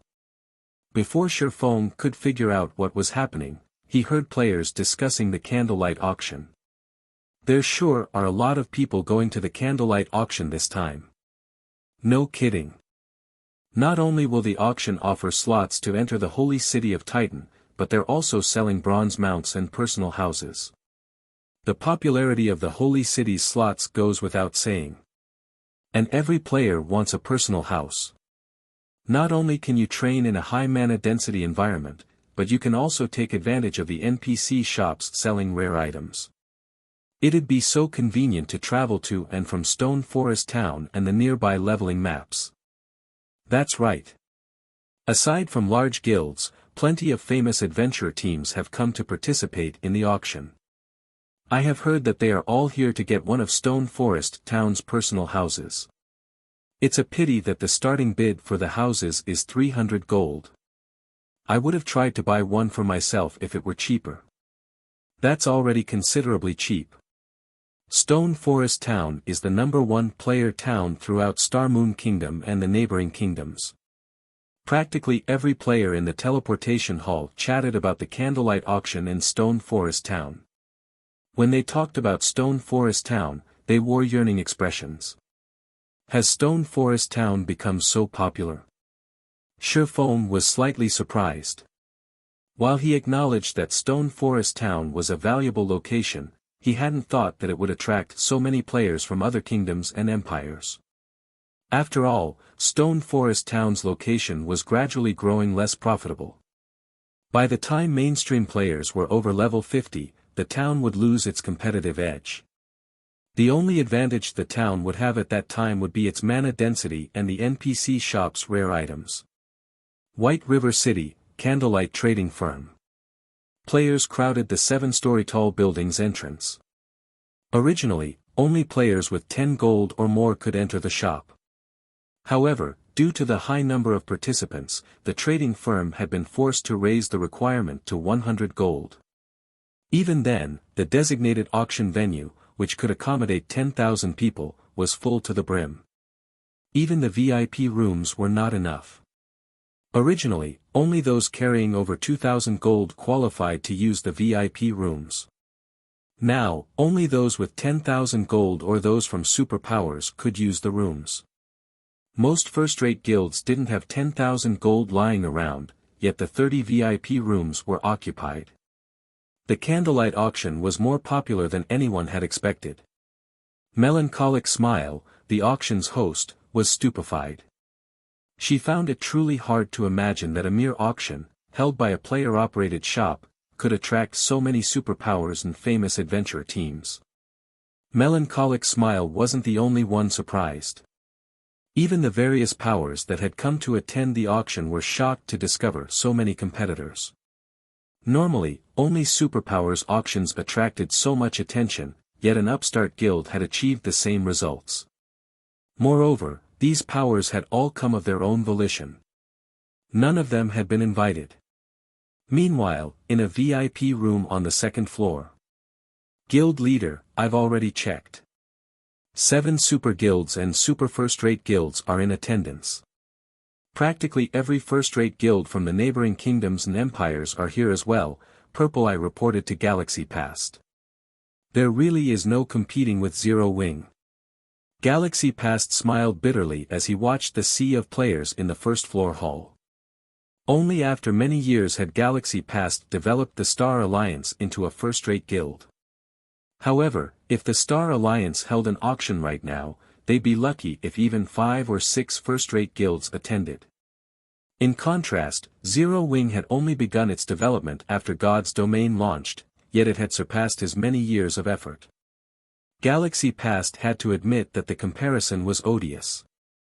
What kind of reaction will Singular Burial have if he finds out about this? Galaxy Past muttered. Some time ago, Heaven's Burial had announced that it would hold an auction at the same time as the Candlelight trading firm. However, Heaven's Burial had become a laughingstock. Chapter 1268, Foundation that Exceeds Expectations. The Candlelight auction's turnout exceeded everyone's expectations. As everyone waited quietly for the auction to begin. A stalwart-looking man seated in a second-floor VIP room and carrying a great sword across his back exclaimed, "Boss Sirius, the Candlelight trading firm is awesome.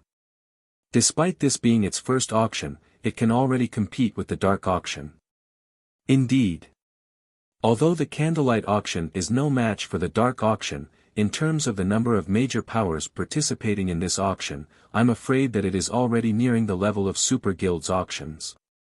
Sirius, who sat beside the stalwart man, nodded. He, too, was surprised. After his defeat against Shifeng in the Dark Arena, he had investigated Zero Wing thoroughly. However, while he knew that Zero Wing's overall strength could rival that of a first-rate guild, he had never imagined that the guild would be this powerful. From the moment he had set foot in White River City, practically every one of his expectations had been surpassed. Whether it was the business district or the standards of the players in the city, White River City was superior to many kingdoms' capital cities. In God's domain, a guild's capabilities weren't determined by its strength alone. The status of its main city was also important. Oftentimes, the prosperity of a city determined the development of a guild. Currently, White River City's prosperity was not one bit inferior to Star Moon City. If not for the new expansion pack, which caused dark cities to appear near various kingdoms' capitals, White River City would have most likely surpassed Star Moon City by a large margin. If not for the Candlelight trading firm's intention of selling the slots to enter Titan City, he really wouldn't have discovered that Zero Wing had already developed to such a degree. Meanwhile, in another room, a handsome man glared, displeased, at the crowded first-floor hall. "Pavilion Master, my people have finished the investigation into the situation. So many people are attending this auction to bid for Stone Forest Town's personal housing and the advanced mana armor kits," a dignified young man reported. Although this young man simply stood there, he seemed like the center of the universe. Moreover, he radiated a terrifying aura. Even the man's companions, who were level 42 experts, wouldn't get within 10 yards of him. This young man was none other than the monster of the Dragon Phoenix Pavilion that had grasped a domain at a very young age, Martial Dragon. Zero Wing is actually capable of such a grand auction. No wonder why Rain has such an optimistic view of this guild. It's a pity that, even after attracting so many customers with the Holy City slots, Zero Wing only has such pitiful items to sell. Nine Dragons Emperor sneered when he saw Melancholic Smile walking up to the stage. If this auction were organized properly, it could attract so many more major powers in the future. It would massively boost Zero Wing's development. After all, these major powers had money. Anyone else would only have spare change. Zero Wing would never have attracted the true major powers if not for the Holy City slots. As Nine Dragons' Emperor fell silent, the auction officially began. Under the crowd's attentive gaze, Melancholic Smile, who wore a luxurious, blue dress, approached the front of the stage. Ladies and gentlemen, welcome to the Candlelight Auction. This auction will have 2 phases. During the first phase, we will sell items that have been carefully selected by our own auction house. The second stage will be a bartering session with the auction house as an intermediary. However, to ensure the quality of the items offered for trade, we will collect a processing fee of 10 magic crystals or 3 gold coins for each item. For materials specifically, we will charge 15 magic crystals or 4 gold coins per stack. As Melancholic Smile finished explaining the auction's flow, a commotion swept through the crowd. Crap! This is fraud. Even a first-rate guild's auction wouldn't dare charge 10 magic crystals for every item. That's right. How can you be this greedy? Players in the first-floor hall shouted their indignation. Although many of the major powers present had attended the dark auction before and knew about these bartering sessions, Candlelight's high price was ludicrous. The dark auction only dared to charge a high price because it was the best auction throughout God's domain. Only extraordinary existences were invited. Ha ha ha. Zero Wing sure is interesting. Nine Dragons' Emperor could not help but laugh when he heard Melancholic Smile's explanation. However, this is a good opportunity to earn some money from the major powers. After all, a few of the superpowers here have come to bid for the Holy City slots. Whether it is the adventure teams, independent players, or guilds, none would miss such a golden opportunity to trade high-value items. Such a shameful behavior would earn the various major powers' ire. Needless to say, the Candlelight auction wouldn't happen again. Even Phoenix Rain's reputation in the Dragon Phoenix Pavilion would be soiled for supporting Zero Wing. Just what is Black Flame thinking? Yuan Tiexin stared at Melancholic Smile in confusion. Is he so desperate for money that he's willing to abandon his reputation? The first auction was always the most important. Asking for such an unreasonable price would only incur the wrath of the various major powers. None of these powers would likely visit the auction house in the future. Purple Jade, who sat beside Yuan Tiexin, was also confused. Based on her understanding of Black Flame, he wouldn't make such a newbie mistake. Meanwhile, as Melancholic Smile saw the attendees' reactions, she revealed an expression that seemed to say, as expected. Originally, she had planned to set the processing fees at 1 magic crystal or 30 silver coins per item. This way, they could more or less guarantee the quality of the items while avoiding such a negative reaction. After all, the Candlelight auction was relatively small compared to something like the dark auction. Players weren't likely to offer high-quality items for trade. The Candlelight auction had only attracted so many superpowers and first-rate guilds due to the Holy City slots. Yet, Shi Feng had insisted on increasing the price. It was obvious he was treating the various attendees like fools. However, now that things had already developed to this point, Melancholic Smile could only endure the complaints while starting the auction. We will now begin the auction. The first item we are offering is a magic whale skin. Melancholic Smile said as she gestured to the semi-transparent screen above the stage. The screen displayed an image of the magic whale skin as well as its attribute panel. Suddenly, the venue fell silent. What? Everyone was stunned after reading the item's introduction. The various major powers, particularly the superpowers, had already begun to develop their naval forces.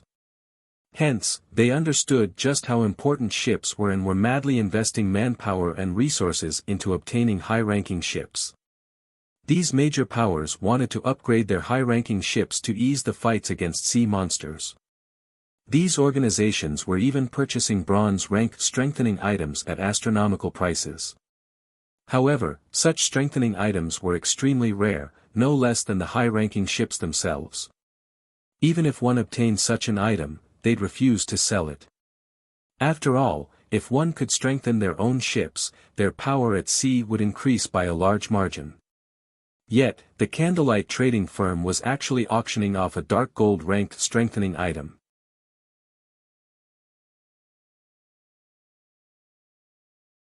Chapter 1269, Crazy Start. The Candlelight auction has even obtained a dark gold strengthening item. These attributes are ridiculous. I've heard that bronze strengthening items can only increase a ship's durability by 2 points, yet the magic whale skin can increase a ship's defense by 10% and durability by 10 points. It can even increase movement speed by 3%. The various guilds' upper echelons in the first floor hall panted as they stared at the magic whale skin. Ordinary players might not yet understand the game's ships, but the various large guilds present understood them very clearly. If an item like the magic whale skin were used to strengthen a bronze speedboat, it could improve the speedboat's performance significantly. Meanwhile, a speedboat could be enhanced to a total of 5 times. If one fully enhanced a bronze speedboat with magic whale skins, the speedboat's performance might even exceed mysterious iron speedboats. However, strengthening a bronze speedboat with a magic whale skin would be the epitome of luxury. At the very least, only mysterious iron ships would qualify for such a powerful strengthening item. Black Flame is quite generous. He has decided to use such a valuable item to open the auction. Yuan Tiexin was slightly astonished when he saw the magic whale skin. The various major powers had spared no effort to get ahead of others at sea, yet Zero Wing was giving such a wondrous item away. In another VIP room, Nine Dragons Emperor's eyes shone as he stared at the magic whale skin. There were still a few days until the contest on Thunder Island began. If he could purchase the magic whale skin, he could upgrade one of his bronze speedboats. With this, he would have an easier time killing boss-grade sea monsters and obtaining thunder passes. When Melancholic Smile saw the crowd's excitement, she quietly released a sigh of relief. Now that everyone has seen the magic whale skin's attributes, let us proceed to the bidding. We will sell 3 sheets at a time. The starting price is 10,000 magic crystals, and each increment must not be lower than 500. Let us begin. As soon as Melancholic Smile announced the starting price, many players gasped. According to the current market price, 10,000 magic crystals was the equivalent of 2,500 gold. With that amount of money, one could purchase a relatively good plot of land in an NPC city. Moreover, magic crystals were far more precious than coins as they were more difficult to obtain. However, the high price wasn't the only reason these players were shocked. What surprised them more was Candlelight's ability to offer 3 magic whale skin sheets at a time. After all, a single sheet could not qualitatively transform a ship. However, 3 sheets could. What a ruthless price. Sirius chuckled as he shook his head. It seems Candlelight is going to take our money today. The competition at sea grew more intense with each passing day. If his guild could increase a high-ranking ship's performance by a rank, it would raise the guild's naval strength to new heights. While Sirius sighed, the price of the magic whale skins rose rapidly. 10,500 crystals. 11,000 crystals. 12,000 crystals. In just 10 seconds, the price had soared to 15,000 magic crystals. One could purchase epic equipment with that kind of money. Big Sis Rain, what should we do? We have already lent our magic crystals to Zero Wing. We have less than 5,000 crystals on hand, Blue Phoenix asked anxiously as she watched the price of the magic whale skin continuously increase. She also felt that Zero Wing was too insincere. Rather than offering such a valuable item to them, Zero Wing had chosen to auction it. Phoenix Rain could only reveal a bitter smile in response. She had been racking her mind to figure out a way to increase her fleet's strength. She had even led a team of experts to the Death Whisper Fortress personally to obtain ship-strengthening items. Only after many sacrifices had she gotten her hands on a mysterious iron strengthening item. On the other hand, without anybody noticing, Zero Wing had dark gold strengthening items. Immediately, Phoenix Rain called up her friends list and contacted Shifeng. Team leader Yifeng, I wish to use the magic crystals I lent you to purchase the magic whale skins that are currently on auction. Will that be possible? Phoenix Rain asked. Of course. That won't be a problem. I'll notify the auctioneer right away. However, your maximum limit will be the 250,000 magic crystals you lent our guild. I can't make the decision if the price is higher than that, Shifeng said earnestly. One of the reasons that he had generously offered the magic whale skins for auction was to show everyone Zero Wing's foundations. In any case, he had 8 sheets in total. He only needed 5 to strengthen the Hurricane sailboat. Using the remaining 3 on speedboats or common small sailboats would be a waste. It would be more beneficial to sell them. The second reason was to pay back his debt. After all, he had yet to return the 250,000 magic crystals he had borrowed from Phoenix Rain. If he tried to offer her the top-tier dark gold weapons or equipment that he had obtained from the Dark Arena, it was unlikely that Phoenix Rain would be interested. Only something like the magic whale skin, which could increase one's naval strength, would garner Phoenix Rain's attention. Hearing Shifeng saying so, Phoenix Rain relaxed. There were still 5 days until the debt was due. Zero Wing could easily reject her request. 20,000 crystals.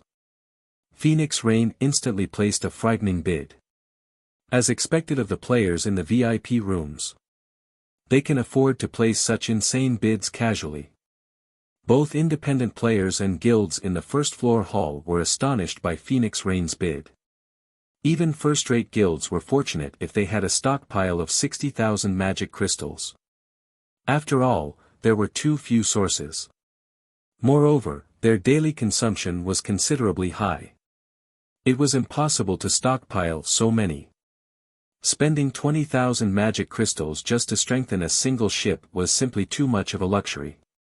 Only super first-rate guilds and super guilds were capable of such a thing. 21,000 crystals.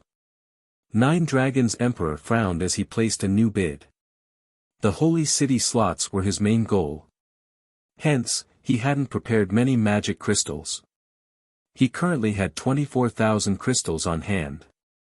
After all, a small guild like Zero Wing should not be capable of offering anything worth his while.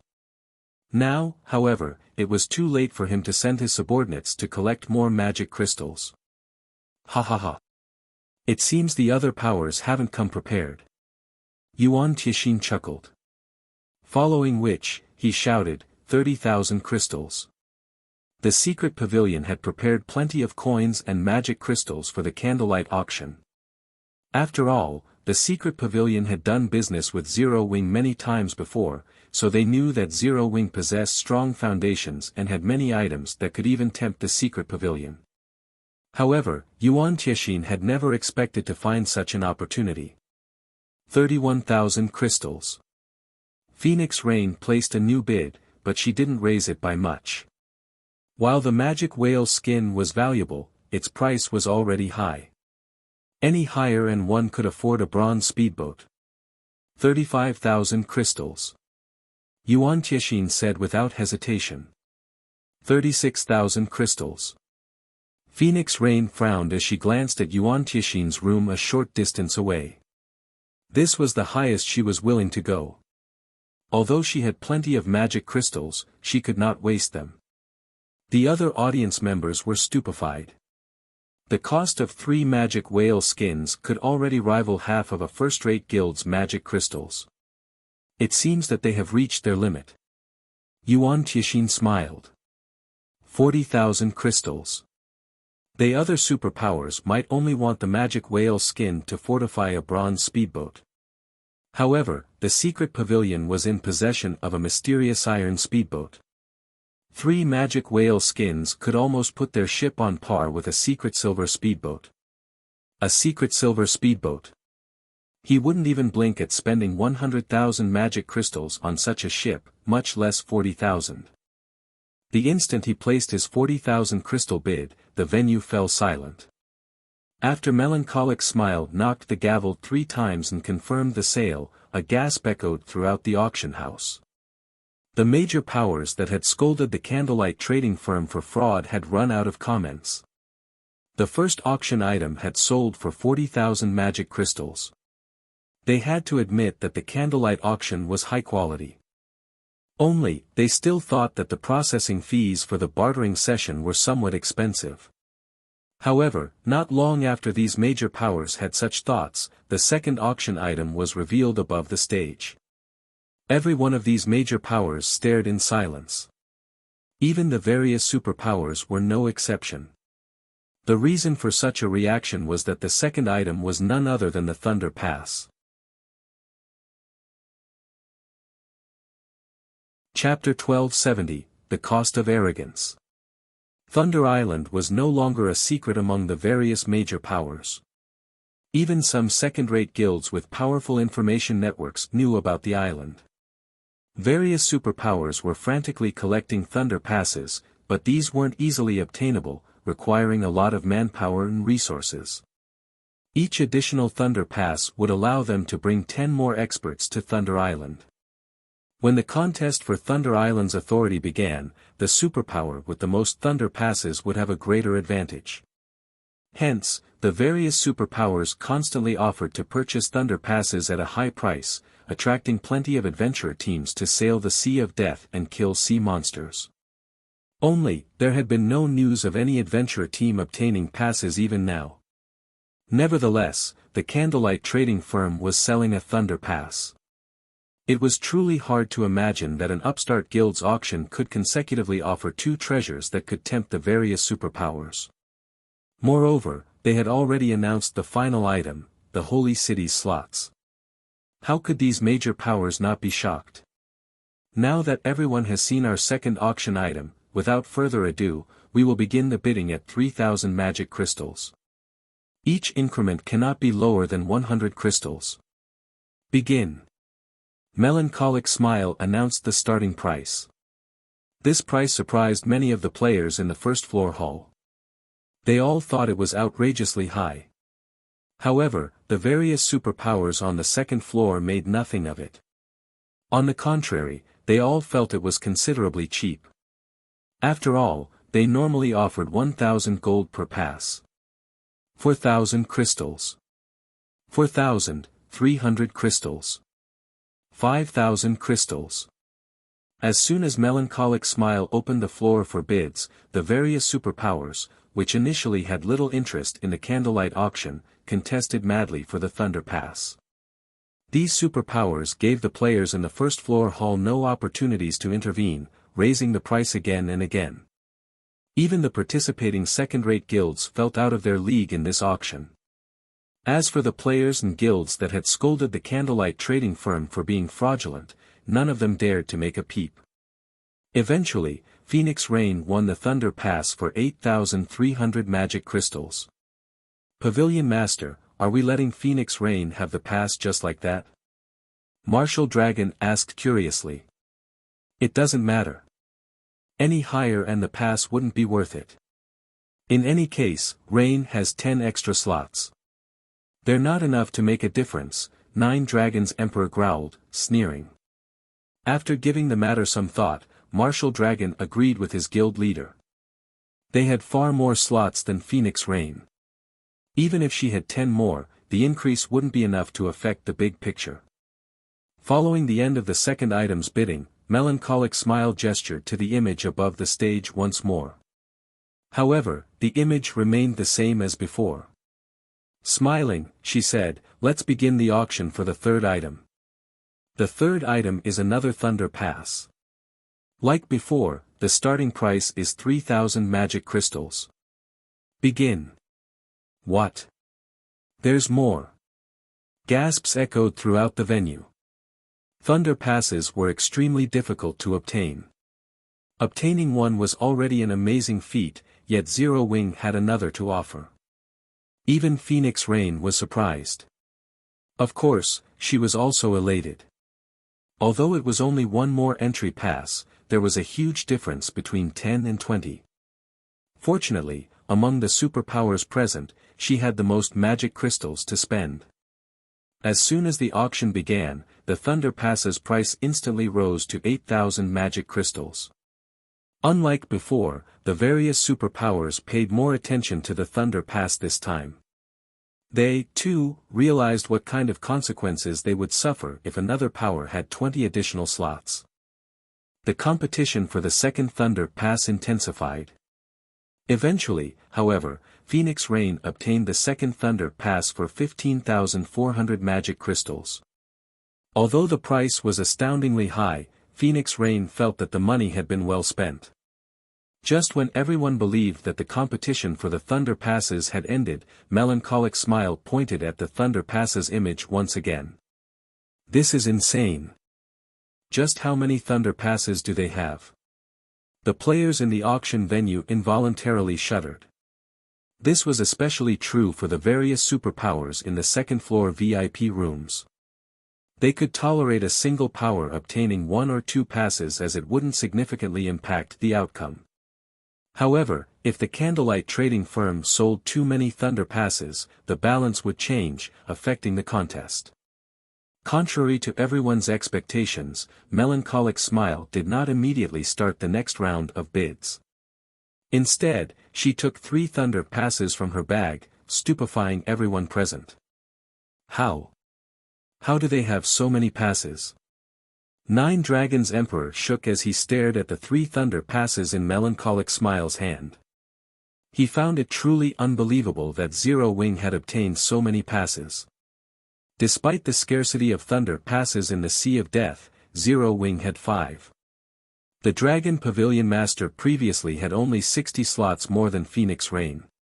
He could ignore losing the 2 Thunder Passes, as he still had a considerable advantage over Phoenix Rain even then.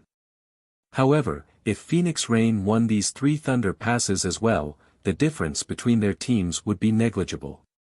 This won't do. I must obtain these passes. 9 Dragons Emperor commanded, notify Bell and have him send all our magic crystals immediately. Pavilion Master, I've already notified him. However, it will take at least 10 minutes before they arrive, Martial Dragon reported. 10 minutes? Damn it! Why so long? Regret and anger filled 9 Dragons Emperor's eyes as he stared at the 3 Thunder Passes. Notify Zero Wing's auctioneer. Tell her that we request a delay. Had the candlelight trading firm stated beforehand that such items would be sold, he never would have been caught off guard. In reality, 9 Dragons Emperor wasn't the only person to react that way. Even guilds such as Pantheon, Miracle, King's Return, Battle Wolves, and Sacred Temple were caught flat-footed. After all, nobody would have imagined that there would be such frightening items offered at the candlelight auction. They had prepared only the lands required to purchase the Holy City slots. Almost at the same time, the representatives of the various superpowers all reported back to the upper echelons of their respective guilds, having their guilds send magic crystals over. Aside from this, they also contacted the candlelight trading firm asking for a delay in the auctioning of the Thunder Passes or permission to use other items as collateral. This scene stunned the various major powers and adventure teams present. After all, asking for a delay in the auctioning of an item was a relatively humiliating thing to do, as this would show that one had insufficient funds. Despite that, the various superpowers of God's domain were actually willing to cast away their reputation. It was truly inconceivable. Guild leader, are we going to delay the auction of the Thunder Passes? Melancholic Smile asked after contacting Shifeng. Currently, 5 superpowers had requested a delay, something not commonly seen. If it were any other first-rate guild holding this auction right now, they would definitely acquiesce without hesitation. We can delay the auction, but tell them that they need to compensate us for the time lost. Every minute's delay will cost them 300 gold. They are welcome to delay the auction for as long as they want, Shifeng replied nonchalantly. Guild leader, this Melancholic Smile's heart skipped a beat when she heard his answer. Don't worry about it. Just tell them as is, Shifeng said, chuckling. There were only a few days left until the contest over Thunder Island. At this point, practically all boss-grade sea monsters that could be killed had already been killed once before. Even if one killed the boss-grade sea monsters that respawned, the likelihood of a Thunder Pass dropping would be very low. After all, only a limited number of Thunder Passes could drop during each contest cycle. The only reason he had managed to obtain so many Thunder Passes was the King-class sea monster he had killed. If he did not make a killing off these superpowers now, he would be doing that King-class sea monster a disservice. Melancholic Smile fell speechless at Shifeng's words. Her guild leader was a little too good at earning money. However, since it was a command from her guild leader, Melancholic Smile had no choice but to repeat Shifeng's words to the 5 superpowers. Chapter 1271, Frantic Struggle. Pavilion Master, Candlelight is clearly trying to extort us. Martial Dragon's expression darkened when he heard Melancholic Smile's reply. They would have to pay 3,000 gold if they wanted to delay the auction of the Thunder Passes for 10 minutes. Such a sum was enough to purchase a considerably good plot of land in an ordinary NPC city. Although 3,000 gold was nothing to the Heavenly Dragon Pavilion, they would be fools to accept this offer. At this moment, Nine Dragons Emperor also had an ugly expression on his face. This damnable Zero Wing.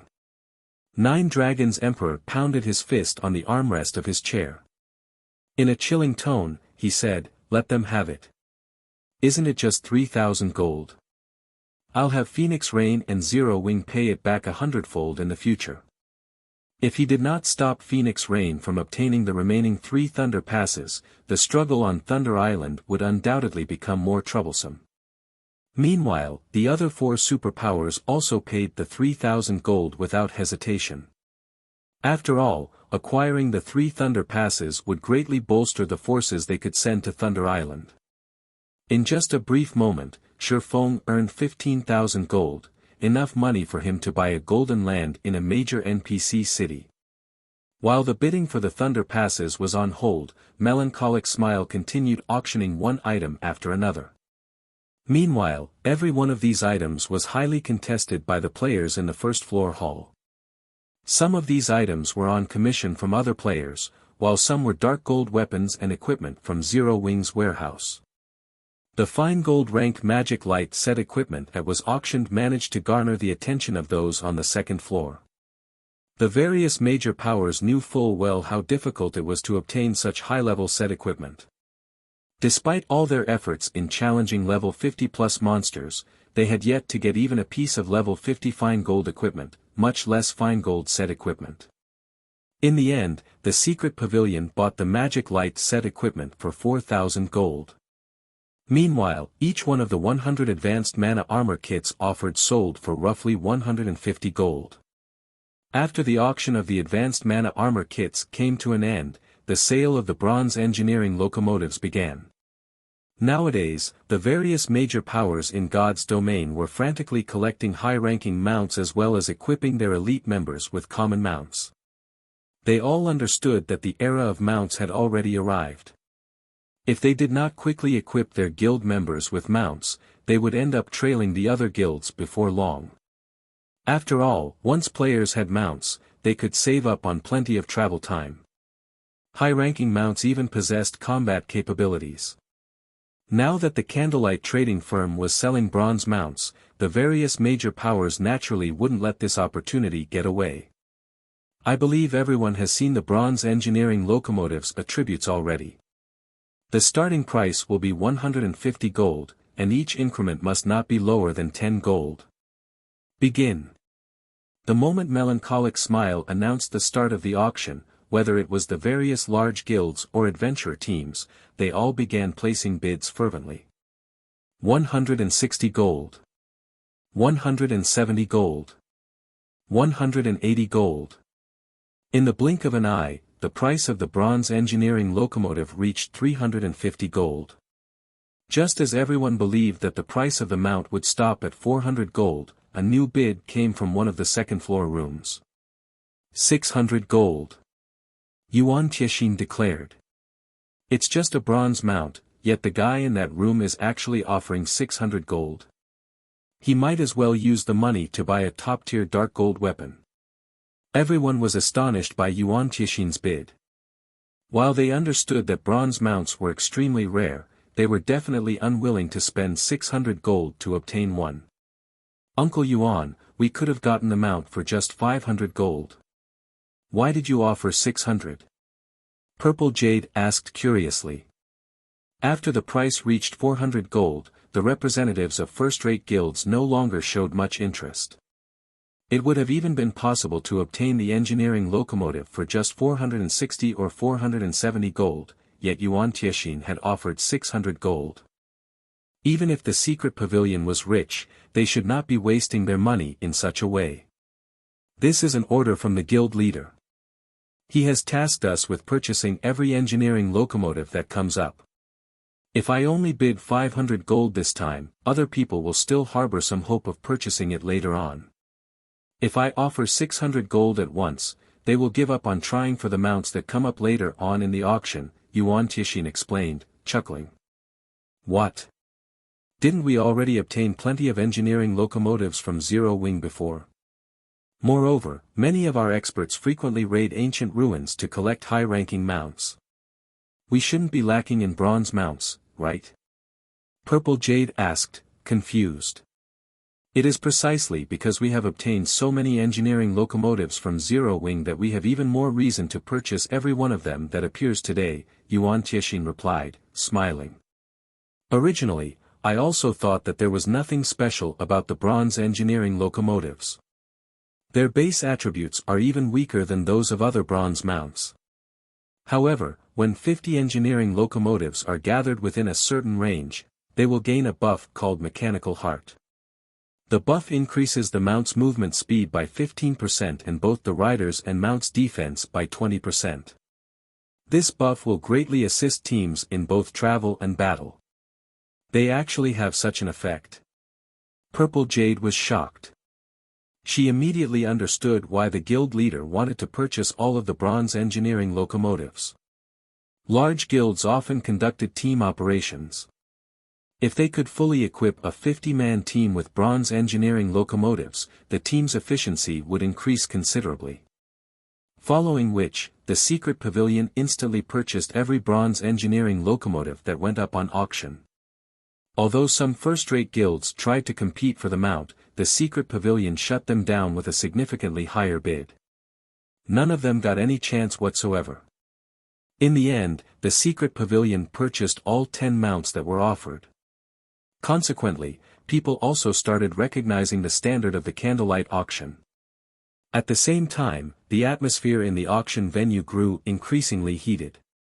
When Melancholic Smile revealed the 3 thunder passes before everyone once again, the entire hall went into an uproar. The reason for such a reaction was everyone's desire to see the various superpowers going all out in bidding for the passes. Let us begin bidding for the next auction item. The starting price for these 3 thunder passes will be 10,000 magic crystals. Each increment may not be lower than 1,000 crystals. Begin. As soon as Melancholic Smile finished speaking, the struggle between the various superpowers present began. Only, before the crowd on the first floor could enjoy the pleasure of watching this auction, they heard a bid that made even the various first-rate guilds present shudder involuntarily. 50,000 crystals. 9 Dragons Emperor shouted. With the bid rising to 50,000 crystals right off the bat, the first-rate guilds present that were entertaining thoughts of competing for the thunder passes were immediately disqualified. Meanwhile, everyone present was also shocked by 9 Dragons Emperor's wealth. Just to obtain 3 entry passes, 9 Dragons Emperor had bid the equivalent of a first-rate guild's entire stockpile of magic crystals. 53,000 crystals. 55,000 crystals. 60,000 crystals. Phoenix Rain called out a new price. Now, just one thunder pass cost 20,000 magic crystals. Have these superpowers lost their minds? The players on the first floor hall were stupefied. Melancholic Smile was also shocked. She could not comprehend why the various superpowers were going so crazy over a few entry passes. However, Melancholic Smile and the others did not realize Shifeng's intent in selling 3 Thunder passes at once. The difference in the number of Thunder Island slots each superpower currently possessed was not particularly large. At this point, the number of slots each superpower wielded also wouldn't undergo any massive changes. The addition of these 30 slots might very well become the straw that broke the camel's back. Hence, the various superpowers naturally wouldn't give up on competing for them so close to the contest for Thunder Island's authority. Otherwise, wouldn't all their previous efforts in obtaining Thunder passes go to waste?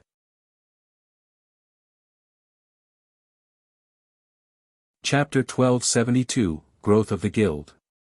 Just as everyone was feeling shocked at the wealth of the various superpowers, a new bid appeared once again. 70,000 crystals. Are magic crystals rocks? The players in the first floor hall felt their minds going numb when they heard this price.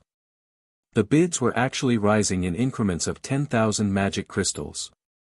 In the past, they only knew that the superpowers of the virtual gaming world were existences that should not be provoked, as the disparity was simply too big. Now, however, it would seem that the gap between both sides was far larger than they imagined it to be. 80,000 crystals. Sirius shouted without hesitation. Too much profit was at stake on Thunder Island. At this crucial moment, the battle wolves naturally could not afford to fall behind. Hence, the guild had mailed 300,000 magic crystals to Sirius in order to obtain the last 3 Thunder passes. In reality, though, obtaining the additional 30 slots was only secondary to the Battle Wolves Guild. The crucial point was that these 30 slots must not fall into the hands of another power. Shortly after Sirius placed his bid, the representative from Miracle raised the price by another 10,000 crystals. In less than a minute, the price for the 3 Thunder passes had already reached an astronomical sum of 250,000 magic crystals. They sure are desperate. Shifeng was greatly surprised when he heard this figure. Although he had long since known that the Thunder passes would fetch a high price, he had never imagined that they would be this valuable. Just 3 Thunder passes would already allow him to settle his debt with Phoenix Rain. Big Sis Rain, what should we do? We don't have that many magic crystals left anymore, Blue Phoenix said anxiously. The person who placed the 250,000 crystal bid was 9 Dragons Emperor. If 9 Dragons Emperor obtained the 3 passes, he would definitely suppress their side during the contest on Thunder Island. Phoenix Rain also frowned at this scene. She never thought that the situation would develop in this manner. If it were the other powers that obtained the passes, she wouldn't have minded it that much. However, if 9 Dragons Emperor got the passes, she would lose her chance to become the Great Pavilion Master. After a moment of silence, Phoenix Rain's lips curled up into a bright smile. However, her smile also carried a hint of bitterness. She immediately contacted Shifeng once again. Team leader Yifeng, I wish to borrow 300,000 magic crystals from Zero Wing, Phoenix Rain said, smiling. Of course, I won't be borrowing it for nothing. I will use 2 golden shops in 2 of the Apocalypse Empire's top 3 NPC cities as collateral. If I cannot return 400,000 magic crystals in 7 days, those 2 golden shops will become the Candlelight Trading Firm's possession. Big Sis Rain. Blue Phoenix jumped up in fright when she heard Phoenix Rain's words. Those 2 golden shops are the foundations of the Phoenix Pavilion. Although the Apocalypse Empire was very large with a high player population, it had only 8 NPC cities that had a player population of over 5 million. Meanwhile, the 2 golden shops Phoenix Rain mentioned were located in 2 of the 7 other major NPC cities, aside from the imperial capital. Currently, the value of these 2 golden shops was not one bit inferior to the Candlelight Trading Firm in White River City. How could they possibly use such important assets as collateral? I understand what I'm doing, Phoenix Rain said determinedly. Hearing this response, Blue Phoenix fell speechless. With the Phoenix Pavilion's current state, how could they possibly collect 400,000 magic crystals in just 7 days? As expected of the Demon Queen, the actions she takes are truly flawless. Shifeng was inwardly surprised by Phoenix Rain's offer. Although using the 2 golden shops as collateral might seem greatly disadvantageous to Phoenix Rain, in reality, that wasn't entirely the case. After all, whether Phoenix Rain managed to repay her debt or not, she would not make a loss. If she succeeded in redeeming her debt, she could simply retrieve her shops. Even if she failed, the shops would become the Candlelight Trading Firm's possessions, not Zero Wings. There was a huge difference between the shops falling into the Candlelight Trading Firm's hands and Zero Wings. After all, Phoenix Rain owned 20% of the Candlelight Trading Firm's shares. If the Candlelight Trading Firm grew stronger through the addition of those 2 shops, the profits Phoenix Rain received from her shares would increase as well. Moreover, if converted to coins, 300,000 magic crystals would be equivalent to 75,000 gold, a sum that already exceeded the startup costs of those 2 shops. While this might seem like a risky deal for Phoenix Rain, in reality, the loss she would make would be minimal. Team leader Yifeng, what is your decision? Phoenix Rain asked, smiling. When Shifeng looked at Phoenix Rain in the screen, he suddenly felt as if he was the one borrowing money from her. From beginning to end, it was as if the initiative in this trade was in her hands, not his. Alright, you have a deal. However, the magic crystals will be left with the Candlelight Trading Firm for now. Once the auction is over, I'll hand over the remainder to you. Shifeng nodded. Phoenix Rain's conditions were indeed difficult to refuse. If the Candlelight Trading Firm could branch out to 2 cities with populations rivaling that of White River City, the potential profits were simply frightening, particularly now that the various large guilds were placing more focus towards exploring ancient ruins. He had even more need for the golden shops of the Apocalypse Empire's major NPC cities, to sell the lunar potion. Following which, Shifeng and Phoenix Rain signed a contract through the system. When Blue Phoenix watched Phoenix Rain signing the contract, she suddenly realized an extremely important matter. Despite its extreme importance, her mind had in fact automatically forgotten about this matter every time it occurred, treating it as if it was only natural. Before coming into contact with Zero Wing, the latter had been only a small guild that received help from them secretly. Yet, after some time, the guild was now a source of significant income. Zero Wing had even become a guild that could actually be of help to them. When Blue Phoenix thought of Zero Wing's growth speed, she could not help but have goosebumps. Even a guild supported by a major corporation could not compete with Zero Wing in development speed. Meanwhile, during this time, the price for the 3 Thunder Passes had already reached 280,000 magic crystals. This price caused many superpowers to give up on bidding. Of course, if powers like Miracle, Sacred Temple, King's Return, and Battle Wolves wanted to, they could still compete for the Thunder Passes. However, letting 9 Dragons Emperor obtain the 3 Thunder Passes would not have any effect on their performance on Thunder Island. Hence, rather than waste a ton of magic crystals, these superpowers came to a silent agreement not to increase the bid any further. Pavilion Master, with this, we will definitely have a huge lead over Phoenix Rain on Thunder Island. Not only will we be able to send more men to harass her group, but we can also dispatch more men to carry out our original plans. Hearing Melancholic Smile's gavel land for the second time, Martial Dragon sneered as he looked towards Phoenix Rain's room. Although I've spent quite a lot this time, as long as I can surpass Phoenix Rain on Thunder Island, all of this will be worth it. A smile appeared on 9 Dragons Emperor's face. Although he had prepared quite a lot, he only had a total of 330,000 magic crystals on hand. If the other powers continued contesting for the Thunder Passes, he would not be able to put up a struggle. Just as the gavel was about to land for the 3rd time, however, a new bid appeared in the auction venue. 300,000. Didn't she run out of magic crystals already? Nine Dragons Emperor was confused as he looked at Phoenix Rain's room. However, a possibility very quickly occurred to him. Damn that Zero Wing. They actually lent magic crystals to her. 310,000. However, Nine Dragons Emperor was also helpless to do anything about this situation. He had no choice but to continue bidding.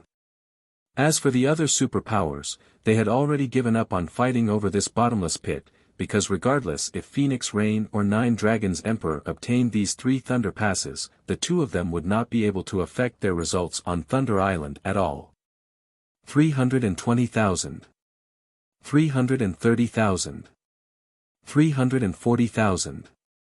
Phoenix Rain continued increasing her bid without hesitation. When the price reached 340,000 crystals, Nine Dragons Emperor was thoroughly defeated. He could only watch as the gavel in Melancholic Smile's hand landed one time after another.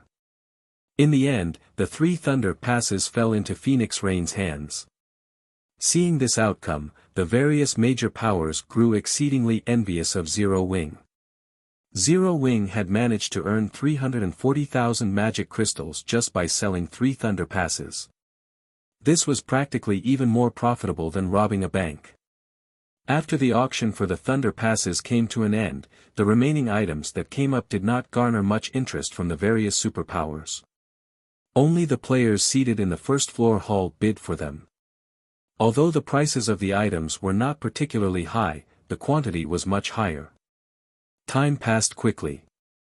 As one item after another sold for a high price, one of the highly anticipated finale items finally appeared before everyone.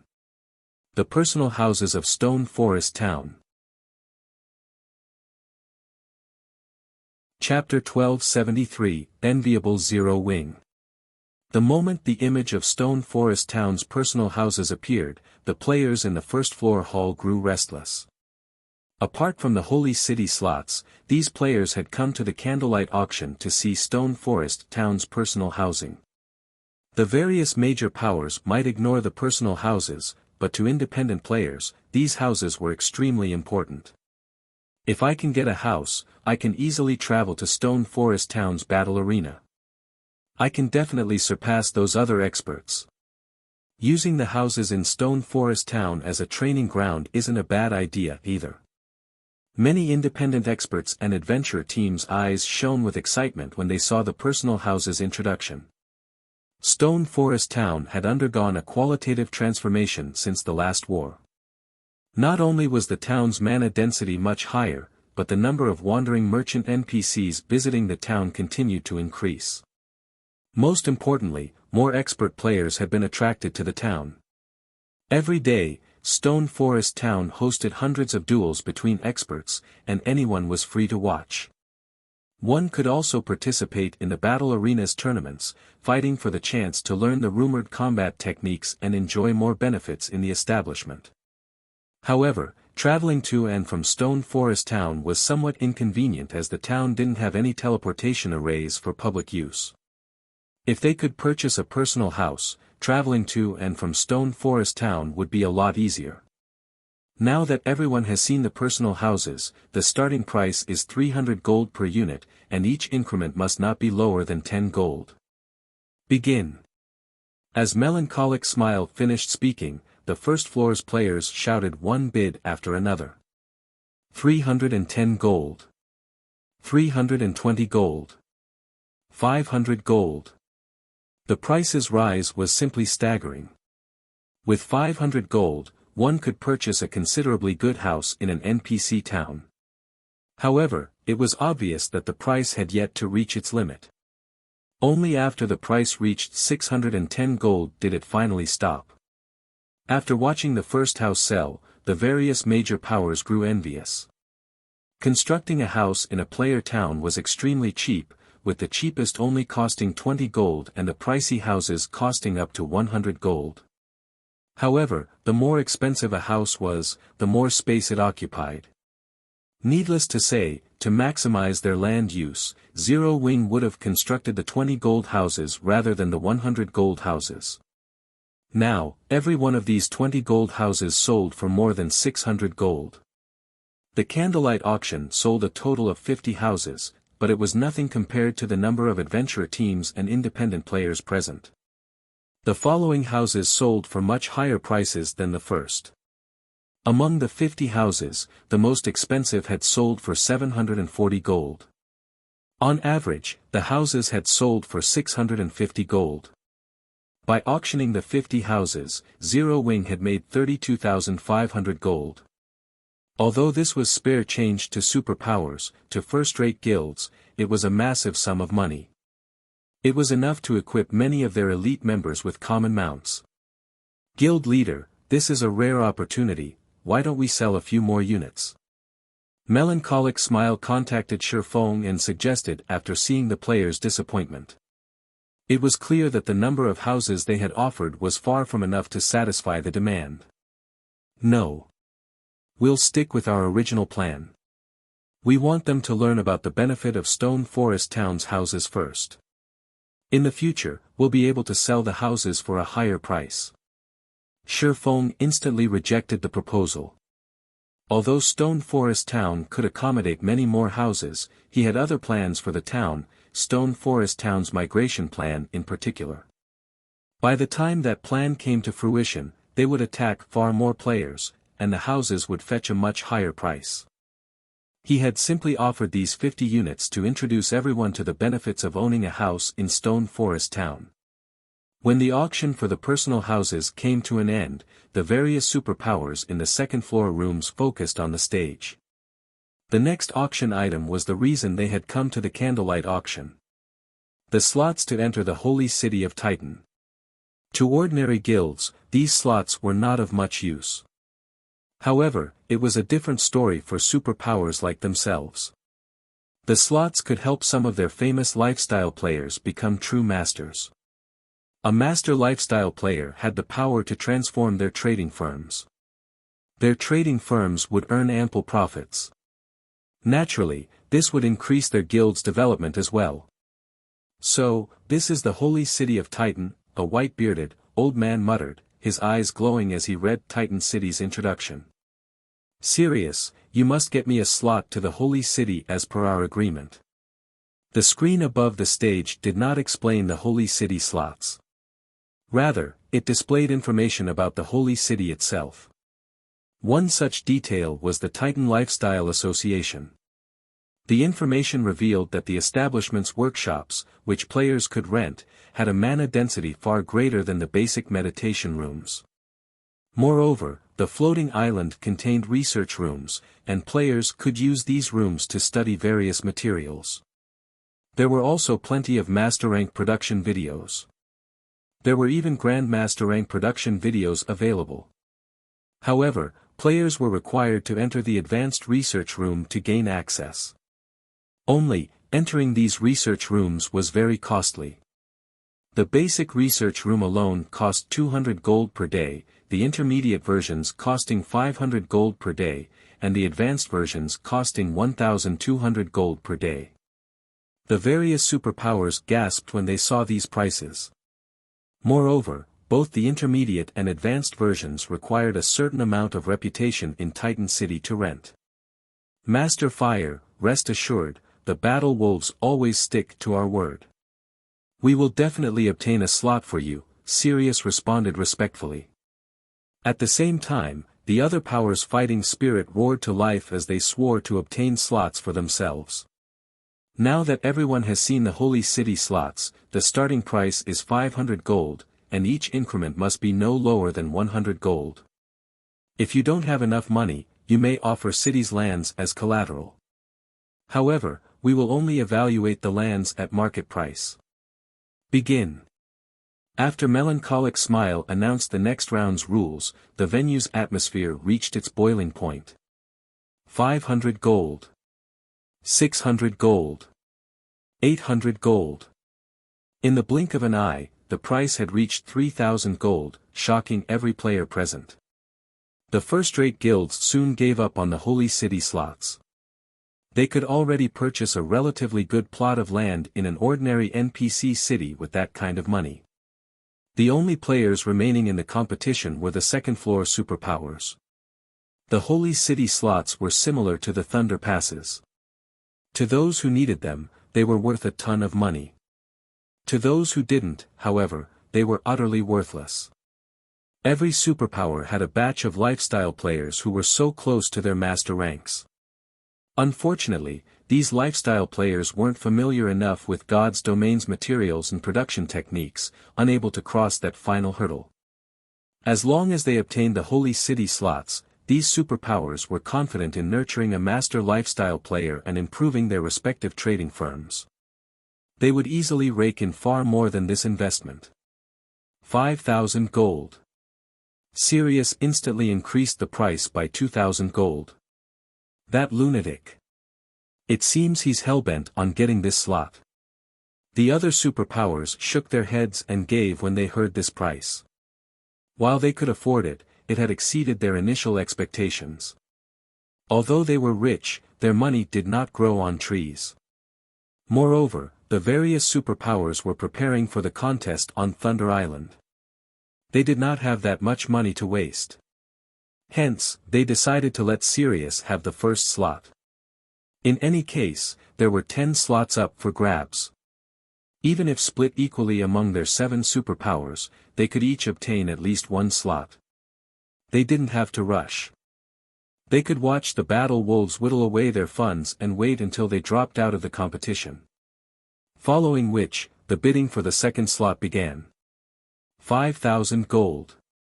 Sirius shouted once more. You're tuning into the Han Lee's Wuxia Chronicles YouTube channel.